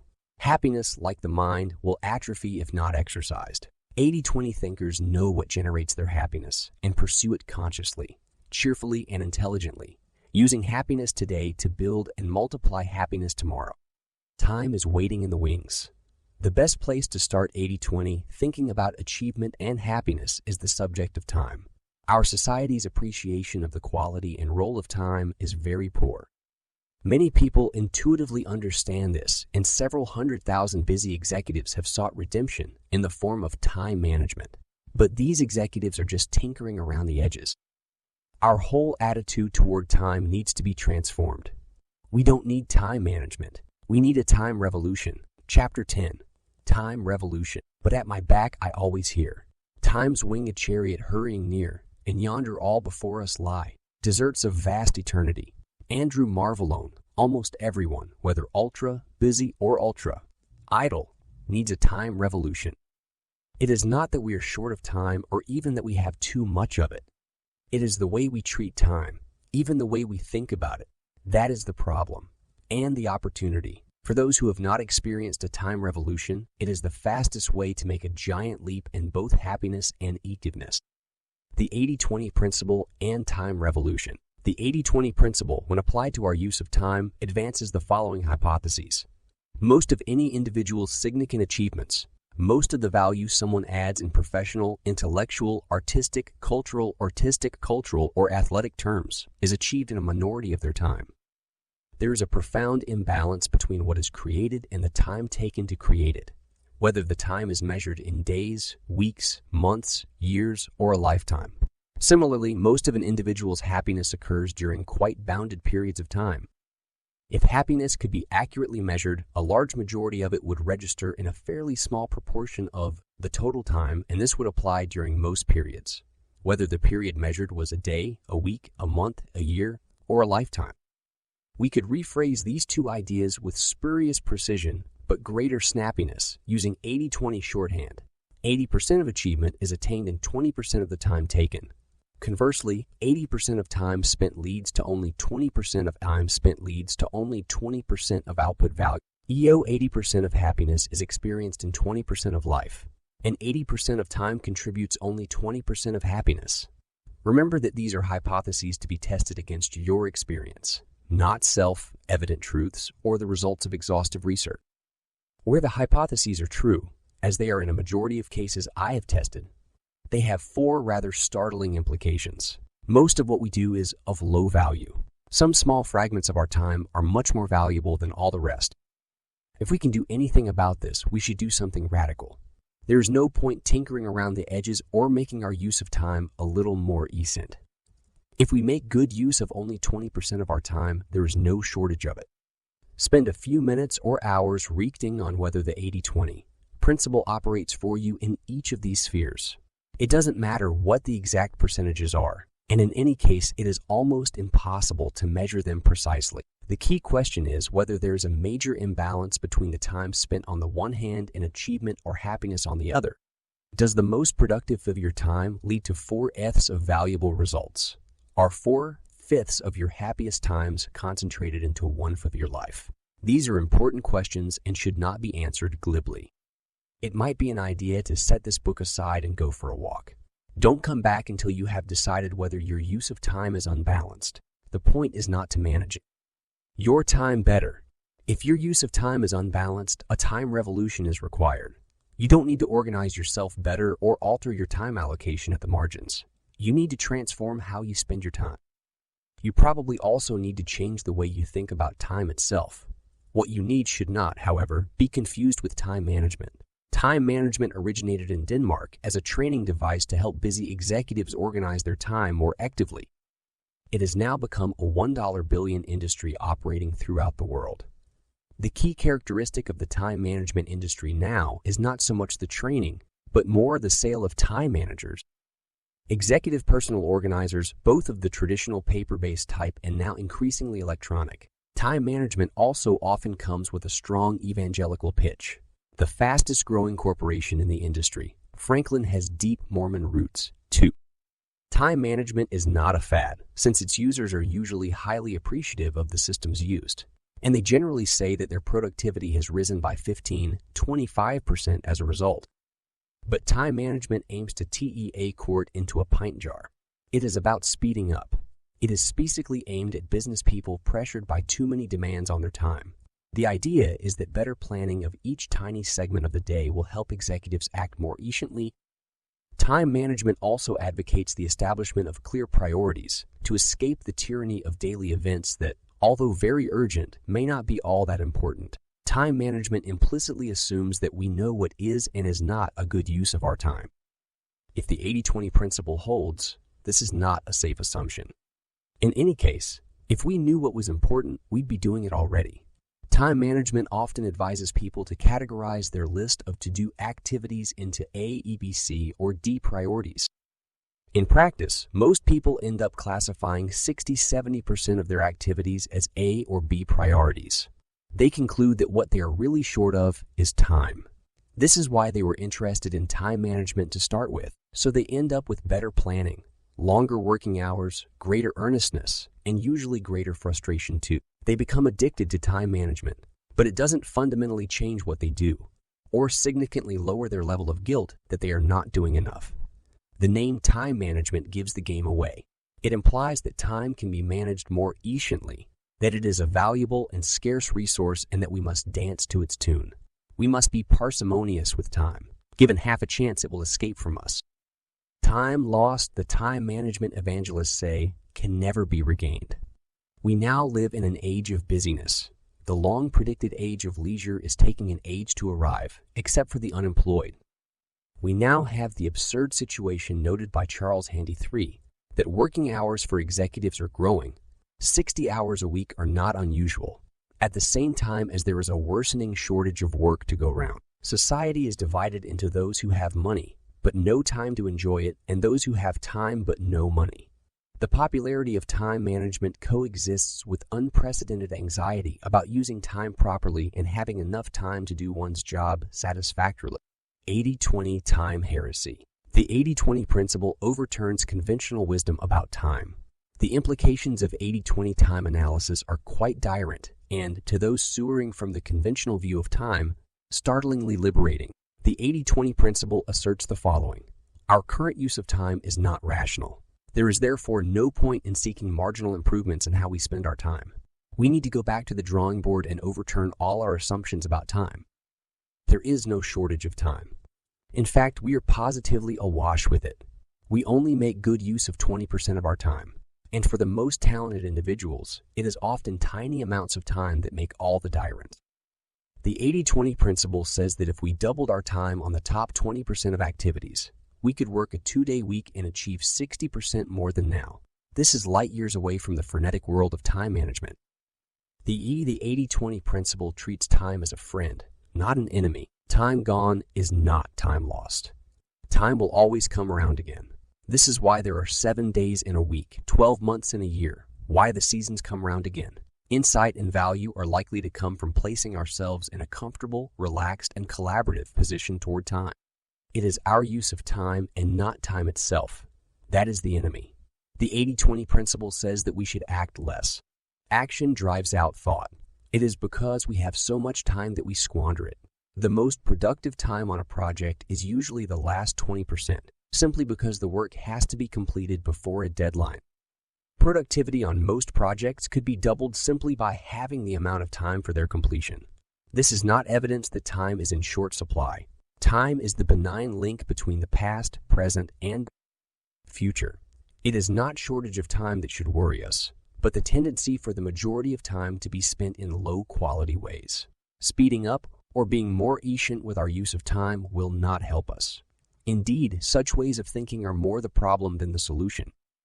80-20 thinking directs us to a more Eastern view of time. Time should not be seen as a sequence, running from left to right as in nearly all graphical representations that the culture of business has imposed on us. It is better to view time as a synchronizing and cyclical device, just as the inventors of the clock intended. Time keeps coming around, bringing with it the opportunity to learn, to deepen a few valued relationships, to produce a better product or outcome, and to add more value to life. We do not exist just in the present. We spring from the past and have a treasure trove of past associations. And our future, like our past, is already imminent in the present. A far better graphical representation of time in our lives than the left to right graph is a series of interlocked and ever larger and higher triangles, as shown in Figure 35. The act of thinking about time in this way is that it highlights the need to carry with us, through our lives, the most precious and valued 20% of what we have, our personalities, abilities, friendships, and even our physical assets, and ensure that they are nurtured, developed, extended, and deepened to increase our effectiveness, value, and happiness. This can only be done by having consistent and continuous relationships, founded on optimism that the future will be better than the present, because we can take and extend the best 20% from the past and the present to create that better future. Viewed in this way, the future is not a random movie that we are halfway through, aware of, and tarried by, time whizzing past. Rather, the future is a dimension of the present and the past, giving us the opportunity to create something better. 80-20 thinking insists that this is always possible. All we have to do is to give freer rein and better direction to our most positive 20%. Figure 35, the time triad, a primer for time revolutionaries. Here are 7 steps to detonating a time revolution. Make the decoult mental leap of dissociating eort and reward. The Protestant work ethic is so deeply ingrained in everyone, of all religions and none, that we need to make a conscious eort to extirpate it. The trouble is that we do enjoy hard work, or at least the feeling of virtue that comes from having done it. What we must do is to plant firmly in our minds that hard work, especially for somebody else, is not an efficient way to achieve what we want. Hard work leads to low returns. Insight in doing what we ourselves want lead to high returns. Decide on your own patron saints of productive laziness. Mine are Ronald Reagan and Warren Buffett. Reagan made an eortless progression from BM actor to darling of the Republican right, governor of California, and extremely successful president. What did Reagan have going for him? Good looks, a wonderfully mellowous voice which he deployed instinctively on all the right occasions, the high point of which undoubtedly consisted in his words to Nancy when shot, "Honey, I forgot to duck." Some very astute campaign managers' old-fashioned grace and a Disney-esque view of America and the world. Reagan's ability to apply himself was limited at best, his grasp of conventional reality ever more tenuous, his ability to inspire the United States and destroy communism ever more awesome. Tamal Churchill's dictum, "Never was so much achieved by so few with so little eort." Warren Buffett became, for a time, the richest man in the United States not by working, but by investing. Starting with very little capital, he has compounded it over many years at rates far above stock market average appreciation. He has done this with a limited degree of analysis. He started before slide rules were invented, but basically with a few insights which he has applied consistently. Buffett started his riches roller coaster with one big idea. that U.S. local newspapers had a local monopoly that constituted the most perfect business franchise. This simple idea made him his erst fortune, and much of his subsequent money has been made in shares in the media, an industry he understands. If not lazy, Buate is very economical with his energy. Whereas most fund managers buy lots of stocks and churn them frequently, Buate buys few and holds them for ages. This means that there is very little work to do. He pours scorn on the conventional view of investment portfolio diversification, which he has dubbed the Noah's Ark method. One buys two of everything and ends up with a zoo. His own investment philosophy borders on lethargy. Whenever I am tempted to do too much, I remember Ronald Reagan and Warren Buffett. You should think of your own examples, of people you know personally, or those in the public eye who exemplify productive inertia. Think about them often. Give up guilt. Giving up guilt is clearly related to the dangers of excessively hard work. But it is also related to doing the things you enjoy. There is nothing wrong with that. There is no value in doing things you don't enjoy. Do the things that you like doing. Make them your job. Make your job them. Nearly everyone who has become rich has had the added bonus of becoming rich doing things they enjoy. This might be taken as yet another example of the universe's 80-20 perversity. 20% of people not only enjoy 80% of wealth, but also monopolize 80% of the enjoyment to be had from work. And they are the same 20% that curmudgeonly old Puritan John Kenneth Galbraith has drawn attention to a fundamental unfairness in the world of work. The middle classes not only get paid more for their work, but they have more interesting work and enjoy it more. They have secretaries, assistants, wrist class travel, luxurious hotels, and more interesting working lives too. In fact, you would need to have a large private fortune to award all the perquisites that senior industrialists now routinely award themselves. Galbraith has advanced the revolutionary view that those who have less interesting jobs should be paid more than those with jobs that are more fun. What a spoilsport! Such views are thought-provoking, but no good will come of them. As with so many 80-20 phenomena, if you look beneath the surface, you can detect a deeper logic behind the apparent inequity. In this case, the logic is very simple. Those who achieve the most have to enjoy what they do. It is only by fooling oneself that anything of extraordinary value can be created. Think, for example, of any great artist in any sphere. The quality and quantity of the output are stunning. Van Gogh never stopped. Picasso ran an art factory long before Andy Warhol because he loved what he did. Revel in Michelangelo's prodigious, sexually driven, sublime output. Even the fragments that I can remember. His David, the Dying Slave, the Laurentian Library, the New Sacristy, the Sistine Chapel ceiling, the Pietà in St. Peter's, are miraculous for one individual. Michelangelo did it all. Not because it was his job, or because he feared the irascible Pope Julius II, or even to make money, but because he loved his creations and young men. You may not have quite the same drives, but you will not create anything of enduring value unless you love creating it. This applies as much to purely personal as to business matters. I am not advocating perpetual laziness. Work is a natural activity that satisfies an intrinsic need, as the unemployed, retired, and those who make overnight fortunes rapidly discover.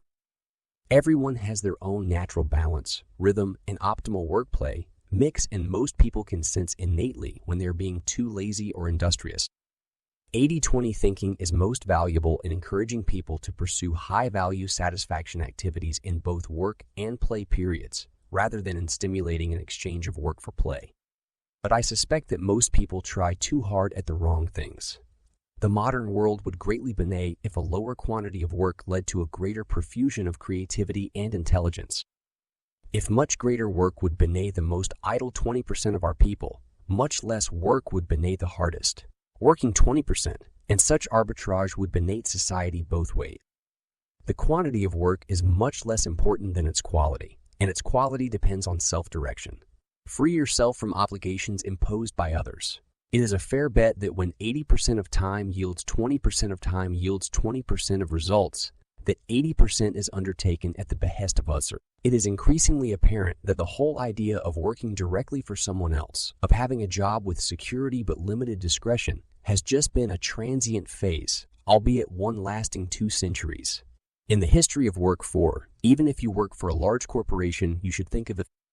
Yourself as an independent business, working for yourself despite being on Monolith Inc.'s payroll.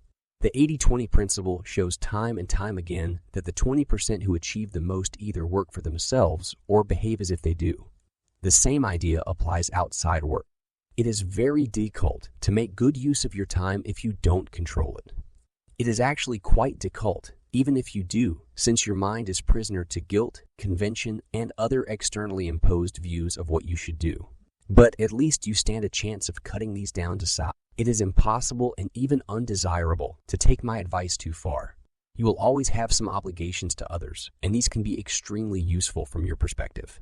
Even the entrepreneur is not really a lone wolf, answerable to no one.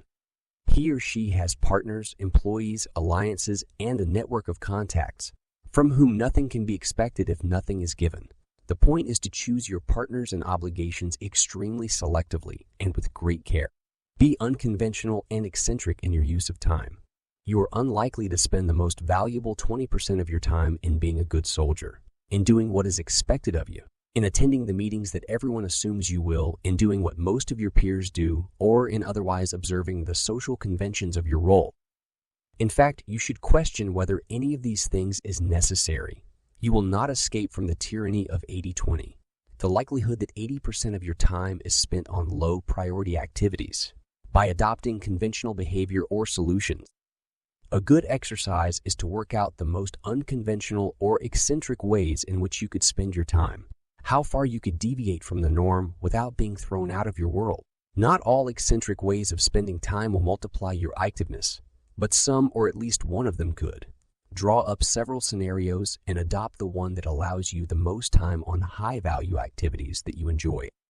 Who among your acquaintances is both active and eccentric? Find out how they spend their time and how it deviates from the norm. You may want to copy some of the things they do and don't do. Identify the 20% that gives you 80%. About 1/5 of your time is likely to give you 4/5 of your achievement or results and 4/5 of your happiness. Since this may not be the same F, although there is usually considerable overlap, the rarest thing to do is to be clear about whether your objective, for the purposes of each run-through, is achievement or happiness. I recommend that you look at them both separately.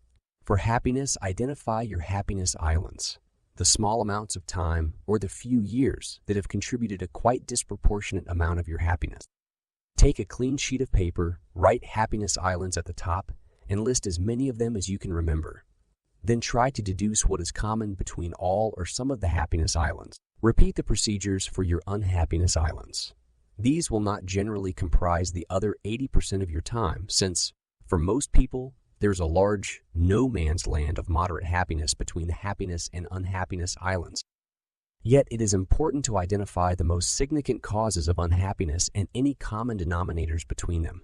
Repeat this whole procedure for achievement.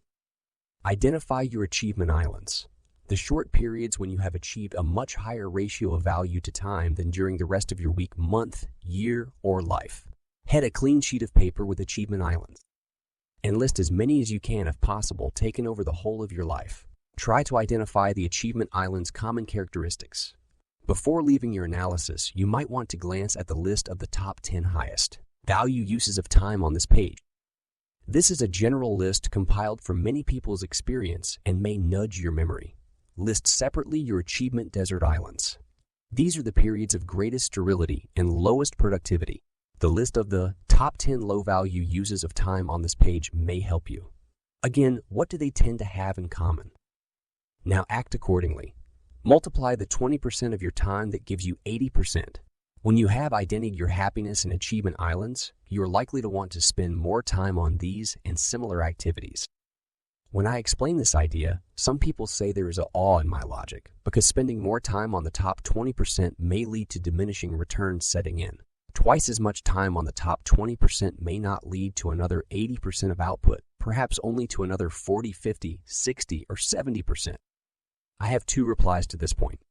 First, since it is impossible, at the moment, to measure happiness or activeness with anything approaching precision, the critics may well be right in some cases. But who cares? There will still be a marked increase in the supply of what is best.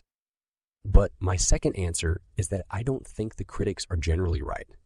My recommendation is not that you duplicate exactly what it is that you are doing today that is in the 20% yielding 80%.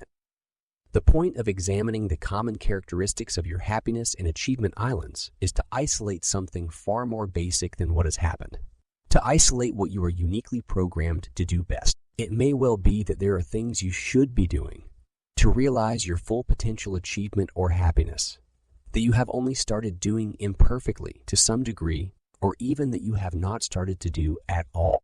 For example, Dick Francis was a superb national hunt jockey but did not publish his arse racing mystery until he was nearly 40. Now his success, money earned, and possibly personal satisfaction from the latter activity far exceed those from the former. Richard Adams was an unfooled, middle-aged, middle-level civil servant before he wrote the bestseller Watership Down. It is not at all uncommon for analysis of happiness or achievement islands to yield insight into what individuals are best at and what is best for them, which then enables them to spend time on totally new activities that have a higher ratio of reward to time than anything they were doing before. There can therefore be increasing returns as well as the possibility of diminishing returns. In fact, one thing you should specifically consider is a change of career and your lifestyle.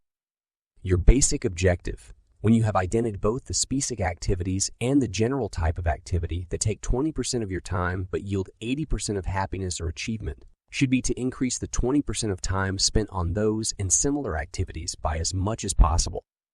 A short-term objective, usually feasible, is to decide to take the 20% of time spent on the high-value activities up to 40% within a year. This one act will tend to raise your productivity by between 60 and 80%. You will now have 2 lots of 80% of output from 2 lots of 20% of time, so your total output would go from 100 to 160. Even if you forfeited all the previous 20 from low-value activities and reallocating some of the time to the high-value activities. The ideal position is to move the time spent on high-value activities up from 20 to 100%. This may only be possible by changing career and lifestyle. If so, make a plan with deadlines for how you're going to make these changes. Eliminate or reduce the low-value activities. For the 80% of activities that give you only 20% of results, the ideal is to eliminate them. You may need to do this before allocating more time to the high-value activities.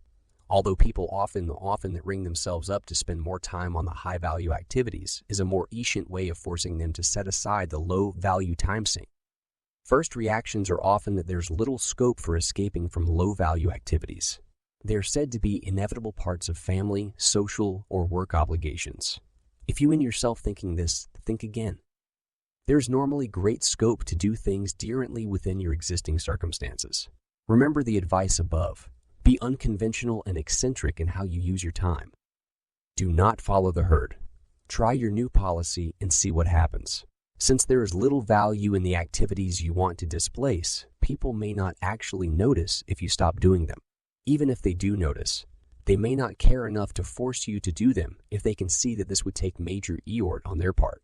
But even if dropping the low-value activities does require a radical change in circumstances, a new job, a new career, new friends, even a new lifestyle or partner, form a plan to make the desired changes. The alternative is that your potential for achievement and happiness will never be attained. 4 illustrations of eccentric and effective time use. My first illustration is William Ewart Gladstone, the dominant liberal statesman of Victorian England who was elected Prime Minister 4 times.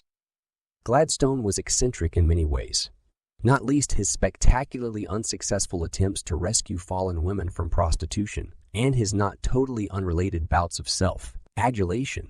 But his use of time is the eccentricity on which we shall focus here. 5. Gladstone was not constrained by his political duties, or rather was active at them because he spent his time pretty much as he pleased in an amazing variety of ways.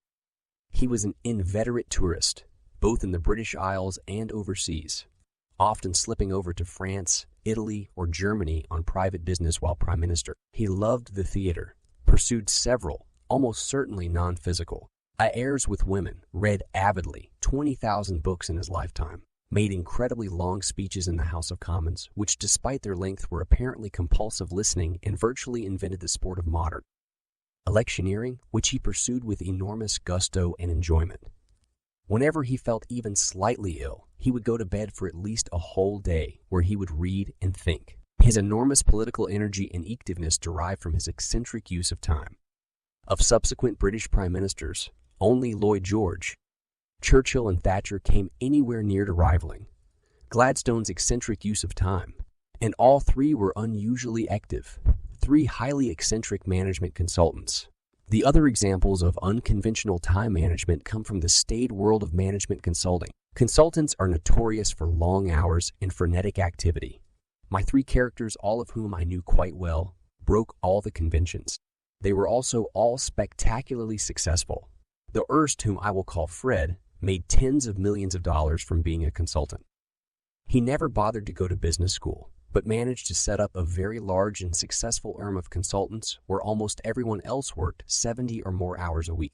Fred visited the OCA occasionally and chaired partners' meetings once a month, which partners from all over the globe were compelled to attend, but preferred to spend his time playing tennis and thinking. He ruled the arm with an iron fist but never raised his voice. Fred controlled everything through an alliance with his main subordinates. The second, alias Randy, was one of these lieutenants. Apart from its founder, he was virtually the only exception to the workaholic culture of the Army. He had himself posted to a far distant country, where he ran a thriving and rapidly growing OK, also stayed by people working unbelievably hard, largely from his home. Nobody knew how Randy spent his time or how few hours he worked, but he was incredibly laid back. Randy would only attend the most important client meetings, delegating everything else to junior partners, and if necessary, inventing the most bizarre reasons why he could not be there. Although he did the OK, Randy paid zero attention to any administrative matters. His whole energy was spent working out how to increase revenues with the most important clients and then putting mechanisms in place to do this with the least personal effort.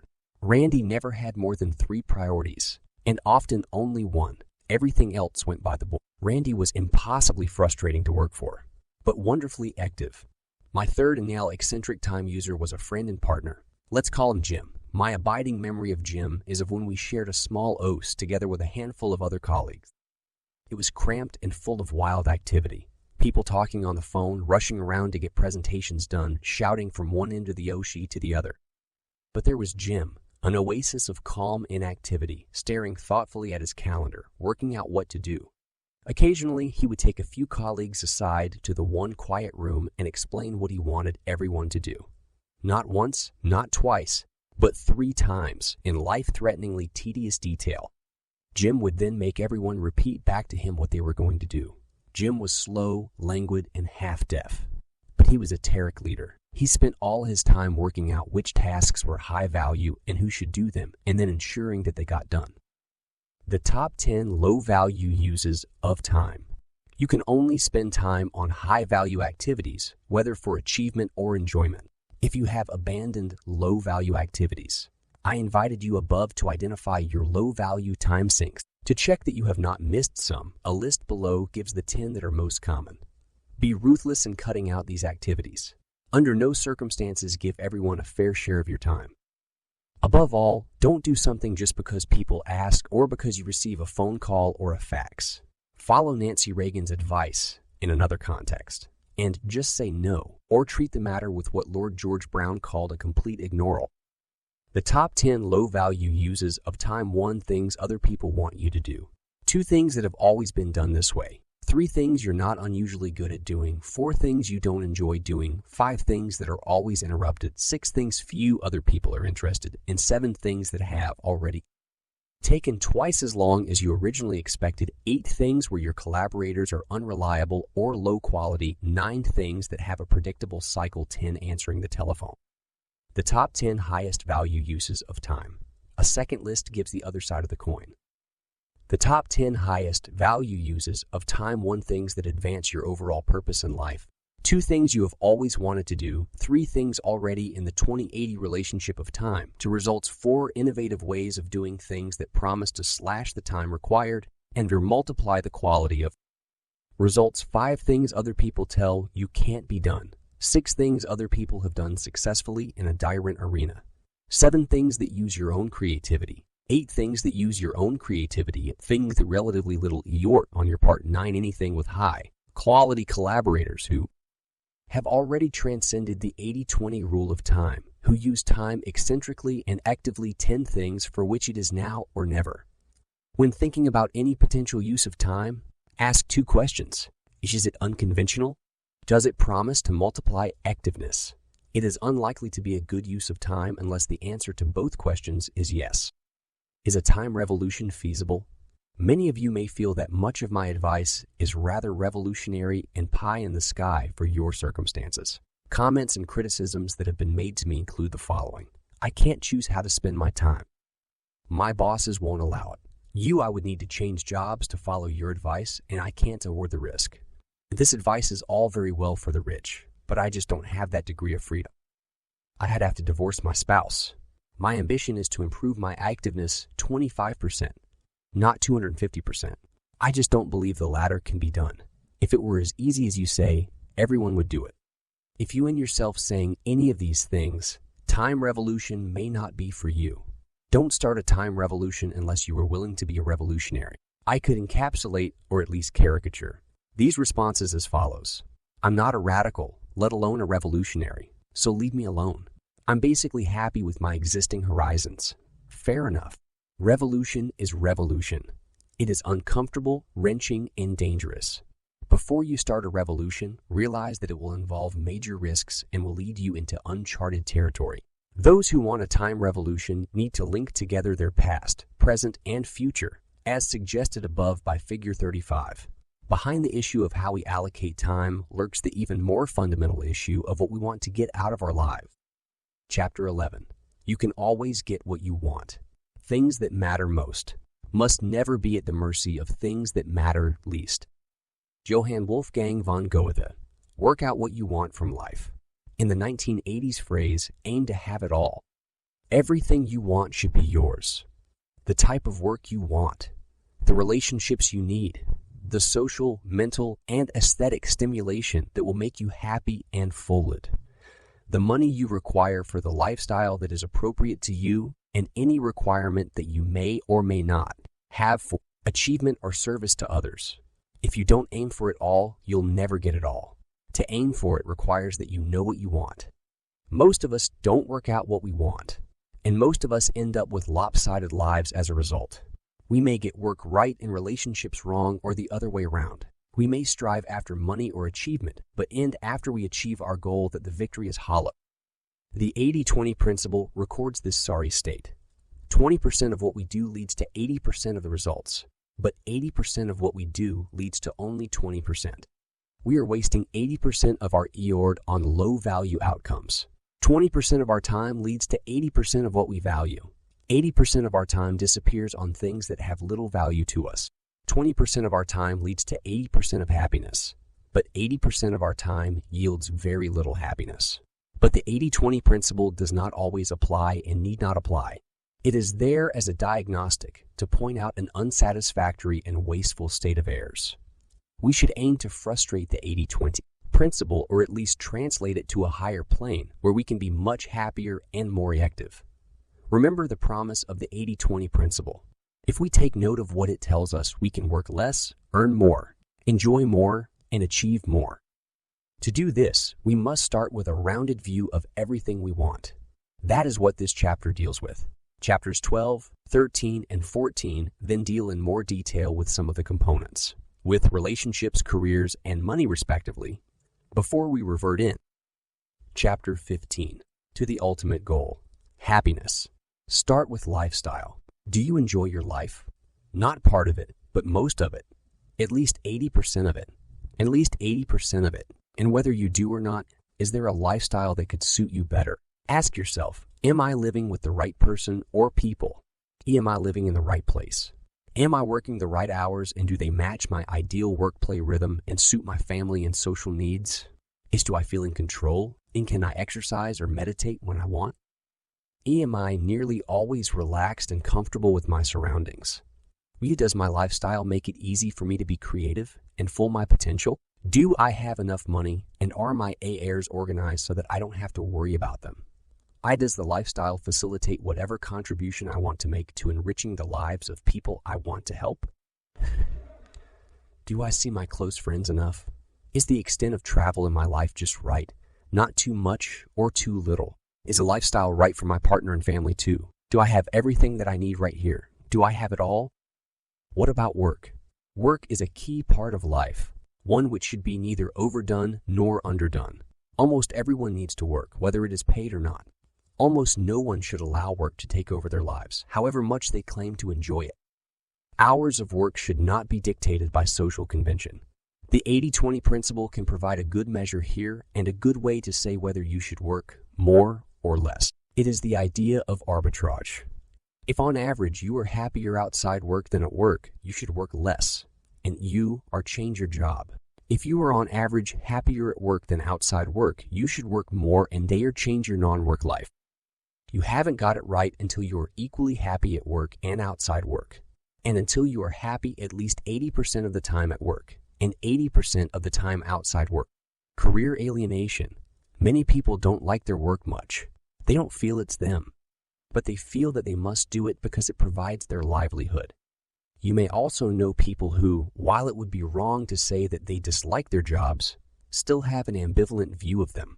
Sometimes, or some parts they enjoy, on other occasions or other parts they nightly do not.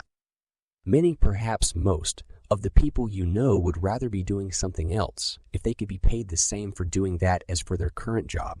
Career is not a separate box. The career that you and/or your partner pursue should be viewed in terms of the total quality of the life implied by that career, where you live, the time you spend together and with friends, and the satisfaction that you get from actually working, as well as whether your after-tax incomes can support that lifestyle. You probably have more choices than you think. Your present career may be the right one and you can use it as a benchmark, but think creatively about whether you might not prefer a different career and lifestyle. Construct various different options for your current and future lifestyle. Start from the premise that there does not have to be any connect between your work life and the things you enjoy outside work. Work can be many things, especially as leisure industries now make up a large slice of the economy. You may be able to work in an area that is your hobby or even turn your hobby into a business. Remember that enthusiasm can lead to success. It is often easier to make an enthusiasm into a career than to become enthusiastic about a career dictated by others. Whatever you do, be clear about the optimum point you're trying to reach and view it within your life's total context. This is easier said than done. Old habits die hard, and the importance of lifestyle is easily relegated to the demands of conventional career thinking. For instance, when two colleagues and I set up our own management consulting business in 1983, we were aware of the negative eeks on our lives of the long hours and extensive traveling previously required by our bosses. So we decided that we would institute a total lifestyle approach in our new business and stress the quality of life as much as the earnings. But when work started oozing in, we ended up working the usual 80-hour week, and, what was worse, we required our professional stay to do the same. I couldn't understand, what he meant when an anguished consultant accused me and my partners of ruining people's lives. In the pursuit of money, the total lifestyle approach had quickly gone out of the window. Which type of career will make you happiest? Am I advocating here that you drop out of the rat race? Not necessarily. It may be that you will be happiest in the rat race. Perhaps, like me, you are basically a rat. You should certainly be clear about what you enjoy doing and try to include this in your career. But what you do is only one element in the equation. You also need to consider the work context within which you should operate and the importance to you of professional achievement. These may be at least as important in determining your professional happiness. You should be clear where you stand on two dimensions. Do you have a high drive for achievement and career success? Would you be happiest working for an organization as a self-employed and self-contained individual, a sole trader, or employing other people? Figure 36 shows this choice.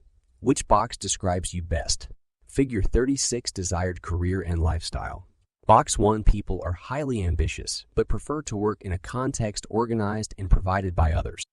The archetypal organization man and woman of the 20th century falls in this box. The number of these roles is falling as large organizations employ fewer people and also as large organizations lose market share to smaller ones. The former trend will continue, the latter may not.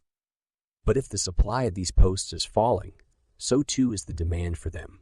If you want this type of role, you should recognize the fact and pursue your ambition, however unfashionable it may become. Large organizations still provide structure and status, even if they can no longer provide security. Box 2 people are typically professionals who have a drive for recognition by their peers or who want to be the best in their element. They want to be independent and do not dwell into organizations, unless the latter, like most universities, are extremely permissive. These people should ensure that they become self-employed as quickly as possible. Once they are, they should resist the temptation to employ other people, even if this offers high financial rewards. Box 2 people are sole traders who want to avoid professional dependence on others as far as possible. Box 3 people have high drive and ambition, hate being employed, but do not want the lonely life of the sole trader. They may be unconventional, but they are builders. They want to build a web or a structure around themselves. They are tomorrow's entrepreneurs. Bill Gates, one of the 2 richest men in America, was a college dropout who is obsessed with personal computer software. But Bill Gates is not a sole trader. He needs to have other people, large numbers of them, working for him. Many people are like this. The ideology of empowerment has obscured this need and made the desire to build businesses slightly unfashionable. If you want to work with other people, but not for them, you are a Box 3 person. You had better recognize this fact and do something about it. Many frustrated professionals are Box 3 people who like what they do but are operating in Box 1 or 2. They do not recognize that the source of their frustration is not professional but organizational. Box 4 people do not have a high drive for career achievement, but do enjoy working with others. They should ensure that they spend many hours a week doing so, either in a conventional job or in a voluntary role. Box 5 people are not ambitious, but do have a strong desire for autonomy in their work. Rather than set up their own arm, the best role for Box 5 people is as freelancers, working on particular projects for other M's to suit their own convenience. Box 6 people are individuals whose need for career achievement is low, but who enjoy the process of organizing and developing others. Many teachers, social workers, and charity workers are Box 6 people and are well suited to their roles. For Box 6 people, the journey is everything. There is no need to arrive. Many people gravitate towards their right box, but where alienation at work exists, it is often because the person is in the wrong box. What about money? What indeed? Most people have got peculiar views about money. They think it's more important than it is, but they also think it's more difficult to get than it is. Since most people want to have more money than they currently have, let's deal with the second point. My view is that money is not difficult to obtain, and once you have even a little of it to spare, it is not difficult to multiply. How do you obtain money in the first place? The best answer, one that works surprisingly often, is to do something that you enjoy. The logic runs as follows. If you enjoy something, you are likely to be good at it. You are likely to be better at that than at things you don't enjoy. This is not always true, but the exceptions are rare. If you are good at something, you can create something that will satisfy others. If you satisfy others, they will generally pay you well for it. And since most people do not do things they enjoy and will not be as productive as you are, you will be able to earn above the going rate in your vocation. But the logic is not foolproof. There are some professions, such as acting, where supply vastly exceeds demand. What do you do in these circumstances? What you shouldn't do is to give up. Instead, in a profession where supply and demand are more equally matched, but which is close in its requirements to your preferred vocation, such adjacent professions usually exist, although they may not be immediately apparent. Think creatively. For example, the requirements of politicians are very close to those of actors. The most active politicians, like Ronald Reagan, John F. Kennedy, Winston Churchill, Harold Macmillan, or Margaret Thatcher, either were or could have been successful actors. Charlie Chaplin was a dead ringer for Adolf Hitler, and this was not accidental. Sadly, Hitler was one of the century's best and most charismatic actors. This may all seem pretty obvious, but few would-be actors seriously contemplate a career in politics, despite the weaker competition and superior rewards. What if what you enjoy most has a poor employment market and you can't in an adjacent profession that has good prospects? Then go to your next most preferred vocation and repeat the process until you land one that you like and that pays well. Once in your profession, if making money is really important to you and if you are any good at what you do, you should aim to become self-employed as soon as possible. and after that, to start to employ others. I arrive at this conclusion from the 80-20 principle's argument about arbitrage. 80% of the value in any organization or profession comes from 20% of the professionals. The workers who are above average will tend to be paid more than those who are below average, but nowhere near enough to react the differential in performance. It follows that the best people are always underpaid and the worst people always overpaid. As an above-average employee, you cannot escape from this trap. Your boss may think you are good, but will never credit your true value relative to others.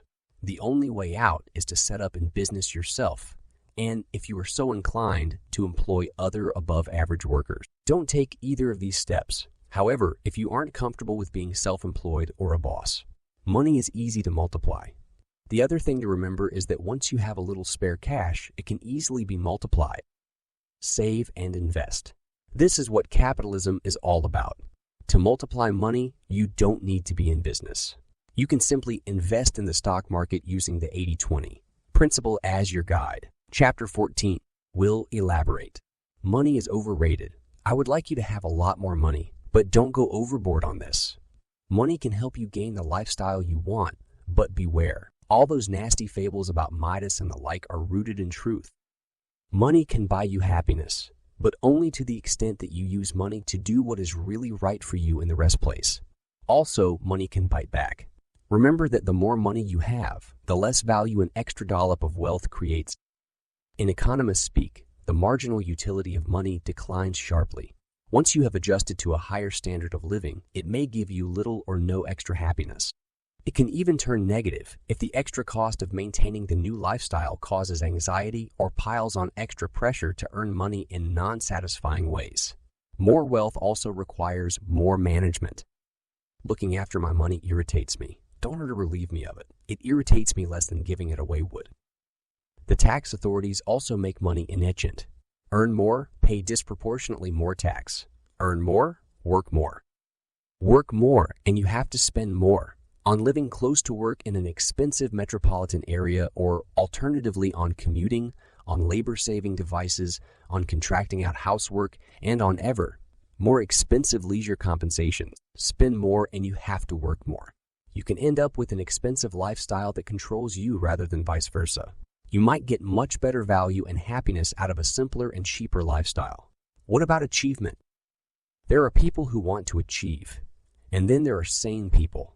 All motivational writers fall into the trap of telling you that you need direction and purpose in life. Then they tell you that you don't have it. Then they put you through the agony of deciding what it should be. Finally, they tell you what they think you ought to do. So if you don't want to achieve anything specific and are happy enough going through life having it all, minus achievement, count yourself lucky and skip to the end of this chapter. But if, like me, you feel guilty and insecure without achievement and want to increase it, the 80-20 principle can help with your action. Achievement should be easy. It shouldn't be 99% perspiration and 1% inspiration and 1% inspiration. Instead, see if it's true that 80% of your achievement to date, measured by what you yourself value, has come from 20% of your inputs. If true or nearly true, then think carefully about this top 20%. Could you simply repeat the achievements, upgrade them, reproduce similar ones on a grander scale, combine two previous achievements to compound the satisfaction? Now think about your past achievements that have had the most positive market response from others, those that have led to the greatest critical acclaim, the 20% of your work and play that has led to 80% of the praise others have given you. How much real satisfaction did this give you? What methods worked best for you in the past? Which collaborators? Which audiences? Again, think 80-20. Anything that just yielded an average degree of satisfaction for the time or eort should be discarded.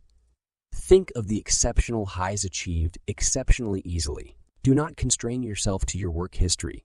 Think of your time as a student, a tourist, or with friends. Looking forward, what could you achieve that would make you proud, that no one else could do with the same ease? If there were 100 people around you trying to do something, what could you do in 20% of the time that would take 80 of them to niche? Where would you be in the top 20? Even more stringently, what could you do better than 80% but in only 20% of the time? These questions may initially seem like riddles, but believe me, there are answers. People's abilities in different spheres are incredibly diverse. If you could measure the enjoyment derived from anything, what would you enjoy more than 95% of your peers? What would you do better than 95 out of 100? Which achievements would fulfill both conditions? It is important to focus on what you end easy. This is where most motivational writers go wrong. They assume you should try things that are difficult for you. On the same grounds, one suspects that grandparents used to urge the consumption of cod liver oil before capsules were invented. The inspirationalists quote such worthies as T.J. Watson, who said that success lies on the far side of failure. My view is that normally failure lies on the far side of failure. Also, success lies on the near side of failure. You are already very successful at some things, and it matters not a whit if those things are very few in number. The 80-20 principle is clear. Pursue those few things where you are amazingly better than others and that you enjoy most. What else do you need to have it all? We've dealt with work, with lifestyle, with money, and with achievement. To have it all, you also need a few satisfying relationships. This requires a separate chapter. Chapter 12. With a little help from our friends. Relationships help us to deem who we are and what we can become. Most of us can trace our successes to pivotal relationships, Donald O. Clifton and Paula Nelsonone. Without relationships, we are either dead to the world or dead. Although banal, this is true. Our friendships are at the heart of our lives. It is also true that our professional relationships are at the heart of our success. This is a chapter about both personal and professional relationships. We start with personal relationships with friends, lovers, and loved ones. Then we consider professional relationships in their own right. What on earth has this got to do with the 80-20 principle? The answer is quite a lot. There is a trade-off between quality and quantity, and we consistently undercultivate what is most important. The 80-20 principle provides three provocative hypotheses. 80% of the value of our relationships comes from 20% of the relationships, while 80% of the value of our relationships comes from the 20% of close relationships that we form rest in our lives. We devote much less than 80% of our attention to the 20% of relationships that create 80% of the value. Compile your top 20 personal relationships chart. At this stage, write down the names of your top 20 friends and loved ones. Those with whom you have the most important relationships, ranked from most important to least important to least important to you. Important means the depth and closeness of the personal relationship, the extent to which the relationship helps you in life, and the extent to which the relationship enhances your sense of who you are and what you can become. Do this now, before reading on. As a matter of interest, where did your lover partner come on the list? Above or below your parents or children? Be honest, but you should probably destroy the list when you're through with this chapter. Next, allocate a total of 100 points between the relationships in terms of their importance to you. For example, if the first person on the list is exactly as important as the next 19 down the list combined, allocate 50 points to him or her. You may need to have more than one run at the numbers to make them add up to 100 by the time you're niched. I don't know what your list looks like, but a typical pattern in line with the 80-20 principle would have two characteristics. The top 4 relationships, 20% of the total, would score most of the points, maybe 80%, and there would tend to be a constant relationship between each number and the next one down. For example, number 2 may be 2/3 or half as important as number 1. Number 3 may similarly be 2/3 or half as important as number 2, and so on. It is interesting to note that if the number 1 relationship is twice as important as number 2, and so on, relationship number 6 is only about 3% as important as number 1. Complete this exercise by noting against each name the proportion of time that you actively spend with the person talking or doing something together. Exclude time spent with someone where they're not the main focus of attention. For example, when watching television or a movie. Take the total amount of time spent with the 20 people as 100 units and then allocate these. Typically, you will net you spend much less than 80% of the time with the few people who comprise 80% of relationship value to you. The action implications should be plain. Go for quality rather than quantity. Spend your time and emotional energy reinforcing and deepening the relationships that are most important. But there is another wrinkle, to do with the chronology of the relationships in our life. It turns out that our capacity for close relationships is far from innate. There is another trade, a between quality and quality of which we should be aware. The village theory. Anthropologists stress that the number of exhilarating and important personal relationships that people can establish is limited. Two, apparently.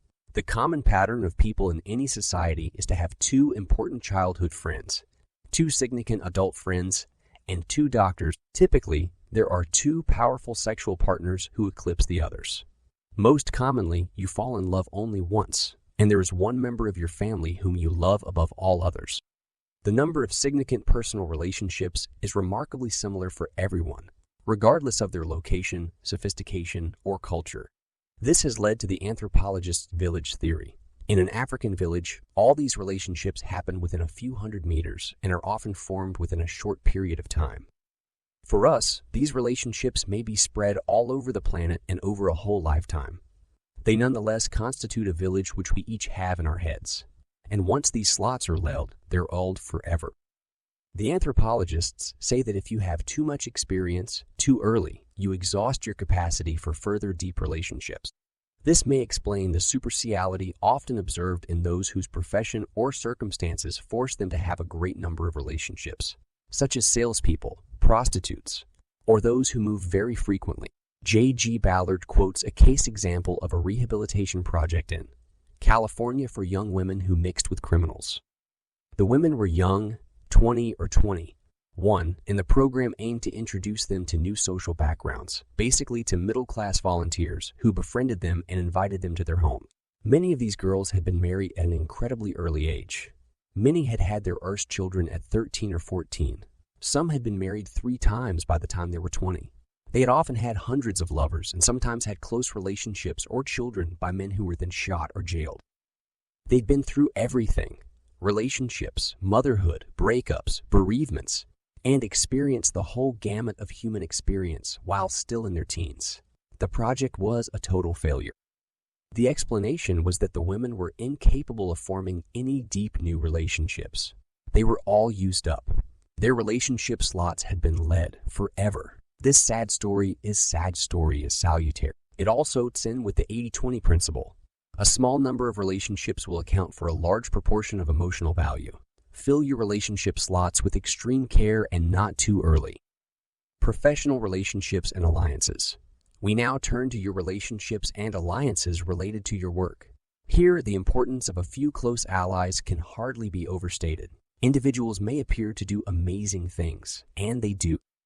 But exceptional individual performance requires allies. You alone cannot make yourself successful. Only others can do that for you. What you can do is to select the best relationships and alliances for your purposes. You badly need allies. You must treat them well, as an extension of yourself as you treat yourself or should. Do not assume your friends and allies are all of roughly equal importance. Focus your attention on nurturing the key alliances of your life. If this seems obvious or banal, ask yourself how many of your friends follow these lines. Then ask yourself whether you do. All spiritual leaders had many allies. If they needed them, so do you. To take one example, Jesus Christ depended on John the Baptist to draw him to public attention, then on the 12 disciples, then on other apostles, notably St. Paul, arguably the greatest marketing genius in history. 3. Nothing is more important than your choice of alliances and how you build them. Without them, you are nothing. With them, you can transform your life, often the lives of those around you, and occasionally, in small or large ways, the course of history.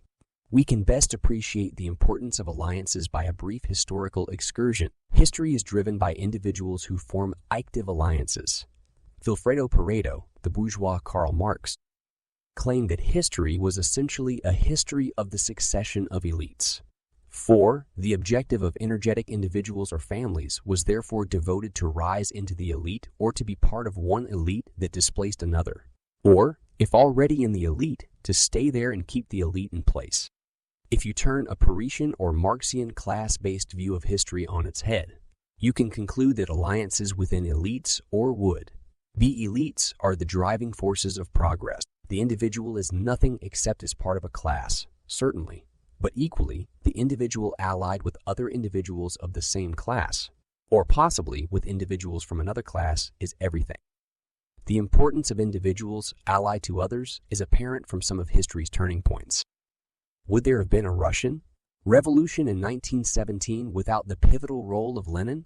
Probably not at all, and certainly not one that diverted the course of world history for the next 72 years. Would the Russian Revolution of 1989 that reversed the one of 1917 have succeeded without the presence of mind and bravery of Boris Yeltsin? If he had not climbed on a tank outside the Russian White House, the communist gerontocrats would probably have cemented their shaky cup. We can play the game of historical what-ifs repeatedly to demonstrate the importance of individuals. There would have been no Holocaust and no Second World War without Hitler. Without Roosevelt and Churchill, Hitler would probably have united Europe rather earlier and more thoroughly and in a considerably more vexatious way than his successors have done, and so on.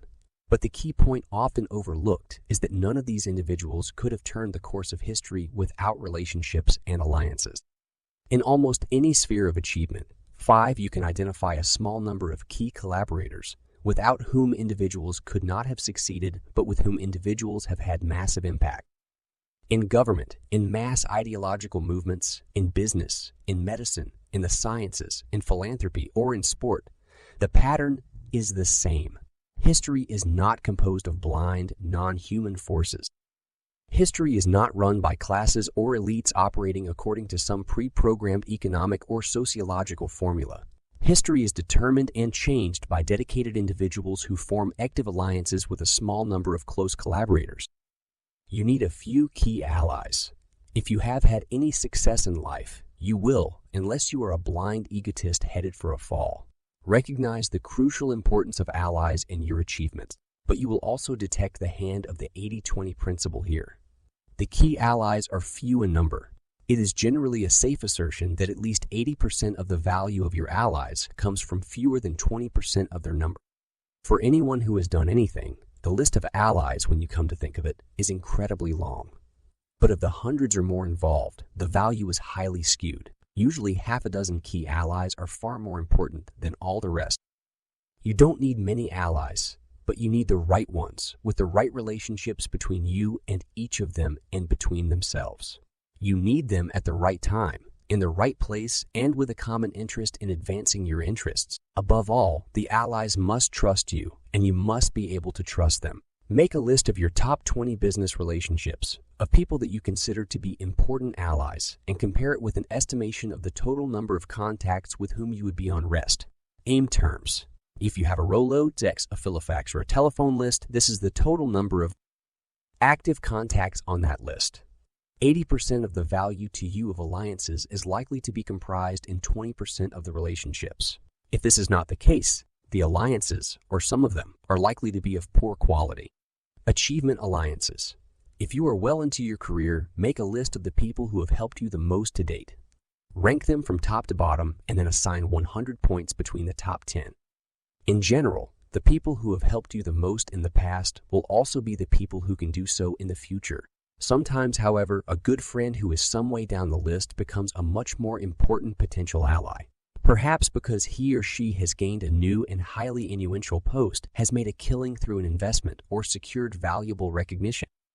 Go through the exercise again, ranking your allies from 1 to 10 and allocating another 100 points to them, this time on the basis of their future ability to help you.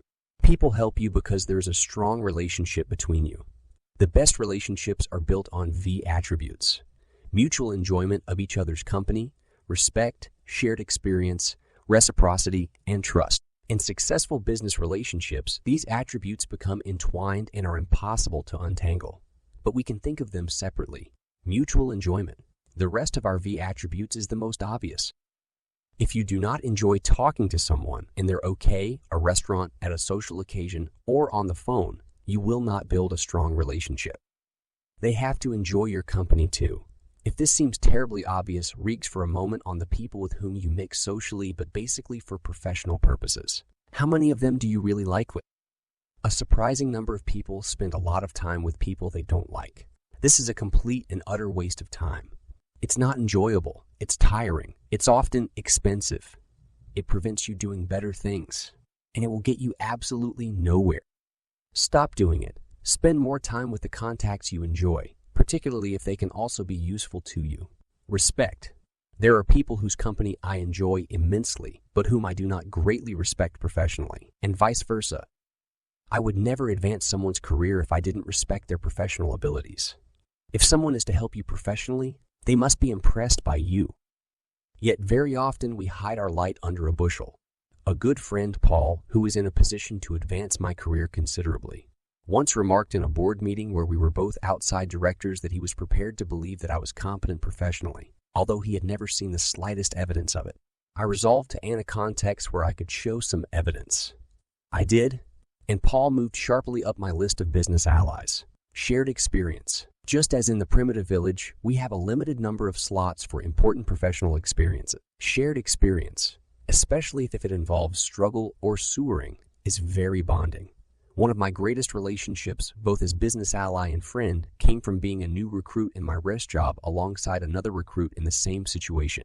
I am sure we would not have developed such rapport if we had not both hated our jobs in the oil refinery so much. The implication is that if you are in a difficult job, develop one ally whom you like and respect. Make it a deep and fruitful alliance. If you don't, you are missing a big opportunity.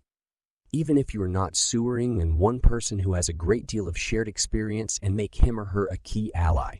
Reciprocity. For alliances to work, each ally must do a great deal for the other party, repeatedly, consistently, over a long period of time.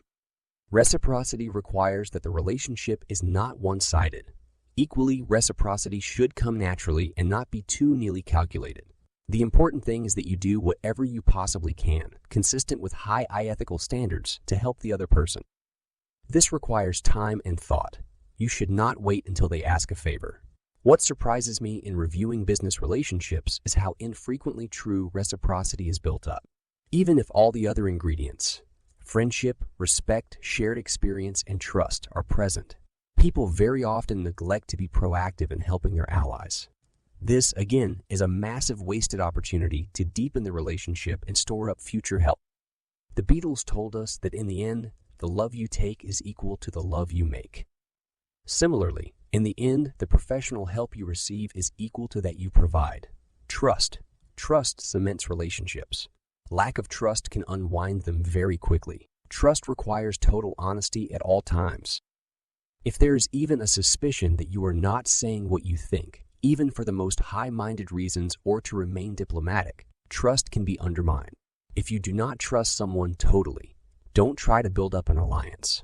It shouldn't work and it won't. But if you do have total trust, it makes business relationships so much faster and more efficient. A lot of time and cost can be eliminated. Your ally slots carefully. A good rule of thumb is that you should develop up to 6 or 7 absolutely gilt-edged business alliances, composed as follows. 1 or 2 relationships with mentors, people more senior than you, or 3 relationships with peers, 1 or 2 relationships with peers, 1 or 2 relationships where you are the mentor. Relationships with mentors. Choose your 1 or 2 mentors carefully. Do not let them choose you. They might deprive a much better mentor of the slot. The mentors you choose should have the following 2 characteristics. You must be able to build up the V ingredient. Relationship comprising mutual enjoyment, respect, shared experience, reciprocity, and trust. The mentor should be as senior as possible or even better, relatively junior but clearly destined for the top. The best mentors are extremely able and ambitious. It may seem strange to say that relationships with mentors should be reciprocal, since inevitably the mentor will have more to owe than the mentee. But mentors must be rewarded or else they will lose interest. The mentee must provide fresh ideas, mental stimulation, enthusiasm, hard work, knowledge of new technologies, or some other attribute of value to the mentor. Wise mentors very often use younger allies to keep them up to date with emerging trends and potential opportunities or threats that may not be apparent from the top. Relationships with peers. With peers, you are very often spoilt for choice. There are many potential allies, but remember that you have only 2 or 3 slots to L. Be very selective. Make a list of all potential allies who have the V ingredients or potential for them. Pick the 2 or 3 from the list who you believe will be the most successful. Then work hard at making them allies. Relationships where you are the mentor. Do not neglect these. You are likely to get the most out of your one or two mentees if they work for you, preferably for quite a long period of time. Multiple alliances. Alliances very often build up into webs or networks, where many of the same people have relationships with each other. These networks can become very powerful, or at least seem so from the outside. They are often great fun. But do not get carried away, smug in the knowledge that you are in with the in-crowd. You may just be a fringe player. Don't forget that all true and valuable relationships are bilateral. If you have a strong alliance with both X and I and they have one between each other, that is excellent. Lenin said that a chain is as strong as its weakest link. However strong the relationships between X and I, the ones that really matter for you are yours with X and yours with X and yours with Y. Conclusion. For both personal and professional relationships, fewer and deeper is better than more and less deep. One relationship is not as good as another. Seriously odd relationships, when you spend a lot of time together, but the result is unsatisfying, should be terminated as soon as possible. Bad relationships drive out good. There's a limited number of slots for relationships. Don't use up the slots too early or on low-quality relationships. Choose with care, then build with commitment. A fork in the book. We have now reached an optional fork in this book's progress. The next two chapters, 13 and 14, are, respectively, for those who want to know how to advance their careers or multiply their money. Readers for whom these are not important concerns should advance to Chapter 15, where the 7 habits of happiness await. Chapter 13. Intelligent and lazy. There are only 4 types of ochre. First, there are the lazy, stupid ones. Leave them alone. They do no harm. Second, there are the hardworking, intelligent ones. They make excellent stay ochres, ensuring that every detail is properly considered. Third, there are the hardworking, stupid ones. These people are a menace and must be read at once. They create irrelevant work for everybody. Finally, there are the intelligent, lazy ones. They are suited for the highest O'Shea. General von Manstein on the German Oster Corps. This is a chapter for the truly ambitious.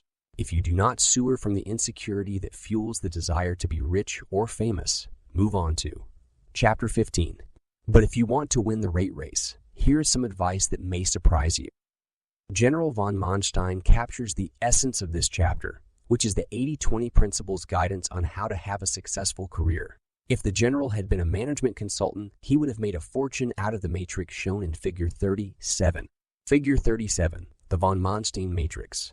This advice is what to do about other people. But what about yourself? It might be thought that intelligence and propensity to work are X'd properties, in which case the von Manstein matrix, although interesting, is useless. But the position advanced in this chapter is slightly different. Even if you are hardworking, you can learn to become lazy. And even if you or other people think you're stupid, you are intelligent at something.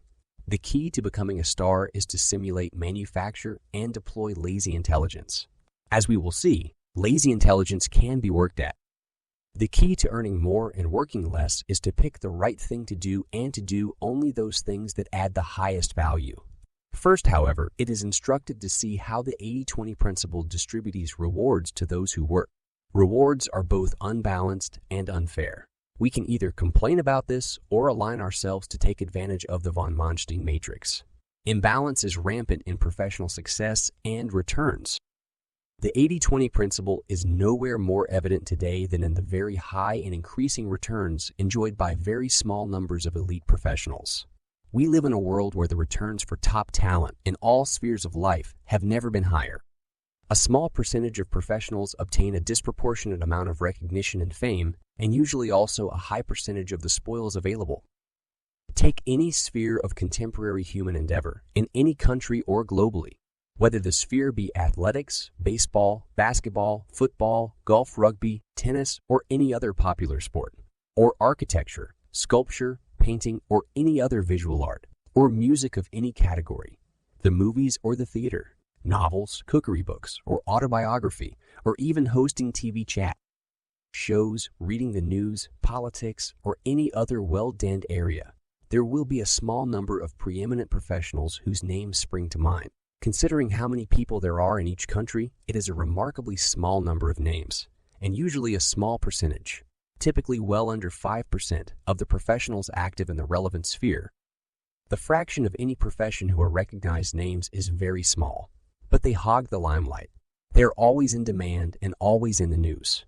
They are the human equivalent of consumer goods brands, obtaining instant recognition as known quantities.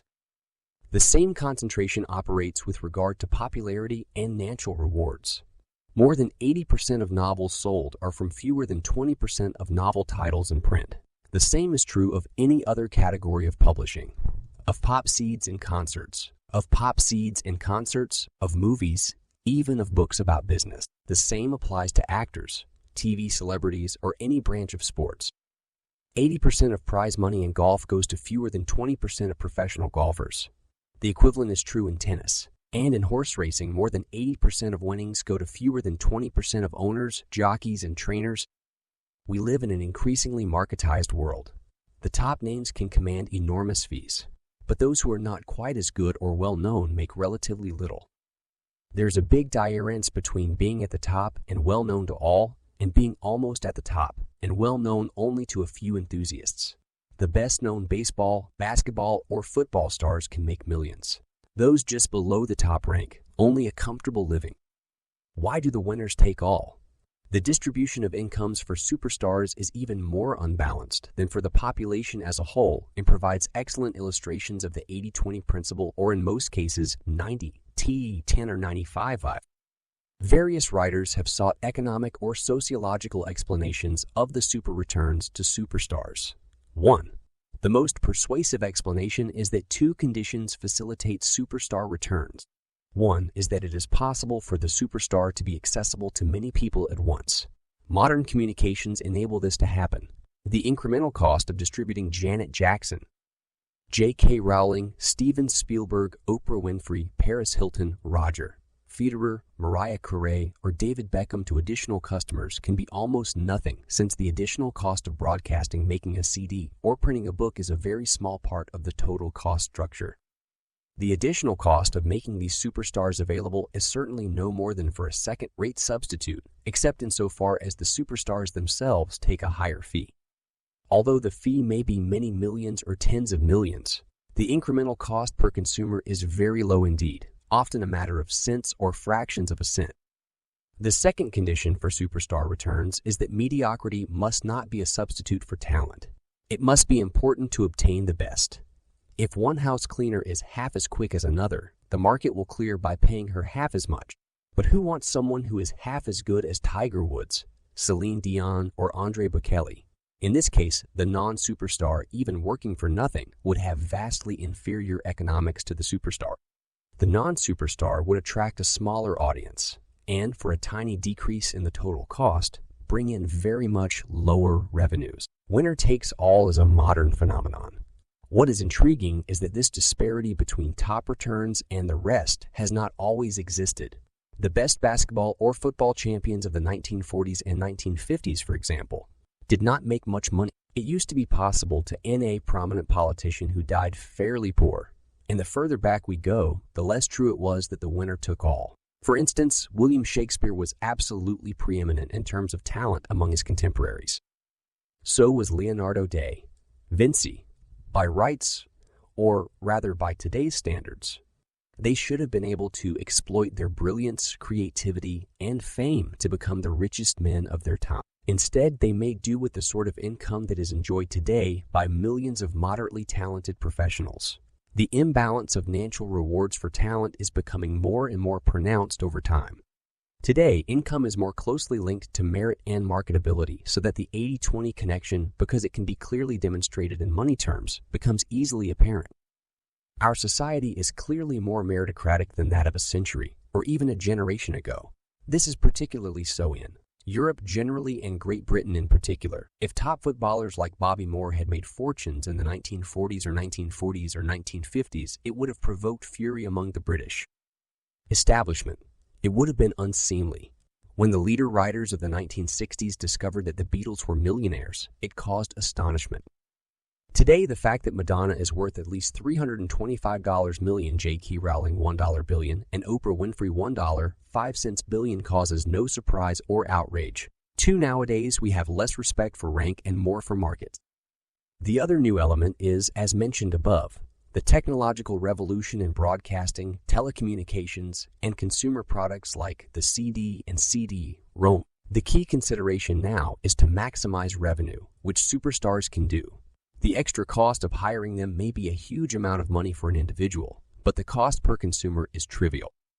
Achievement has always obeyed the 80-20 principle. If we set money aside and deal in the more enduring and important matters, at least for everyone except the superstars themselves, we can see that the concentration of achievement and fame in very few people, whatever the profession, has always been true.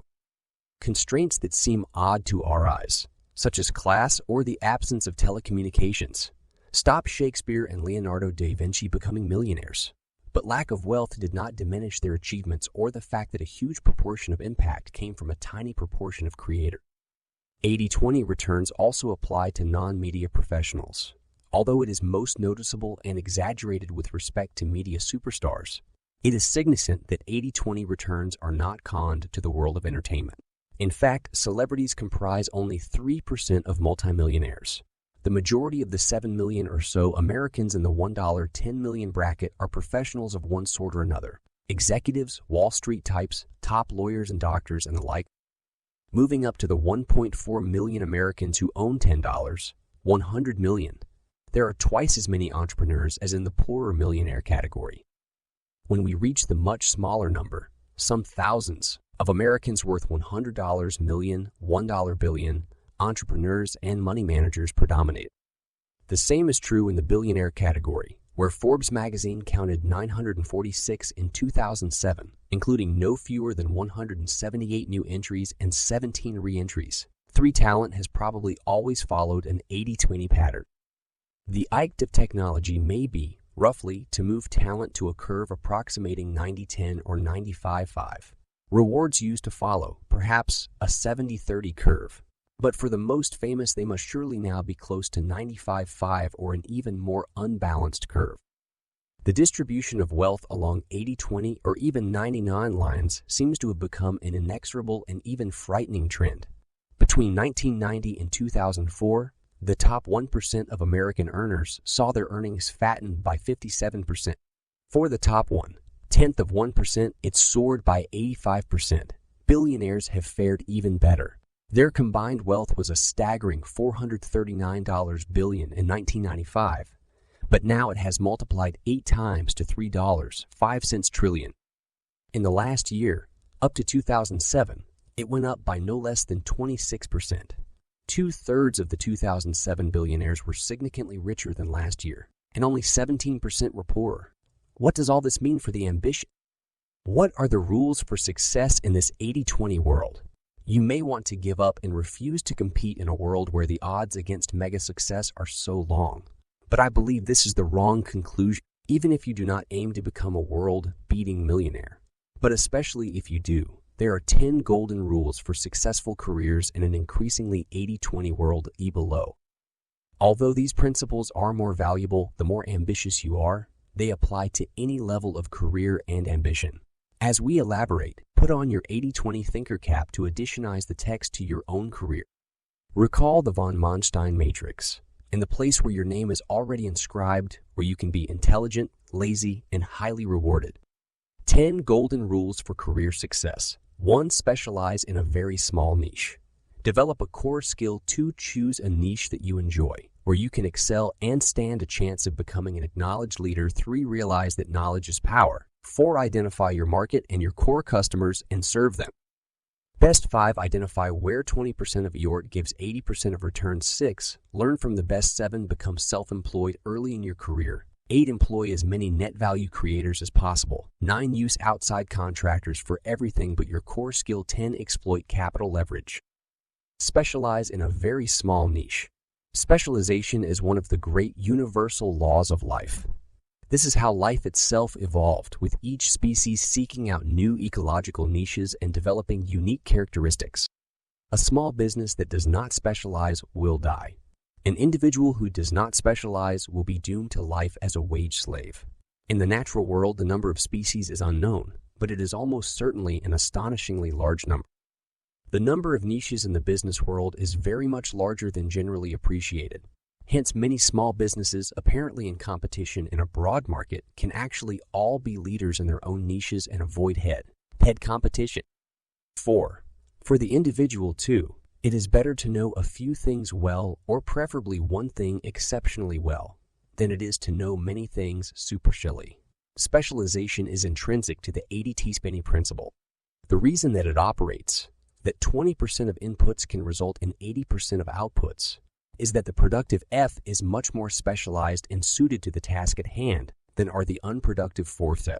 Whenever we observe the 80-20 principle working, this is evidence both of a waste of resources on the part of the unproductive 4 Fs and of the need for further specialization. If the unproductive 80% specialized in what they're good at, they could become the productive 20% in another sphere. This in turn would produce another 80-20 relationship, but at a higher level. What used to be the unproductive 80% or some of it will now be the productive 20% in another distribution.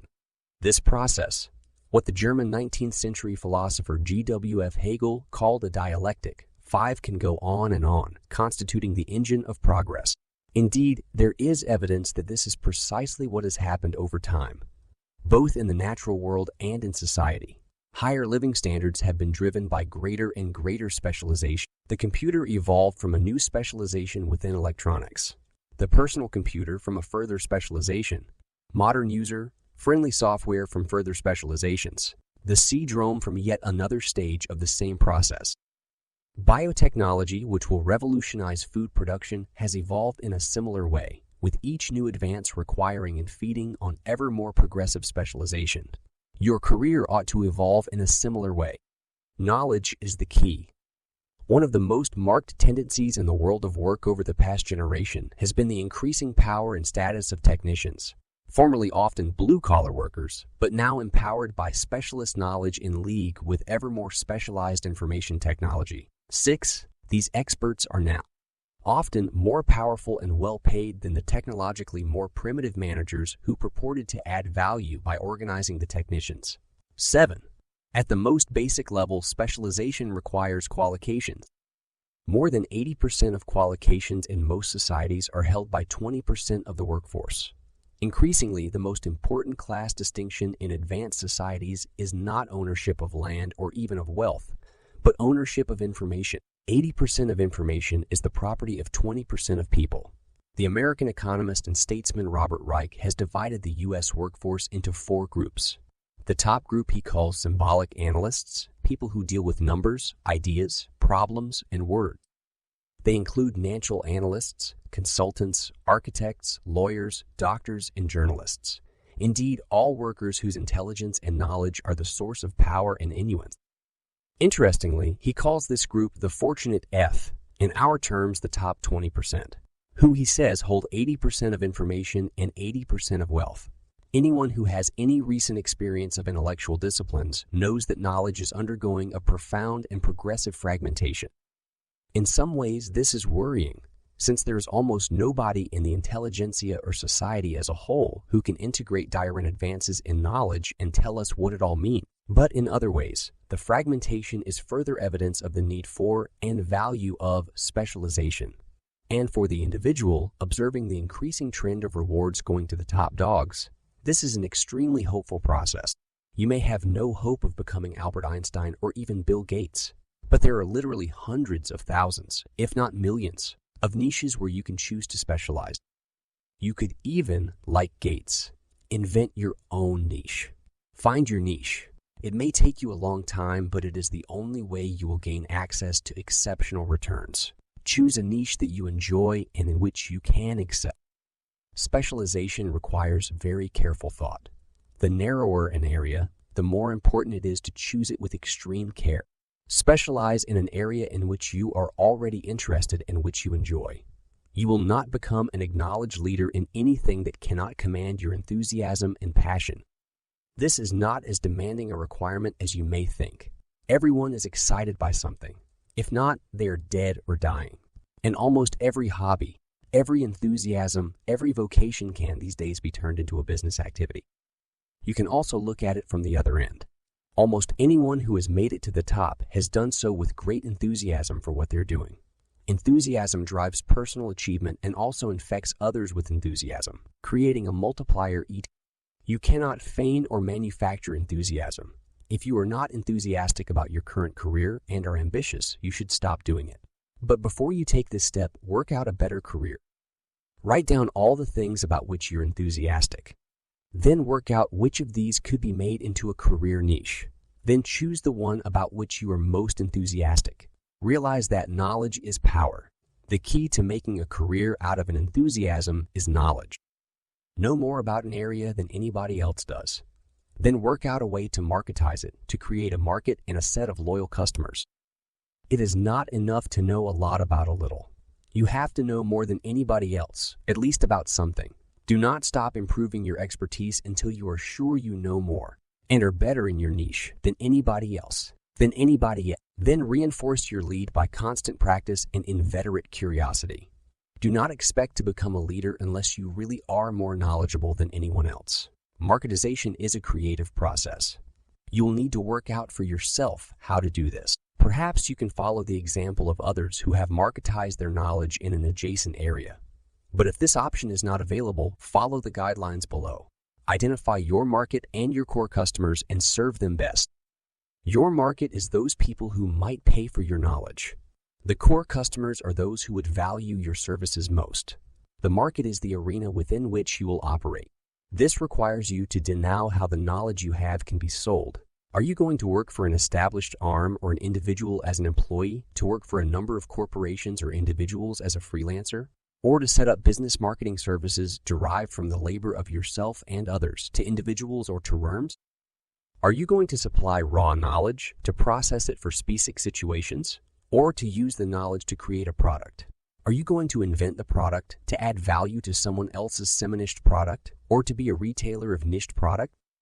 Your core customer or customers are the specific individuals or corporations that may place the highest value on your activity and that may provide a stream of well-paid work. Whether you are employed, self-employed, a small or large employer, or even the head of state, you have core customers on whom your continued success depends. This is true, whatever the level of your past achievement. It is surprising, incidentally, how often leaders forfeit their position by neglecting or even abusing their core customer group. Tennis star John McEnroe forgot that his customers were the spectators and even the professional tennis organizers. Mrs. Thatcher, as she then was, forgot that her most important customers were her own conservative members of parliament.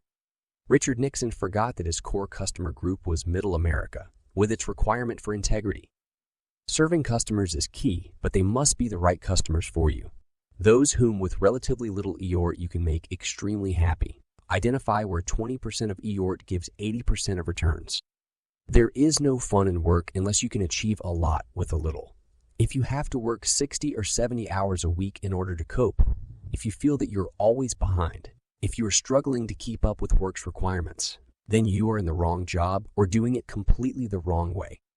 You are certainly not benefiting from the 80-20 principle or from the von Manstein matrix. Keep reminding yourself of some of the golden 80-20 insights. In any sphere of activity, 80% of people are only achieving 20% of results, and 20% of people are achieving 80% of results. What are the majority doing wrong and the minority doing right?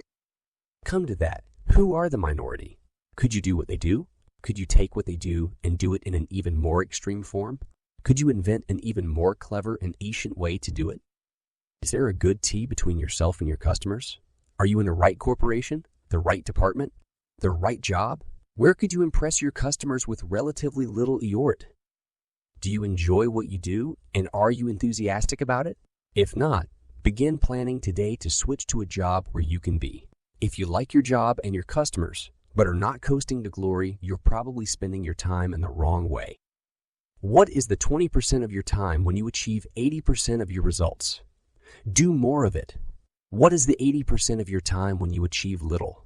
Do less of it. Do less of it. The answer can be as simple as that, although implementing the change will require you to break all your normal habits and conventions. In every market, for every customer, in every firm, in all professions, there is a way to do things more efficiently and actively, not just a bit better, but a step function better. Look beneath the surface for 80-20 truths in your profession or industry. In my own profession, that of management consulting, the answers are clear. Big clients, good. Big assignments, good. Large case teams with many cheap junior members, good.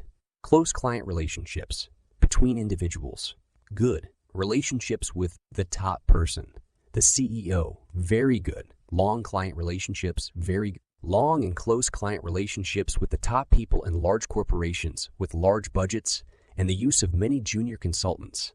Laughing all the way to the bank. What are the 80-20 truths in your line of business? Where do corporations make supernormal, even obscene protes? Which of your colleagues is riding high while always seeming relaxed, with time to indulge themselves in their favorite hobbies? What are they doing that's so cute? Think, think, think, think. The answer is they're somewhere. All you have to do isn't it? But don't ask the industry. Establishment what the answer is. Don't do a survey of your colleagues, and don't try to add the answer in print. All you will is the conventional wisdom, repeated a zillion ways. The answer will lie with the industry heretics, the professional mavericks, and the eccentric individuals. Learn from the best.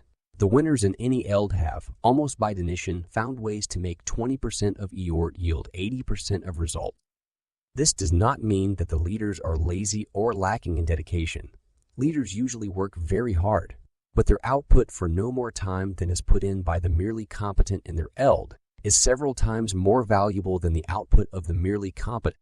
The leaders produce results which, in both quality and quantity, knock spots of the competition. Put another way, leaders do things differently. Leaders are usually outsiders. They think and feel differently. Those who are best in any sphere do not think and act in similar ways to the average performers. The leaders may not be conscious of what they do differently. Very rarely do they think about it and articulate it.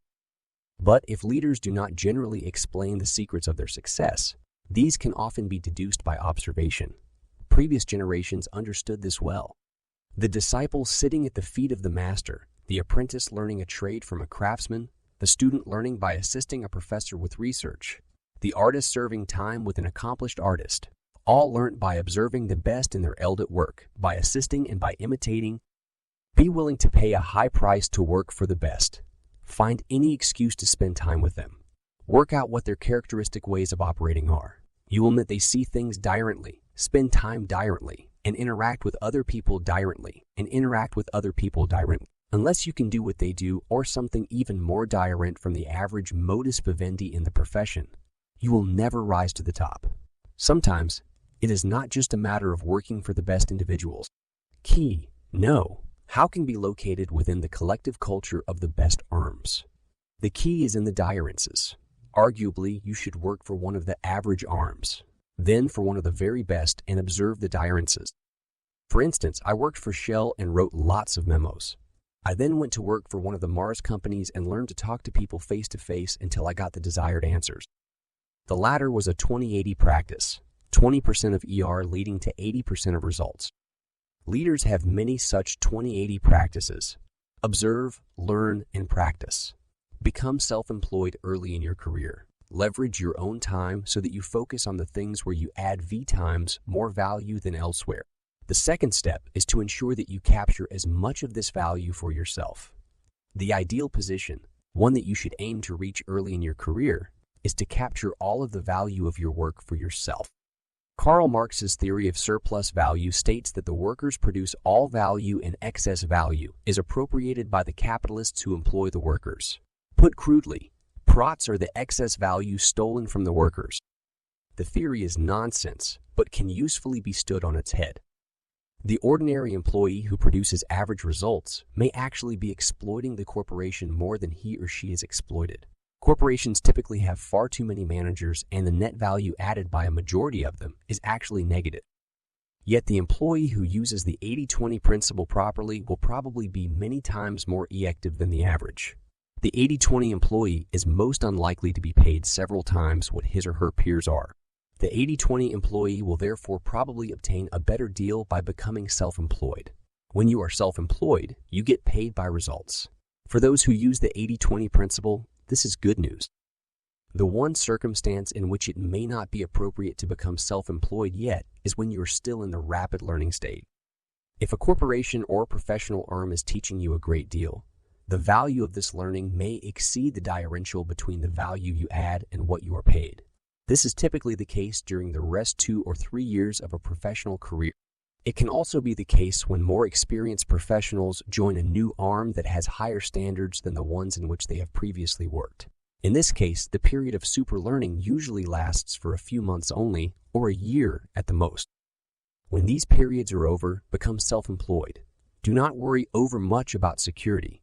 Your professional expertise and use of 80-20 precepts constitute your security. In any case, RIMs can no longer deliver security. Employ as many net value creators as possible. If the first stage of leverage is the best use of your time, and the second stage is to ensure that you capture for yourself the value you create. The third stage is to leverage the power of other people. There's only one you, but there are a very large number of people who you could potentially employ. A minority of these people, but the minority from which the 80-20 practitioner will choose to hire, add a great deal more value than they cost. It follows that the greatest source of leverage is other people. To some extent, you can and should leverage other people who you do not employ, your allies. But you can obtain the most direct and complete leverage from the people you employ. A simple numerical illustration may help to focus the mind on the enormous value of employment leverage. Let us assume that by using the 80-20 principle, you become V times more active than the average professional in your line of business. Let us also assume that you are self-employed and so capture all of this value. The best that you will do, therefore, is to get results 500% of the average. Your surplus over the average is therefore 400 units. But let us now assume that you can identify 10 other professionals, each of whom is or can be trained to become 3 times better than the average. They are not as good as you are, but they still add much more value than they cost. Let us also assume that in order to attract and retain these people, you pay them 50% more than the going rate. Each one of them will produce 300 units of value and cost 150 units. You therefore make a or capitalistic surplus of 150 units for each employee. By hiring the 10, you therefore have another 1,500 surplus units to add to the 400 extra units that you yourself are creating. Your total surplus is now 1,900 units, nearly V times as much as before you started hiring. Naturally, you do not have to stop at 10 employees. The only constraints are your ability to NC employees who add surplus value and your ability and theirs to end a customer. The latter constraint should not normally operate in the absence of the former, since professionals who add excess value should normally enter a ready market for their services. Clearly, it is crucial to hire only net value creators, those whose value comfortably exceeds their cost. But it would be wrong to say you should only hire the best. The most excess value is created by employing as many excess value creators as possible, even if some of them are only twice as good as the average, whereas others may be V times or even more as E div. Within your own workforce, there is still likely to be an 80-20 or 70-30 distribution of activeness. The greatest absolute surplus value may coexist with a fairly skewed distribution of talent. The only requirement is that your least super active employee still adds more value than he or she costs. Use outside contractors for everything but your core skill. The 80-20 principle is a principle of selectivity. You achieve maximum activeness by concentrating on the of activities at which you are the best. This principle applies not just to individuals but to firms as well. The most successful professional RAMs and corporations are those that outsource everything but what they are best at. If their skill is marketing, they do not manufacture.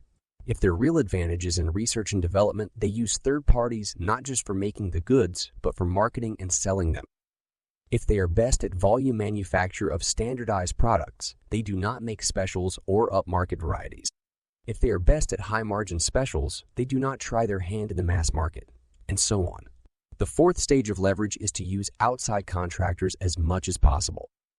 Keep your own arm as simple as possible and purely focused on those areas where it is several times better than the competition. Exploit capital leverage. So far, we have advocated labor leverage, but you can also benefit from capital leverage. Capital leverage is using money to capture additional surplus value. At its most basic, it means buying machines to replace labor whenever the machines are more cost-effective. Today, the most interesting examples of capital leverage involve the use of money to roll out good ideas that have already proven themselves in particular local circumstances. In EECT, the capital is used to multiply frozen know-how captured in a particular formula. Examples include all forms of software distribution, the rollout of fast food, and increasingly not so fast food, restaurant formulas such as McDonald's, and the globalization of soft drink supply. Summary: rewards increasingly demonstrate the 80-20 principle. The winners take all. Those who are truly ambitious must aim for the top in their eld. Choose your eld narrowly. Choose your eld narrowly. Specialize. Choose the niche that is made for you. You will not excel unless you also enjoy what you are doing. Success requires knowledge, but success also requires insight into what delivers the greatest customer satisfaction with the least use of resources. Identify where 20% of resources can be made to deliver 80% of returns. Early in your career, learn all there is to be learned. You can only do this by working for the best firms and the best firms and individuals within them, best being denned with reference to your own narrow niche. Obtain the 4 forms of labor leverage. First, leverage your own time. Second, capture 100% of its value by becoming self-employed. Third, employ as many net value creators as possible. Fourth, contract out everything that you and your colleagues are not several times better at doing. If you do all this, you will have built your career into your own arm. At this stage, use capital leverage to multiply its wealth. Multiplying money. If you are interested in a successful career, you are probably also interested in multiplying your money. As we shall see in chapters 14 and 15 respectively, this is both easier and less worthwhile than is commonly thought. Chapter 14. Money, money, money. To everyone who has will more be given, and he will have abundance. But from him who has not, even what he has will be taken away. Matthew 25:29. This is another optional chapter designed for those who have some money and wish to know how to multiply it. If the future is at all like the past, it is quite easy to multiply money. All you need to do is put it in the right place and then leave it there. 1. Money obeys the 80-20 principle. It is no accident that Vilfredo Pareto discovered what we now know as the 80-20 principle when he was researching the distribution of incomes and wealth.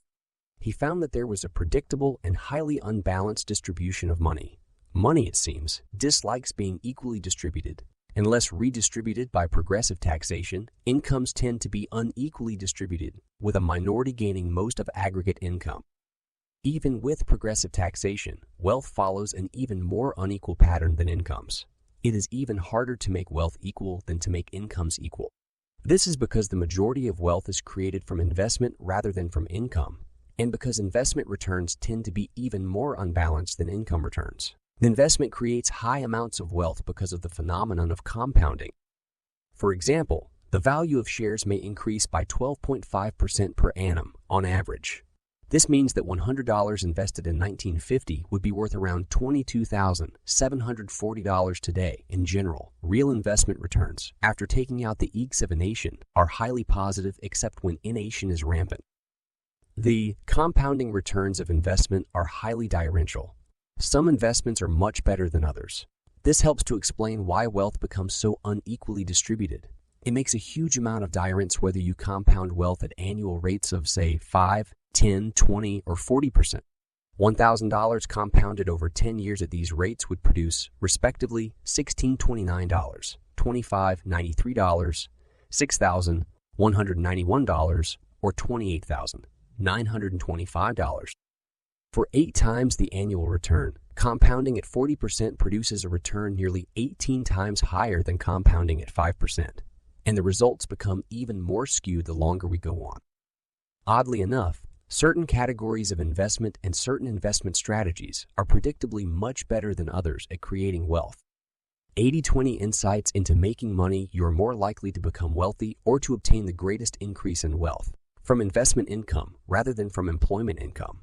This means that there is a premium on accumulating enough money early on to fund investment. Accumulating your stake for entry to the investment world usually requires hard work and low spending. For a period, net income must be higher than spending.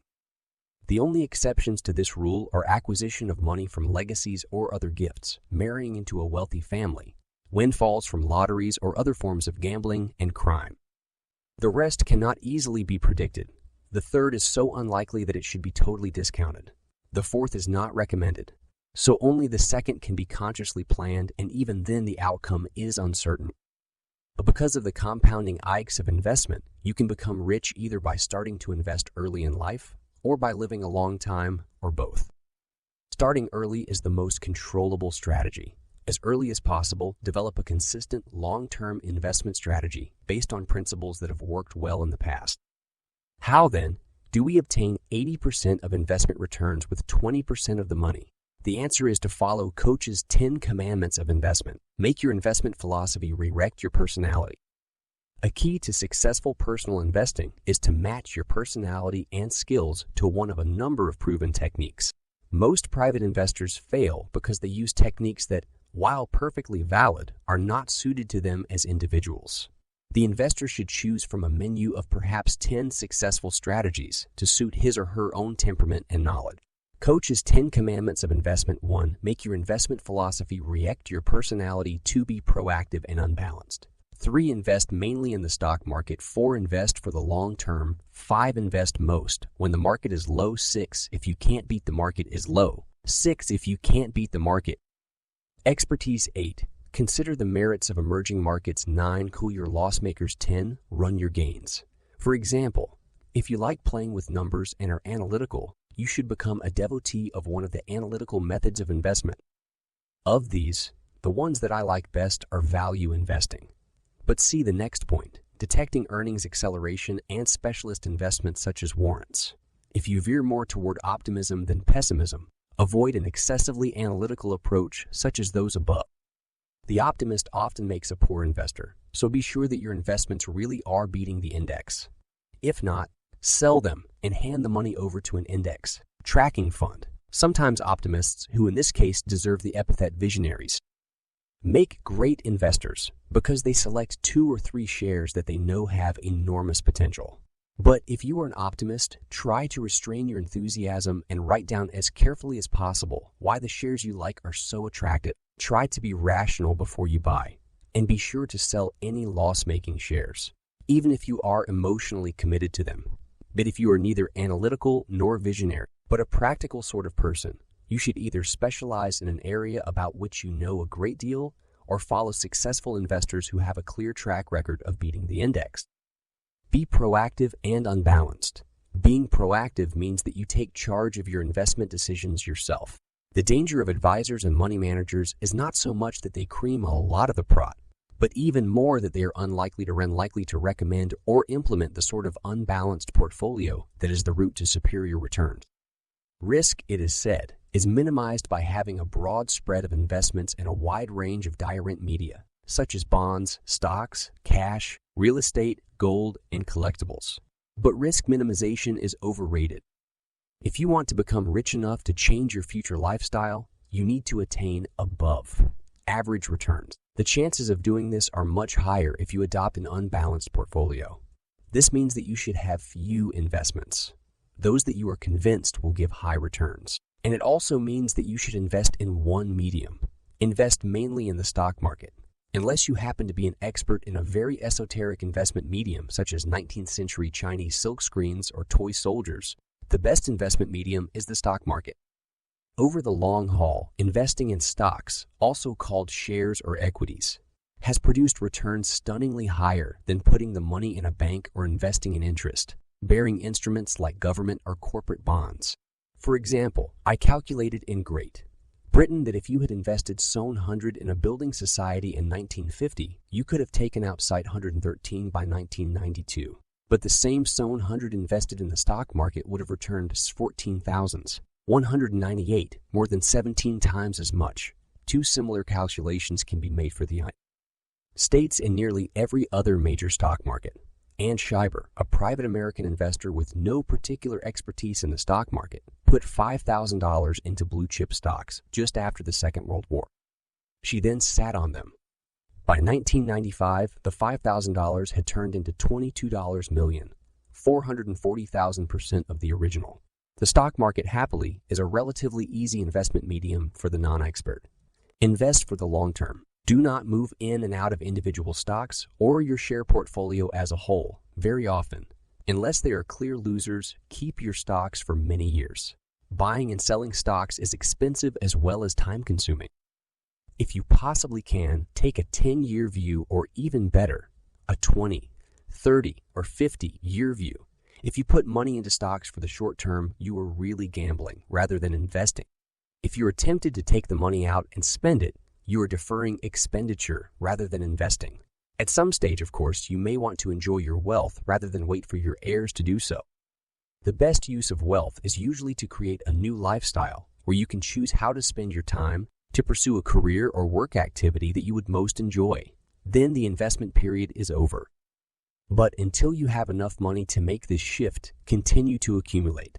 Invest most when the stock market is low. Although its value goes up over time, the stock market is cyclical, partly as a function of the economic cycle, but mainly because moods fluctuate. It is amazing, but irrational, concerns driven by fashion, animal spirits, hope, and fear can drive prices up or down. Pareto himself observed this phenomenon. There is a rhythm of sentiment which we can observe in ethics, in religion, and in politics as waves resembling the business cycle. Whereas during the upward trend, every argument produced in order to demonstrate that an enterprise will produce money is received with favor. Whereas such an argument will be absolutely rejected during the downward trend. A man who during the downward trend refuses to underwrite certain stock believes himself to be guided exclusively by reason and does not know that. Unconsciously, he yields to the 1,000 small impressions which he receives from the daily economic news.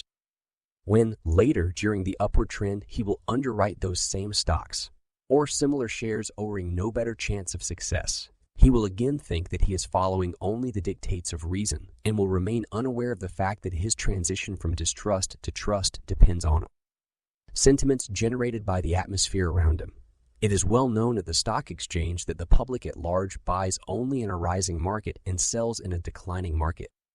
The financiers who, because of their greater practice in this business, use their reason to a greater extent, although they sometimes allow themselves to be swayed by sentiment, do the opposite, and this is the main source of their gains.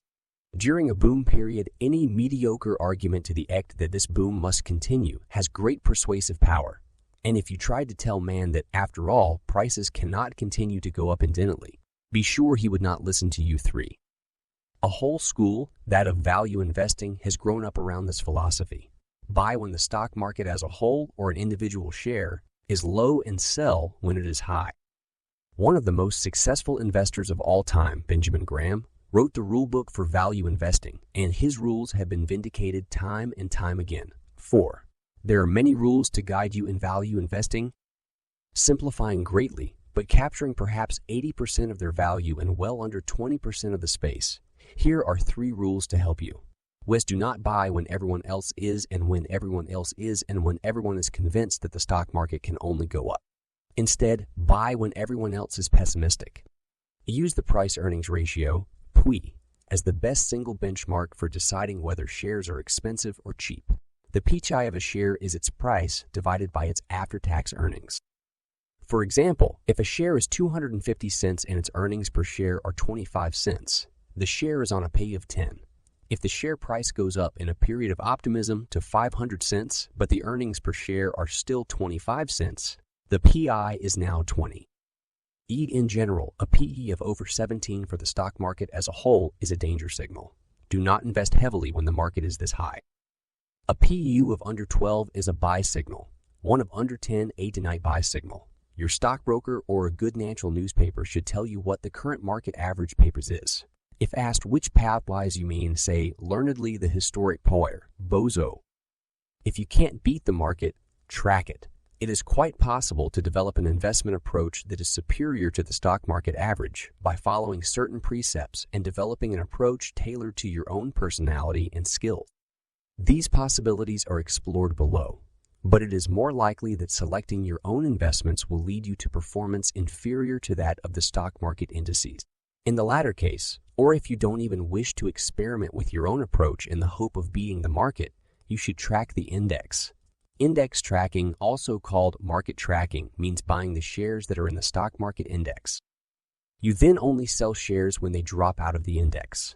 This happens to underperforming shares, and you only buy new shares when they're rest included in the index. You can track the index yourself at the cost of some eOrt and following the financial press. Alternatively, you can put your money into a tracker fund run by fund managers who, for a small annual fee, will do it for you. You can choose direct funds depending on which market you choose to track. Generally, it is safest to choose your home market and to go for a fund tracking the index comprised of the largest and best quality shares, called blue chips. Index tracking is fairly low risk, and yet, over the long term, should deliver high returns. If you decide to follow this approach, you need read no further than these Rest 6 commandments. It can be more fun and more rewarding, although at higher risk to make your own selections. The next 4 commandments apply in that case. Remember, however, that this commandment requires you to go back to index tracking unless your own investment strategy generally beats the index. If it doesn't, cut your losses and track the index. Build your investments on your expertise. The whole essence of the 80-20 philosophy is to know a few things well, to specialize. This law applies particularly to investment. If you are deciding yourself which shares to buy, specialize in an area in which you are a relative expert. The great thing about specialization is that the possibilities are almost.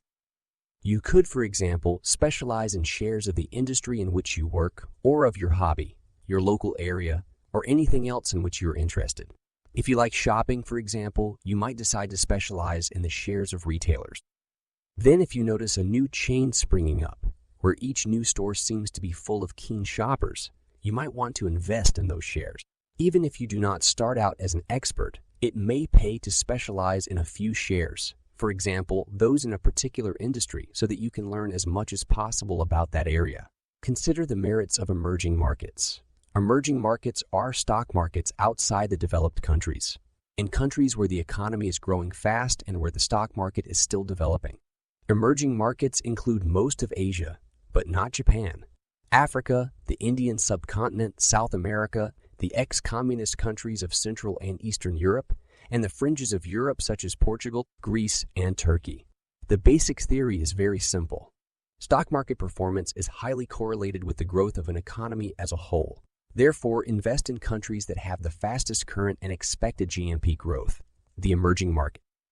There are other reasons emerging markets can be very good investments. They have the lion's share of future privatizations, and these are generally good homes for money. The strange and sudden death of communism around 1990 forced many emerging countries to adopt more free market economic policies, which are likely to work their way through after the inevitable initial social disruption into higher returns for investors. And emerging country shares are often very good value because they tend to have quite low P ratios. As the market develops and matures and individual companies become larger, the PIEs are likely to go up, boosting the share prices considerably. But investing in emerging markets is decidedly riskier than investing at home. The companies are younger and less stable. The whole country's stock market could fall as a result of political changes or reductions in commodity prices. The currency could depreciate, and with it, the value of your shares, and you may need it much more difficult to take your money out than you did to put it in. Also, the cost of investing in terms of spreads and commissions is much higher than in developed markets. The chances of getting ripped off by a market maker are much higher. 3 policies must be followed by an investor in emerging markets. 1 is to invest only a small part of your total portfolio, up to 20%, in emerging markets. The second is to invest most of your emerging market funds only when the market is relatively low and the average price for the countries you're investing in is under 12. The third is to invest for the long term and only pull money out when the PEs are relatively high. But with these caveats, emerging markets are, over the long haul, likely to outperform, and it can be wise as well as fun to have some investment in them. Cull your loss makers. If any share falls by 15% of the price you paid, sell it. Follow this rule rigorously and consistently. If you want to buy it back later at a lower price, wait until the price has stopped falling for at least a number of days, and preferably weeks, before you reinvest. Apply the same 15% rule to the new investment. Stop the loss after 15%. The only acceptable exception to this commandment is if you are a very long-term investor who does not want to be bothered with the swings in markets and does not have the time to monitor investments. Those who stayed in stocks during and after the 1929, 1932, 1974, 5, and 1987 crashes will have done well over the long term. Those who sold after the rest 15% declines, where this was possible, and returned after the market had risen 15% from its lows would have done even better. The key point about the 15% rule has to do with individual stocks, not with the market. If an individual stock falls by 15%, which is much more common than the market falling by the same amount, it should be sold. Whereas few, if any, fortunes have been lost by sticking to the stock market or a broad portfolio of stocks. Over the long term, a large number of fortunes have been lost by mistaken loyalty to one or a few declining stocks. For individual stocks, the best indication of the future trend is the current one. Run your gains. Cut your losses, but do not cut your gain. The best long-term indicator of a great investment is a short-term gain. Repeated over and over again. Resist the temptation to take prots too early. This is where many private investors make their worst mistakes. They take nice prots, but forfeit much fatter ones. Nobody ever went broke by taking a prot, but many people never got rich by following the same procedure. There are two further 80-20 rules of investment that we have not yet explored. Comparing a large number of investment portfolios held over a long period of time, it is usually true that 20% of the portfolios contain 80% of the gains. For an individual holding a portfolio over a long period of time, 80% of the gains will usually come from 20% of the investments. In a portfolio composed exclusively of equities, 80% of the gains will come from 20% of the shares held. The reason these rules hold true is that a few investments are usually stunningly good performers, while the majority are not. These few superstar shares can give phenomenal returns. It is absolutely crucial, therefore, to let the superstars stay within the portfolio throughout the process, to let the prots ride. In the dying words of a character from one of Anita Bruckner's novels, never sell Glaxo. It would have been easy to lock in a 100% gain on IBM, McDonald's, Xerox, or Mark Spencer in the 1950s or 1960s, on Shell, G, Lonrho, Dr., or the Swedish pharmaceuticals Romastra in the 1970s, on American Express, Body Shop, or Cadbury, Schweppes early in the 1980s, or on Microsoft later that decade. Investors who took these gains would have missed out on several times that appreciation later. Good businesses tend to produce a virtuous cycle of consistent outperformance. Only when this momentum is reversed, which may take several decades, should you consider selling. Again, one good rule of thumb is not to sell unless the price falls by 15% from its recent high price. To do this, set a lock gain price at which you will sell, 15% below the high. A 15% reduction may indicate a change in the trend. Otherwise, continue to hold until circumstances force you to sell. Conclusion. Money begets money. But some methods of breeding have much more prolific results. Samuel Johnson said that a man was never so innocently employed as when making money. His observation pitches the accumulation of wealth, whether through investment or a successful professional career or both, at the right morale level. Neither pursuit is to be denigrated, but equally, neither is a guaranteed passport to serving society or personal happiness. And both money-making and professional success carry the dangers that they become ends in themselves. A success hangover is quite possible. Wealth creates the need to administer it, to deal with lawyers, tax advisors, bankers, and other profoundly stimulating contacts. The logic of professional success outlined in the preceding chapter leads almost inexorably to ever greater professional demands. To succeed, you must aim for the top. To get there, you must turn yourself into a business. To obtain maximum leverage, you must employ a large number of people. To maximize the value of your business, you must use other people's money and exploit capital leverage. To become even larger and more profitable, your circle of contacts expands and the time for friends and relationships contract. On the giddy roundabout of success, it is easy to lose focus, perspective, and personal values.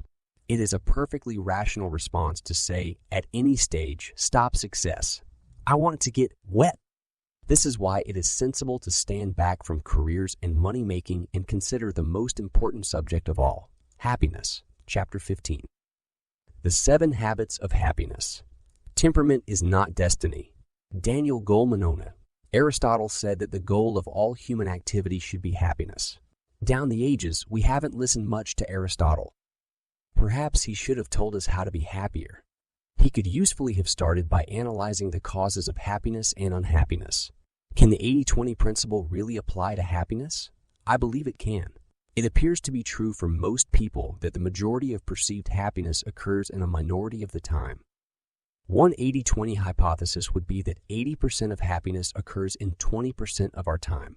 When I have tried this hypothesis on friends and asked them to divide their weeks into days and parts of days, or their months into weeks, or their years into months, or their lives into years, about 2/3 of the respondents show a marked pattern of imbalance, approximating to the 80-20 pattern. The hypothesis does not work for everyone. About 1/3 of my friends don't exhibit the 80-20 pattern. Their happiness is much more equally distributed over time. What is fascinating is that this latter group seem to be markedly happier overall than the larger group whose happiness peaks in small amounts of their lives.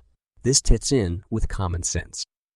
Those who are happy with most of their lives are more likely to be happier overall. Those whose happiness is highly concentrated in short bursts are likely to be less happy with life overall.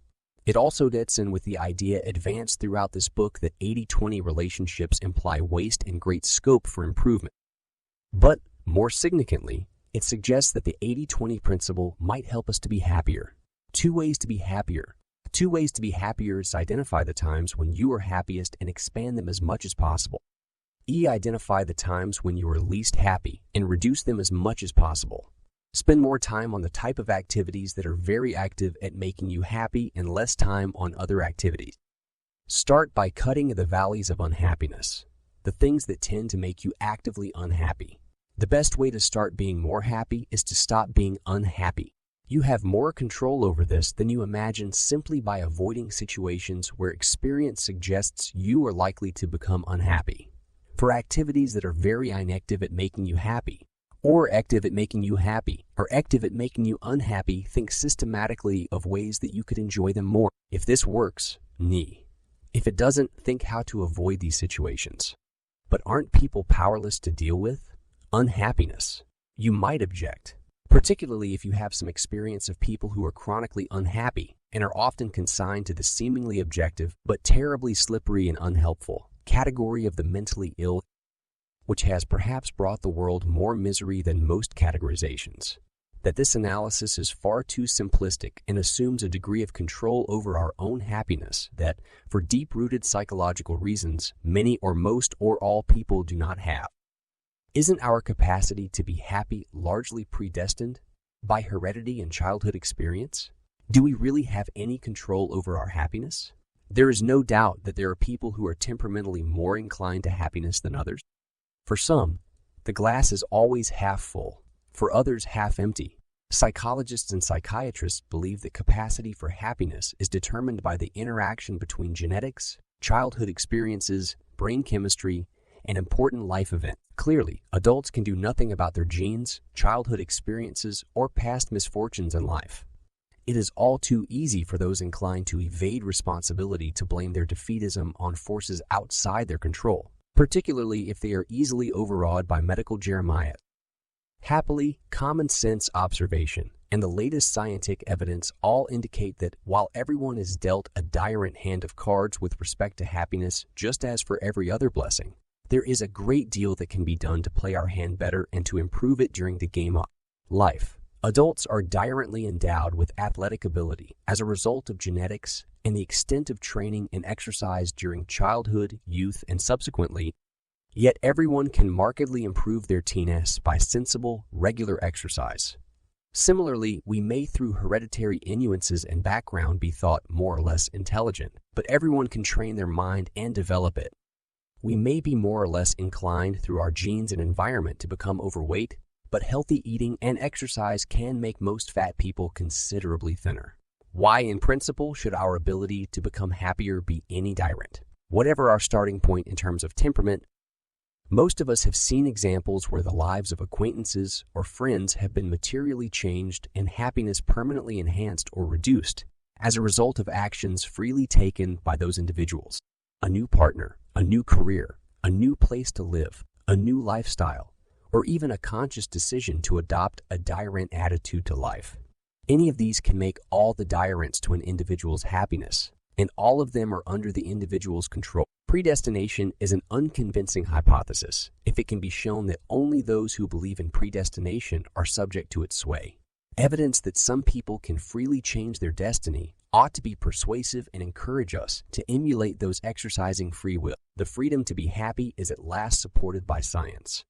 At last, the eld of psychology and psychiatry, which more than economics, has deserved the epithet of the dismal science, prodded by the endings of other scientific disciplines, is producing a more cheerful picture consistent with our common sense and observations of life.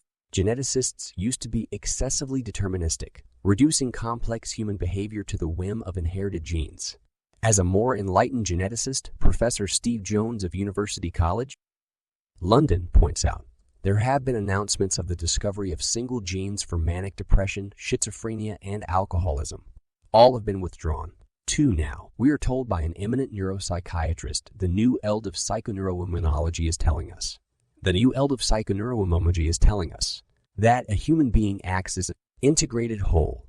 The evidence suggests that there is a delicate balance between what we think and feel on a daily basis and our physical and mental health. 3 in other words, within limits, you can choose to make yourself happy or unhappy, and even to make yourself healthy or unhappy, and even to make yourself healthy or unhealthy. Sensitive dependence on initial conditions.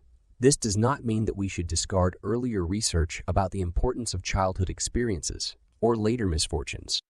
We saw in Part 1 that chaos theory highlights sensitive dependence on initial conditions. This means that early in the life of any phenomenon, chance events and apparently small causes can cause a large deviation in the eventual outcome. Something analogous appears to happen in childhood, producing beliefs about ourselves, that we are loved or unloved, intelligent or unintelligent, highly valued or of low worth, able to take risks or constrained to obey authority, that are then often played out through life. The initial belief, which may be arrived at with no objective foundation whatever, acquires a life of its own and becomes self-fulfilling. Later events, poor examination results, a lover who leaves, failure to get the job we want, a career that moves sideways, being read, a setback in health, may blow us a course and reinforce negative views about ourselves, putting the clock back to unhappiness. So, is this a chilling world where unhappiness is the path laid out for us? I do not think so. The humanist Pico of Mirandola, 1463-93, pointed out that human beings are not entirely like other animals, for all other creatures have a innate nature that they cannot change. Humans have been given an innate nature and thus the ability to mold themselves. The rest of creation is passive. Humans alone have an active nature. They were created. We could create. When unhappiness strikes, we can recognize what is happening to us and refuse to accept it. We are free to change the way in which we think and act. To invert Jean-Jacques Rousseau, man is everywhere in chains, yet everywhere can be free. We can change the way that we think about external events, even where we cannot change them. And we can do something more. We can intelligently change our exposure to events that make us either happy or unhappy, making ourselves happy by strengthening emotional intelligence. Daniel Goleman and other writers have contrasted academic intelligence or IQ with emotional intelligence. Abilities such as being able to motivate oneself and delay gratification, to regulate one's moods and to keep distress from swamping the ability to think, to empathize and to hope. 5. Emotional intelligence is more crucial for happiness than intellectual intelligence. Yet our society places little emphasis on the development of emotional intelligence. As Goleman aptly remarks, even though a high IQ is no guarantee of prosperity, prestige, or happiness in life, our schools and our culture excite on academic abilities, ignoring emotional intelligence, a set of traits. Some might call it character, that also matters immensely for our personal destiny. 6. The good news is that emotional intelligence can be cultivated and learned, certainly as a child, but also at any stage in life. In Goleman's wonderful phrase, temperament is not destiny. We can change our destiny by changing our temperament. Psychologist Martin Seligman points out that moods like anxiety, sadness, and anger don't just descend on you without your having any control over them. You can change the way you feel by what you think. 7. There are proven techniques for exiting feelings of incipient sadness and depression before they become damaging to your health and happiness. Moreover, by cultivating habits of optimism, you can help to prevent disease as well as have a happier life. Again, Goleman shows that happiness is related to neurological processes in the brain. Among the main biological changes in happiness is an increased activity in a brain center that inhibits negative feelings and fosters an increase in available energy, and a quieting of those that generate worrisome thought. There is a quiescence which makes the body recover more quickly from the biological arousal of upsetting emotions. 8. Identify personal levers that can magnify positive thoughts and cut negative ones. In what circumstances are you at your most positive and most negative? Where are you? Who are you with? What are you doing? What is the weather like? Everyone has a wide range of emotional intelligence, depending on the circumstances. You can start to build up your emotional intelligence by giving yourself a break, by skewing the odds in your favor, by doing the things where you feel most in control and most benevolent. You can also avoid or minimize the circumstances where you are at your most emotionally stupid, making ourselves happier by changing the way we think about events. We have all experienced the trap of self-reinforced depression when we think in a gloomy and negative way and simply make things worse, so that we can imagine no way out of the box.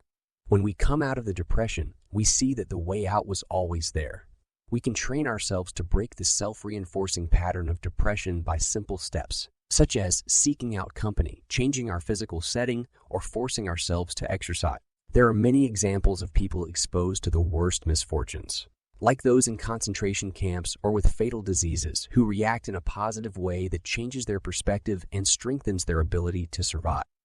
According to Dr. Peter Fenwick, a consultant neuropsychiatrist, the ability to see silver linings in clouds is not simply Pollyannism. It is a healthy self-protective mechanism with a good biological basis. 9. Optimism, it seems, is a medically approved ingredient for both success and happiness, and the greatest motivator on earth. Hope has been done specifically by C.R. Siver, a psychologist at the University of Kansas, as believing you have both the will and the way to accomplish your goals, whatever they may be. 10. Making ourselves happier by changing the way we think about ourselves. Do you think of yourself as successful or unsuccessful, If you opt for unsuccessful, you may be sure that there are many people who have achieved less than you have and would be described by most people as less successful than you are. Their perception of self-success contributes both to their success and their happiness. Your feeling of being unsuccessful limits your success and your happiness. The same applies to whether you think you are happy or unhappy. Richard Nixon ended the Vietnam War by declaring that America's objectives had been achieved. He was economical with the truth, but who cared? The rebuilding of America's self-esteem could begin. Similarly, you can make yourself happy or unhappy just by the way that you decide to feel. Make the choice that you want to be happy. You owe it to yourself and you owe it to other people too. Unless you are happy, you will make your partner and anyone else with prolonged exposure to you less happy. Therefore, you have a positive duty to be happy. Psychologists tell us that all perceptions about happiness relate to our sense of self-worth. A positive self-image is essential to happiness. A sense of self-worth can and should be cultivated. You know you can do it. Give up guilt. Forget about your weaknesses. Focus and build on your strengths. Remember all the good things you have done, all the small and big achievements to your credit, all the positive feedback you have ever received. There's a lot to be said for yourself. Say it, or at least think it. You will be amazed at the difference it makes to your relationships, your achievements, and your happiness. You may feel that you are deceiving yourself, but in fact, by having a negative perception of yourself, you are guilty of self-deception. All the time we tell ourselves stories about ourselves. We have to. There is no objective truth. You might as well choose positive rather than negative stories. By doing so, you will increase the sum of human happiness, starting with yourself and radiating out to others. Use all the willpower at your disposal to make yourself happy. Construct the right stories about yourself and believe them, making ourselves happier by changing events. A further route to superior happiness is to change the events you encounter in order to increase your happiness. None of us can ever have complete control over events. but we can have much more control than we think. If the best way to start being happy is to stop being unhappy, the worst thing we should do is to avoid situations and people that tend to make us depressed or miserable. Making ourselves happier by changing the people we see most. There is medical evidence that high levels of stress can be coped with, provided that we have a few excellent personal relationships. But relationships of any kind that take up a large part of our time and are part of the daily fabric of our lives, whether at home, at work, or in our social lives, will powerfully influence both our happiness and our health. To quote John Cacioppo, an Ohio State University psychologist, "It's the most important relationships in your life, the people you see day in and day out, that seem to be crucial for your health. And the more significant the relationship is in your life, the more it matters for your health." 11. Think about the people you see every day. Do they make you happier or less happy? Could you change the amount of time you spend with them accordingly? Avoid the snake pits. There are many situations with which each of us typically copes badly. I have never seen the point in training people not to be scared of snakes. The more sensible action is to avoid the jungle or the pet shop. What upsets us, of course, varies from person to person. I cannot stop myself getting angry when confronted with pointless bureaucracy. I can feel stress building up when exposed to lawyers for more than a few minutes. I am anxious in traffic jams. I often become mildly depressed when days go by without seeing the sun.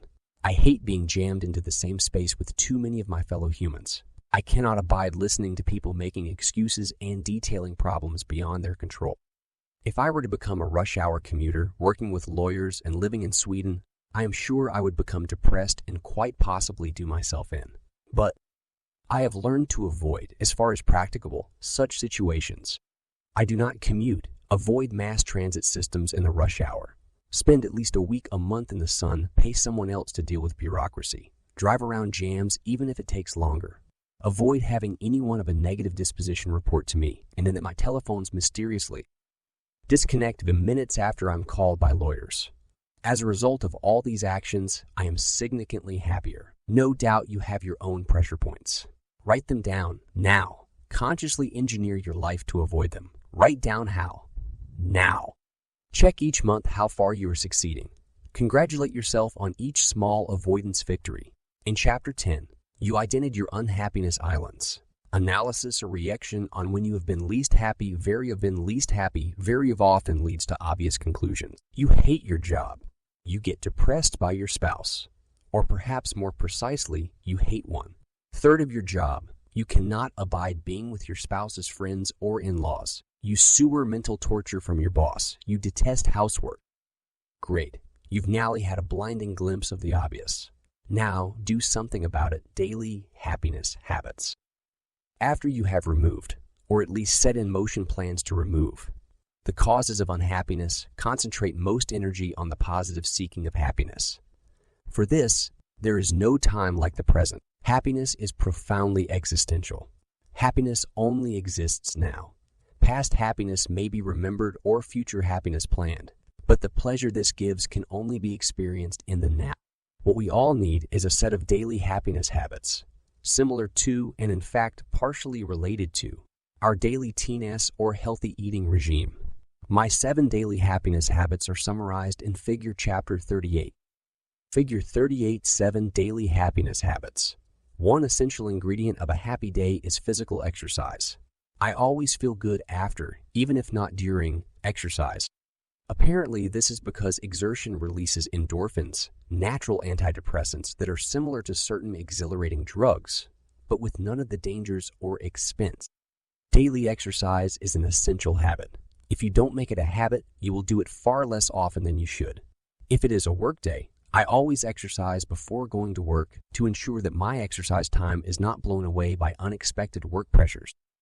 If you travel a lot, ensure that you plan when you will exercise at the same time that you order the tickets, if necessary changing the schedule to accommodate the exercise. If you are a high-powered executive, do not let your secretary put any meetings in the calendar before 10 a.m. Use so that you will have plenty of time to exercise and prepare yourself for the day ahead. Another key component of a happy day is mental stimulation. You may obtain this at work, but if not, ensure that there is some intellectual or mental exercise each day. There are a huge number of ways to obtain this, depending on your interests. Crossword puzzles, certain newspapers and magazines, reading part of a book, talking for at least 20 minutes to an intelligent friend about an abstract topic, writing a short article or journal entry. In fact, doing a short article or journal entry, doing anything that requires active thought on your part, watching television, even of the highbrow kind, does not qualify.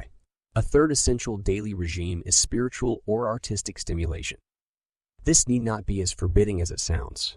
All that is required is at least half an hour's food for the imagination or spirit.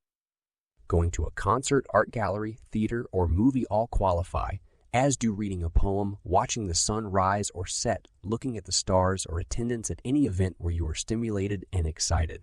This can even include a ball game, race meeting, political rally, church, or park. Meditation also works well. Daily happiness habit number 4 is doing something for another person or people. This does not have to be a major work of benevolence. It can be a random act of kindness, such as paying for someone else's parking meter or going out of your way to direct someone. Even a brief altruistic act can have a great EX on your spirits. The 5th habit is to share a pleasurable break with a friend. This must be an uninterrupted that lasting at least half an hour, but the form of the occasion is up to you. A cup of koi, a drink, a meal, or a leisurely walk are all appropriate. Habit number 6 is to give yourself a treat. To prompt you each day, write down now a list of all the pleasures in which you could indulge yourself. Don't worry, you don't have to show the list to anyone. Ensure that you chalk up at least one of these each day. The null habit at the end of each day is to congratulate yourself on having followed your daily happiness habits. Since the point is to make yourself happy rather than unhappy, you can count a score of V or more, including this number 7, as a success. If you haven't notched up V habits, but have still achieved something significant or enjoyed yourself, congratulate yourself anyway on a day's worthwhile living. Medium term stratagems for happiness. In addition to your 7 happiness habits, Figure 39 distills 7 shortcuts to a happy life. Figure 39 7 shortcuts to a happy life. Shortcut number 1 is to maximize control over your life. Lack of control is the root cause of much unease and uncertainty.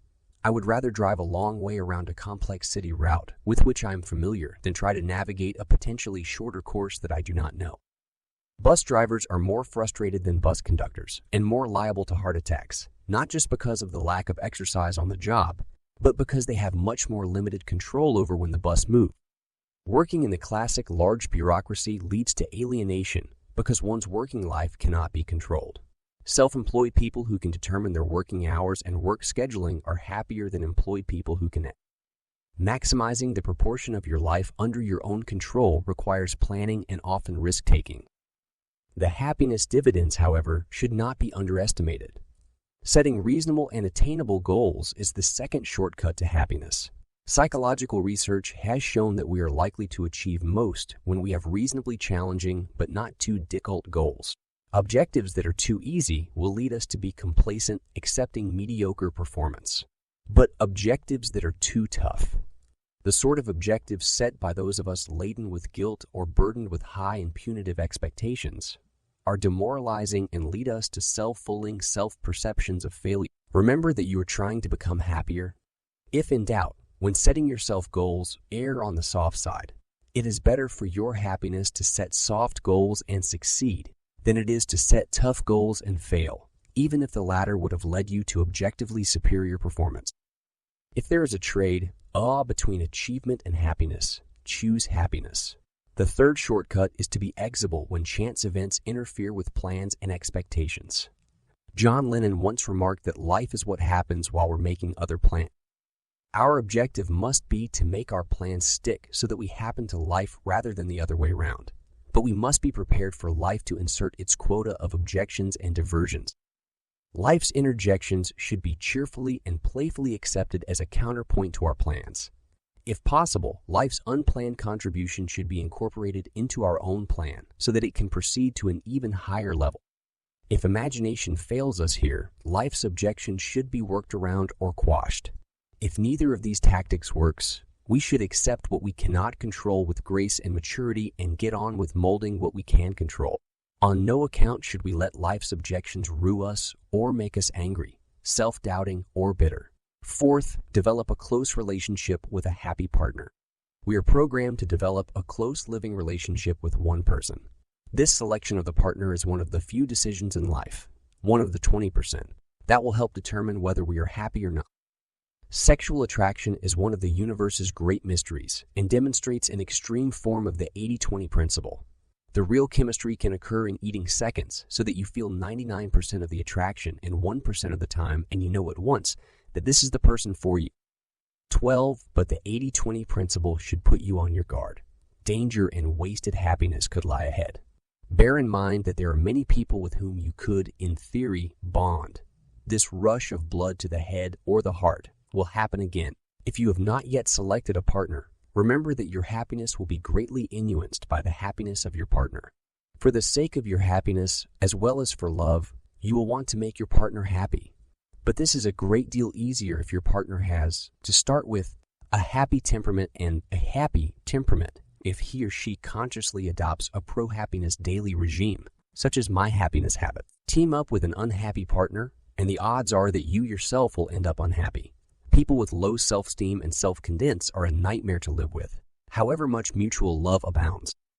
If you are a very happy person, you might just make an unhappy person happy, but it is a hell of a trick to pull off.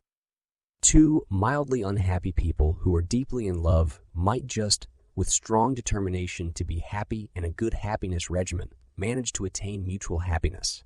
But I would not bet on it. 2 unhappy people, even in love, will drive each other nuts. If you want to be happy, choose to love a happy partner. You may, of course, already have a partner who is not happy, and if so, you will probably be seriously subtracting from your own happiness. If so, it should be a major project for both of you to make your partner happy. The F shortcut is to cultivate close friendships with a few happy friends. The 80-20 principle predicts that most of the satisfaction you draw from all of your friends will be concentrated in your relationship with a small number of close friends. The principle also indicates that you are likely to misallocate your time, spending too much with the not so good friends and too little with the very good friends. Although you may allocate more time per friend to the good friends, there are more of the not so good variety in most people's friendship portfolio, so that in aggregate the not so good friends take more time than the good ones. The answer is to decide who the good friends are and give them 80% of the time allocated to friends. You should probably increase this absolute amount of time as well. You should try to build these good friendships as much as possible because they will be a great source of mutual happiness. Shortcut 6 is similar to V. Develop strong professional alliances with a small number of people whose company you enjoy. Not all your work or professional colleagues should become your friends. If so, you would spread your friendship too thinly. But a few should become close friends and allies, people whom you will go out of your way to support and who will do the same for you. This will not only enhance your career, it will also immeasurably enrich the pleasure you take at work. It will help to prevent your feeling alienated at work, and it will provide a unifying link between your work and play. This unity, too, is essential for full happiness. The now shortcut to lasting happiness is to evolve the lifestyle you and your partner want. This requires a harmonious balance between your work life, home life, and social life. It means that you live where you want to work, have the quality of life that you want, have time to attend to family and social airs, and are equally happy at work and outside it. Conclusion: happiness is a duty. We should choose to be happy. We should work at happiness. And in doing so, we should help those closest to us and even those who just stumble across us to share our happiness. Part 4. Fresh Insights. The Principle Revisited, Chapter 16, The 2 Dimensions of the Principle. Over the past 10 years, I've been delighted to receive many hundreds of emails from readers of the earliest edition of this book. Equally important, and in many ways even more stimulating, have been many reviews posted on the Amazon sites.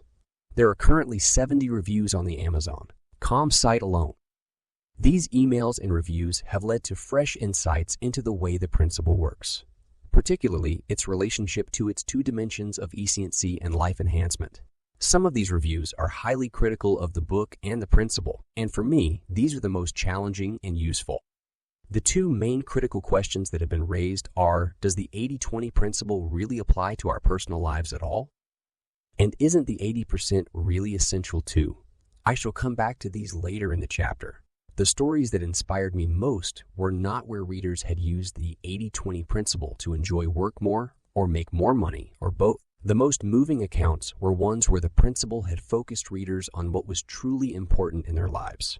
My favorite story comes from a 50-year-old Canadian happily married with 3 wonderful kids. Daryl, as I will call him, needs to remain anonymous, but I have not changed anything apart from his name.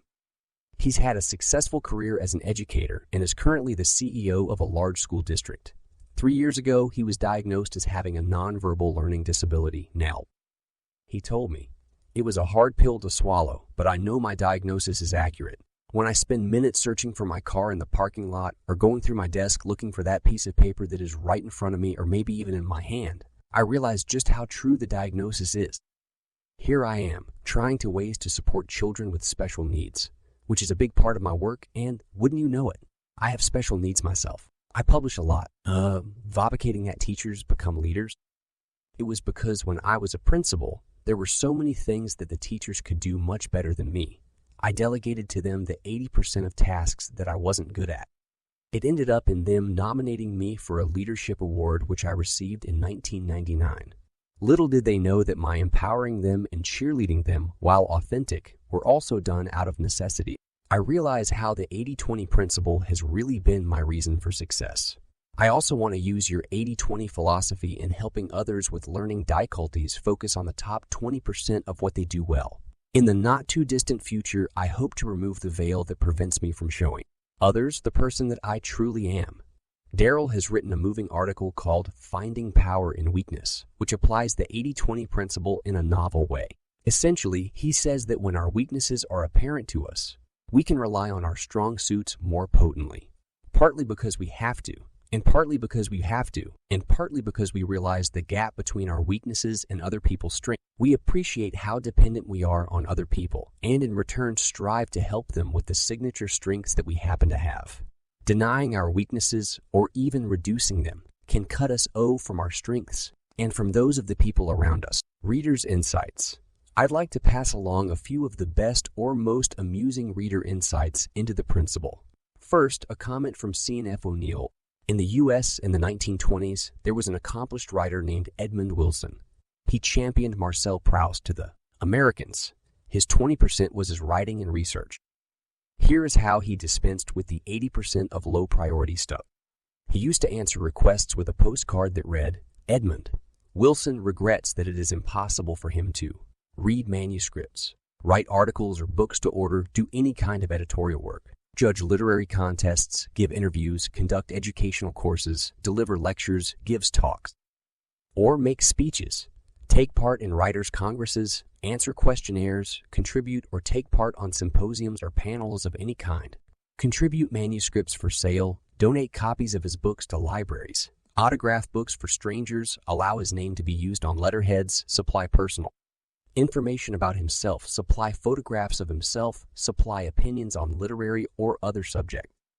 Michael Cloud focused on his professional life. I did an 80-20 analysis of my income, generating activities as a speechwriter and fundraiser, and found that in the previous year, I had earned 89% of my income in 15% of my work time, from 15% of my work time, from 15% of my work.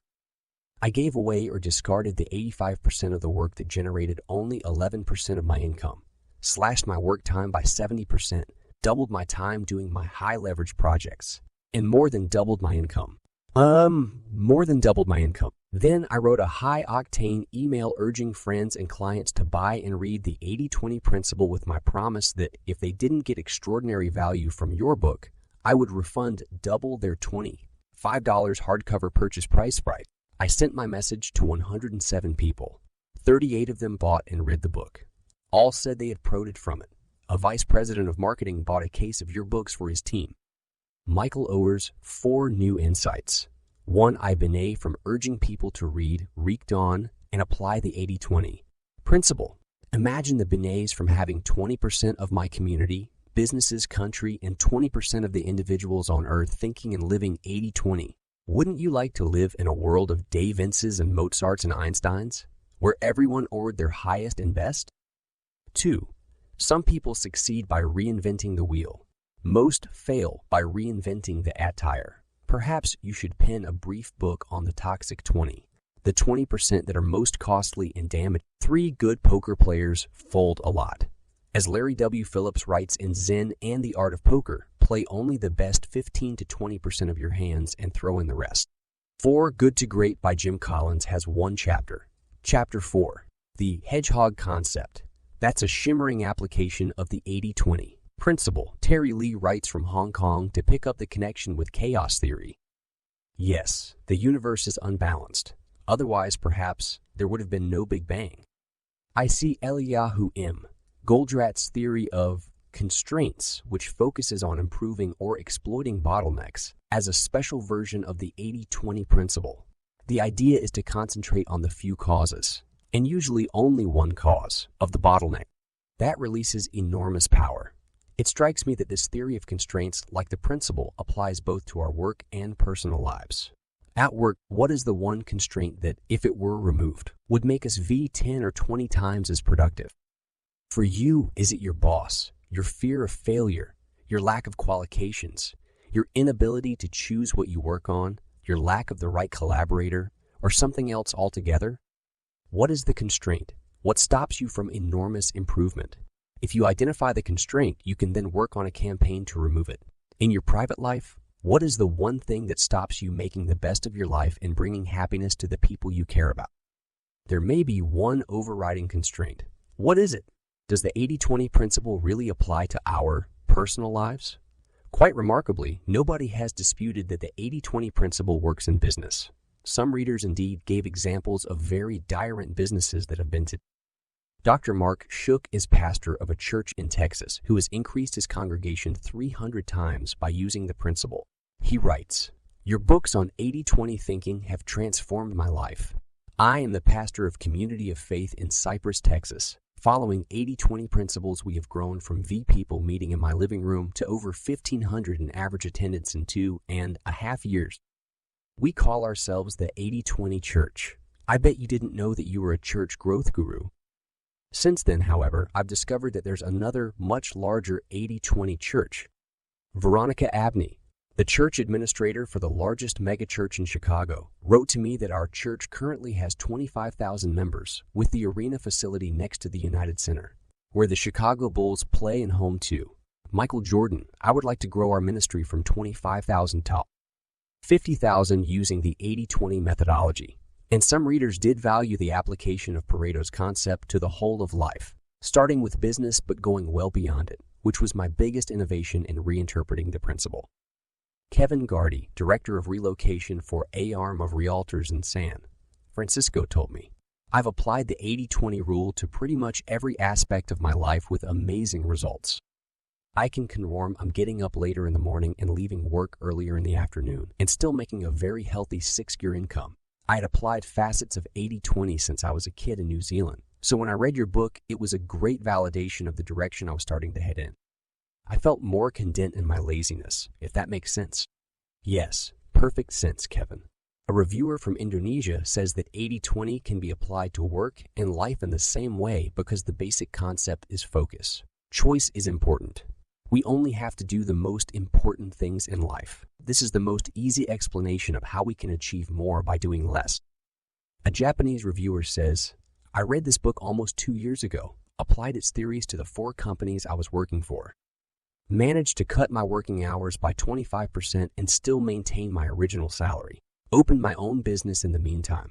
With all the extra time I've created, I get to think of new ways to make my life more fun and easier on the bank balance. A simple approach to calculating where you are wasting time, money, and EORT, and where to move the EORT to create more time and money. I'm about to apply the formula to my Japanese language studies, exercise regime, and anything else I can think of. Teach this 80-20 to your children," adds a reader, "and you will increase the likelihood they will move out when they're grown, because they will be able to EORT to it." Nevertheless, some reviewers question whether the principle should be applied to our private lives. Whilst I'm sure that the author meant well, writes one Amazon reviewer, in attempting to apply the 80-20 principle to non-business areas, more specifically to personal relationships, it has no place within this book. and should have been left well alone. The reviewer was kind enough to say that there was a pearl hidden within the oyster of the book. The business applications of the principle. That was well worth diving for, but ignore the personal stew. A second reviewer says the book provides an astute evaluation of the economic and social realities of business. Koch goes further, though, and tries to extrapolate the 80-20 theory to success, happiness, and life in general. While some of what he suggests makes sense, his examples seem to get progressively weaker as he moves from the world of business. Isn't the 80% essential too? The second and major criticism concerns whether it is realistic or even desirable to get rid of the 80% of activity that yields few results. Here's the case against, courtesy of Chao-Ching Cornholio, probably my most eloquent critic whose comments are still on the Amazon.com site. It is worth quoting his review in full. An excellent idea, but 20% of the 5 stars is taken out, because the 80-20 principle is also packed with other BS, like lecturing you on how to use your life in other areas where the author has no authority. He pointed out some of the voices of opposition and beat them one after one.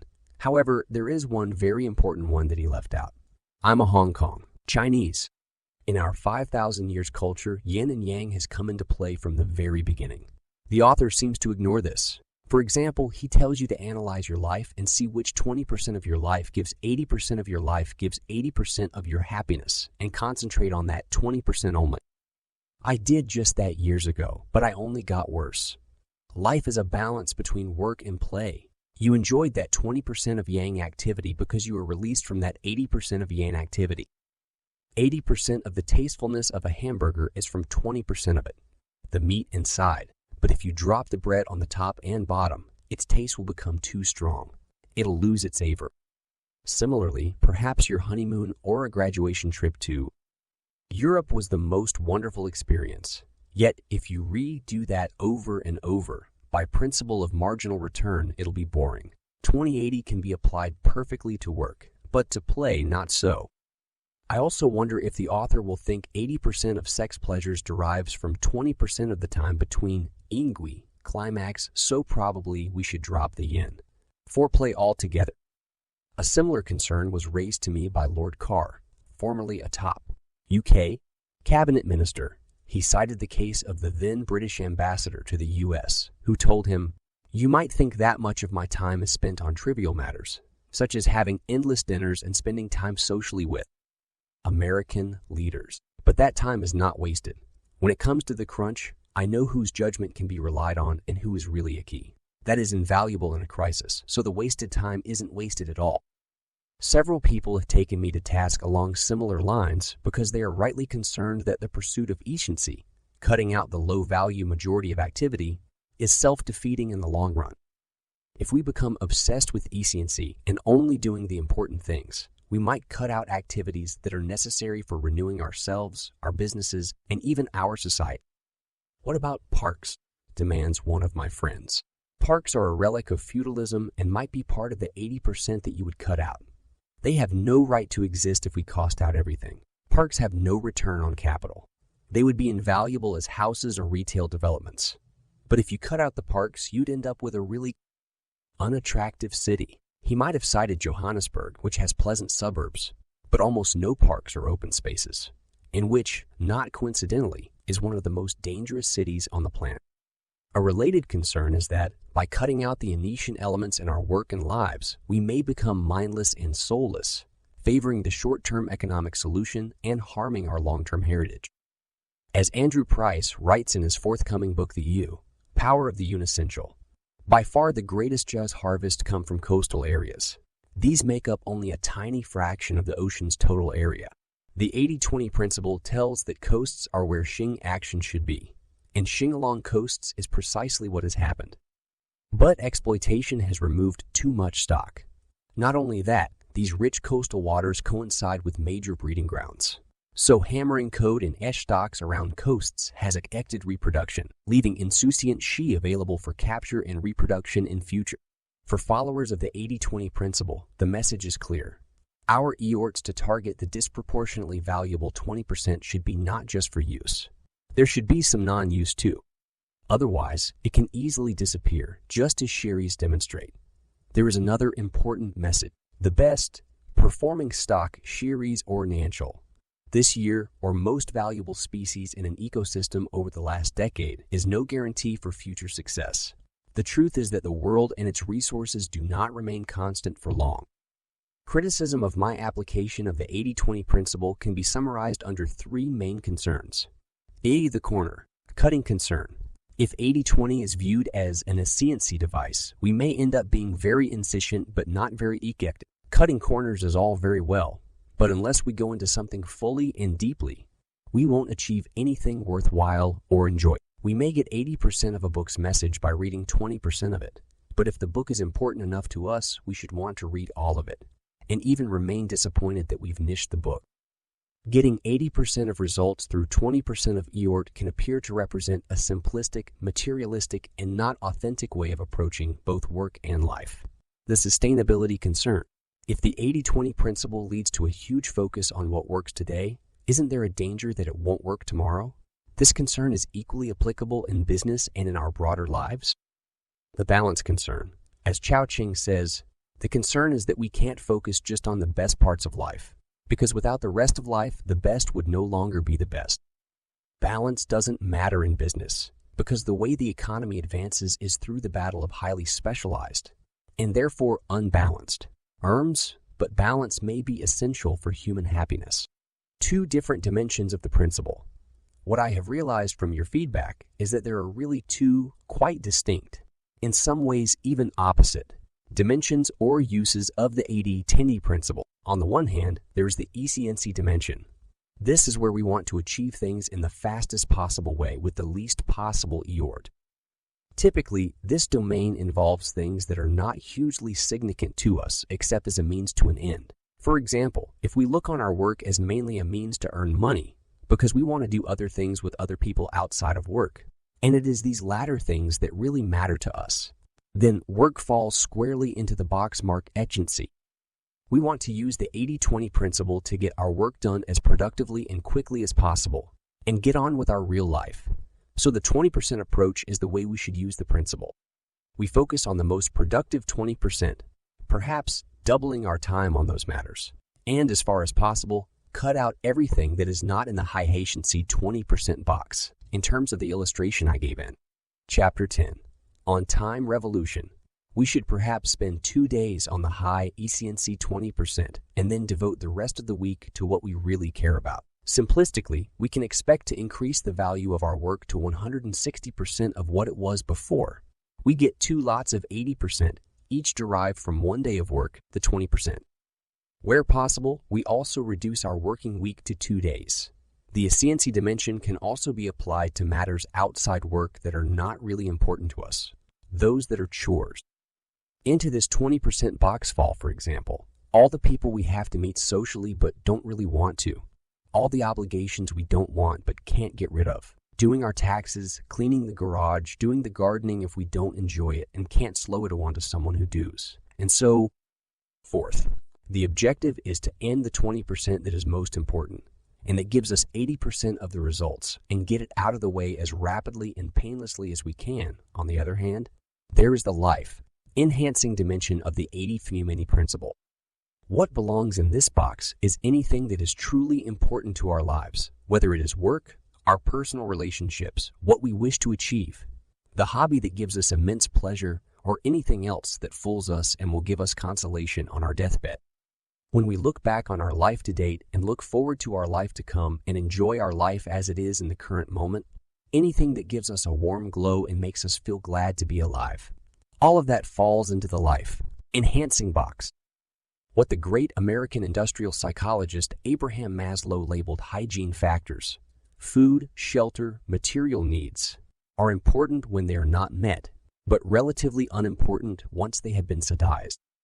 The hygiene factors, in my terms, fall into the efficiency box and require a 20% solution, the most productive solution with the least expenditure of life energy.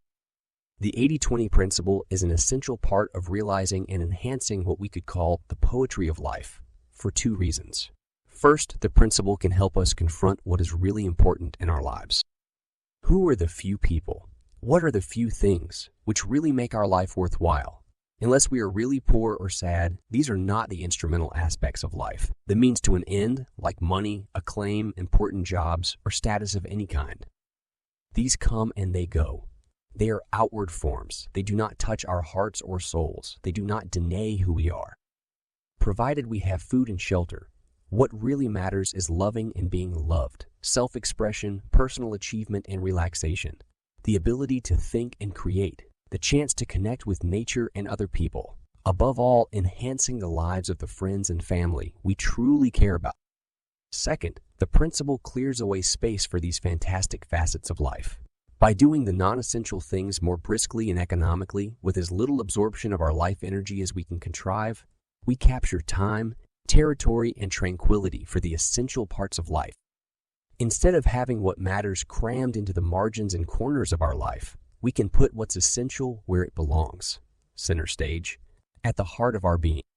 When it comes to the essential parts of life, the 20% or less that deny our uniqueness and individual destiny, we should devote our energy and our very soul to such matters, without stinting on time, money, or any other means to that end. Efficiency requires the 20% approach. But what is life-enhancing deserves a 200, 2,000, or 2,000,000% approach. There is no limit to the amount of effort or time that is appropriate for what enhances, or even denies, our lives. So to answer the three concerns, okay, corner cutting. It's only within the efficiency segment of our lives that we should aim to cut corners and do things lazily and fast. For anything life-enhancing, we take the longest, deepest, or highest possible route. C. Sustainability. A sensible use of the principle requires a long-term view and an awareness of potential unintended consequences if we assume that the current position with regard to effort and reward will not change. For example, 10% of customers may currently give us, say, 80% of prots. But maybe if a new competitor focuses on our super protable customers, our prots won't last. Moreover, hidden away within the 90% of marginal or unprotable customers may be a fast-growth company that could, if carefully cultivated, end up being a new winning account. In the Xing example, too great a focus on the super abundant waters without building in some restraints to allow the esh to reproduce leads to disaster. In the broader areas of life, too, our focus on what enhances our life needs to be long-term and intelligent. Skills and relationships require investment. We should be selective about which abilities and friends really matter, and then take time and extraordinarily patient effort to build the foundations of a lifetime commitment. No corner cutting here, and equally no instant gratification. It's a mistake to work for the sake of work or to amass riches by doing something we hate. But it's very wise to make a huge commitment to developing skills and relationships that make our lives direct, enjoyable, and worthwhile. Balance. Should we be balanced or unbalanced? Both. We should be unbalanced on the efficiency stew, on everything that is not critical to our place in the world. And in a way, we should be unbalanced on the life-enhancing matters too, carefully targeting the few activities and relationships that have the greatest value and potential value for us. But within the life-enhancing domain, we need a balance of work and leisure, of self-directed and shared projects, of time for ourselves and time for others, of enjoyment of current enthusiasms and investment to build the future. We can our yin and yang within the life-enhancing sector. Were it otherwise, we would never in people who enjoy their work and their play, who are happy because wherever they are, they love what they do and they do what they love. Figure 40 allocation of our time and energy relative to today. Figure 41 new allocation of time and energy as percentage of new total. Figure 40 shows the two dimensions of the principle and the right approach for each. Once we have made the right decision for parts of our life that fall into each box, we can draw the matrix in a way that reeks the relative proportions. In Figure 41, the e-sciency elements have been squashed up so that they only consume 20% of our time and energy. The 20% of life-enhancing areas of life are freed up to take 80% of our life. Work can fall into either the efficient or the life-enhancing category. Almost certainly, you have some work that falls into each. The trick is to do progressively less of the former and more of the latter until you reach the happy state where work really is more fun than fun. Life outside work, too, almost certainly falls into both categories. The answer is the same. Spend less and less time and vitality on the essency box and more on the life-enhancing box. It's worth asking yourself, if you could spend your time and vigor on what counts most for you, what would be the division of work and play, and how would the two relate? Most people who've answered this question for me say they'd spend roughly equal time on work and non-work. Although work is self-dinned and not necessarily paid work, those who have embraced the principle and that the line between work and non-work becomes increasingly blurred. In this sense, the yin and yang of life are reestablished. Although there are two apparently opposite dimensions to the 80-20 principle, efficiency and life enhancement, the dimensions are entirely complementary and interwoven. The efficiency dimension allows us room for the life enhancing dimension. The common thread is knowing what gives us the results we want and knowing what matters. Always, both for efficiency and life enhancement, the answer is a small part of the total. Always, we progress through subtraction and focus. Equally, however, 80-20 is a sterile philosophy if it just leads to efficiency. There is no point in becoming more efficient or wealthier unless there is some other goal in our mind, the goal of the soul. Those who would put 80-20 armly back into its traditional workbox are missing the point. Let me give an example from my own life. Every day when I'm living in London or in southern Spain, I take an hour or two to cycle. This is neatly a life-enhancing activity for me. It is wonderful exercise. I travel through great scenery, Richmond Park with its deer or mountain views in Spain, and I let my thoughts hang out as I ride and often come up with fresh ideas as a result. But it is not effortless. I reckon that 10% of the route in Richmond Park and 15% in Spain is seriously uphill. No doubt taking my heart rate up to the highest levels on the route and constituting more than 80% of the exercise. I'm not a fanatical cyclist and I don't really like hills. I'm glad when I can sail down the other side. But I wouldn't choose a route instead. The hills, though in some ways unpleasant, add to the grandeur of the setting and provide me with yin activity to leaven the yang activity to leaven the yang of riding at or downhill. I can tell you from personal experience and the testimony of hundreds of readers that it is possible to reverse the proportions of life, from mainly meaningless or stressful activity, yin, to mainly life-enhancing yang. Of course, we don't want to repeat the same honeymoon or the same holiday over and over. We need fresh ways to relax, nor do most of us want to relax most of the time. We want to exercise, to deploy and develop our skills, to think, to test ourselves, to help other people, to explore relationships of all kinds. We don't want to be obsessed with INC, but we do want to dispose of the non-life enhancing activities as easily and swiftly as possible. Take responsibility for progress. Put away your skepticism and your pessimism. These vices, like their opposites, are self-fulfilling. Recover your faith in progress. Realize that the future is already here. In those few shining examples in agribusiness, in industry, in services, in education, in artificial intelligence, in medical science, in physics, and indeed all the sciences, and even in social and political experiments where previously unimaginable targets have been surpassed and new targets continue to fall like skittles. Remember the 80-20 principle. Progress always comes from a small minority of people and organized resources who demonstrate that previously accepted ceilings of performance can become ores for everyone. Progress requires elites, but elites who live for glory and service to society, who are willing to place their gifts at the disposal of us all. Progress depends on information about exceptional achievement and the dilution of successful experiments, on breaking down the structures erected by the mass of vested interests, on demanding that the standards enjoyed by a privileged minority should be available to all.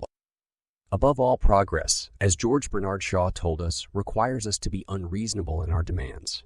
We must search out the 20% of everything that produces the 80% and use the facts we uncover to demand a multiplication of whatever it is that we value. If our reach must always exceed our grasp, progress requires that we grasp whatever a minority has reached and ensure that it becomes the minimum standard for all. The greatest thing about the 80-20 principle is that you do not need to wait for everyone else. You can start to practice it in your professional and personal life. You can take your own small fragments of greatest achievement, happiness, and service to others and make them a much larger part of your life. You can multiply your highs and cut out most of your lows. You can identify the mass of irrelevant and low-value activity and begin to shed this worthless skin. You can isolate the parts of your character, work style, lifestyle, and relationships that, measured against the time or energy involved, give you value many times greater than the daily grind. And having isolated them, you can, with no little courage and determination, multiply them. You can become a better, more useful, and happier human being. And you can help others to do the same. The end. Thanks for watching and have a great day.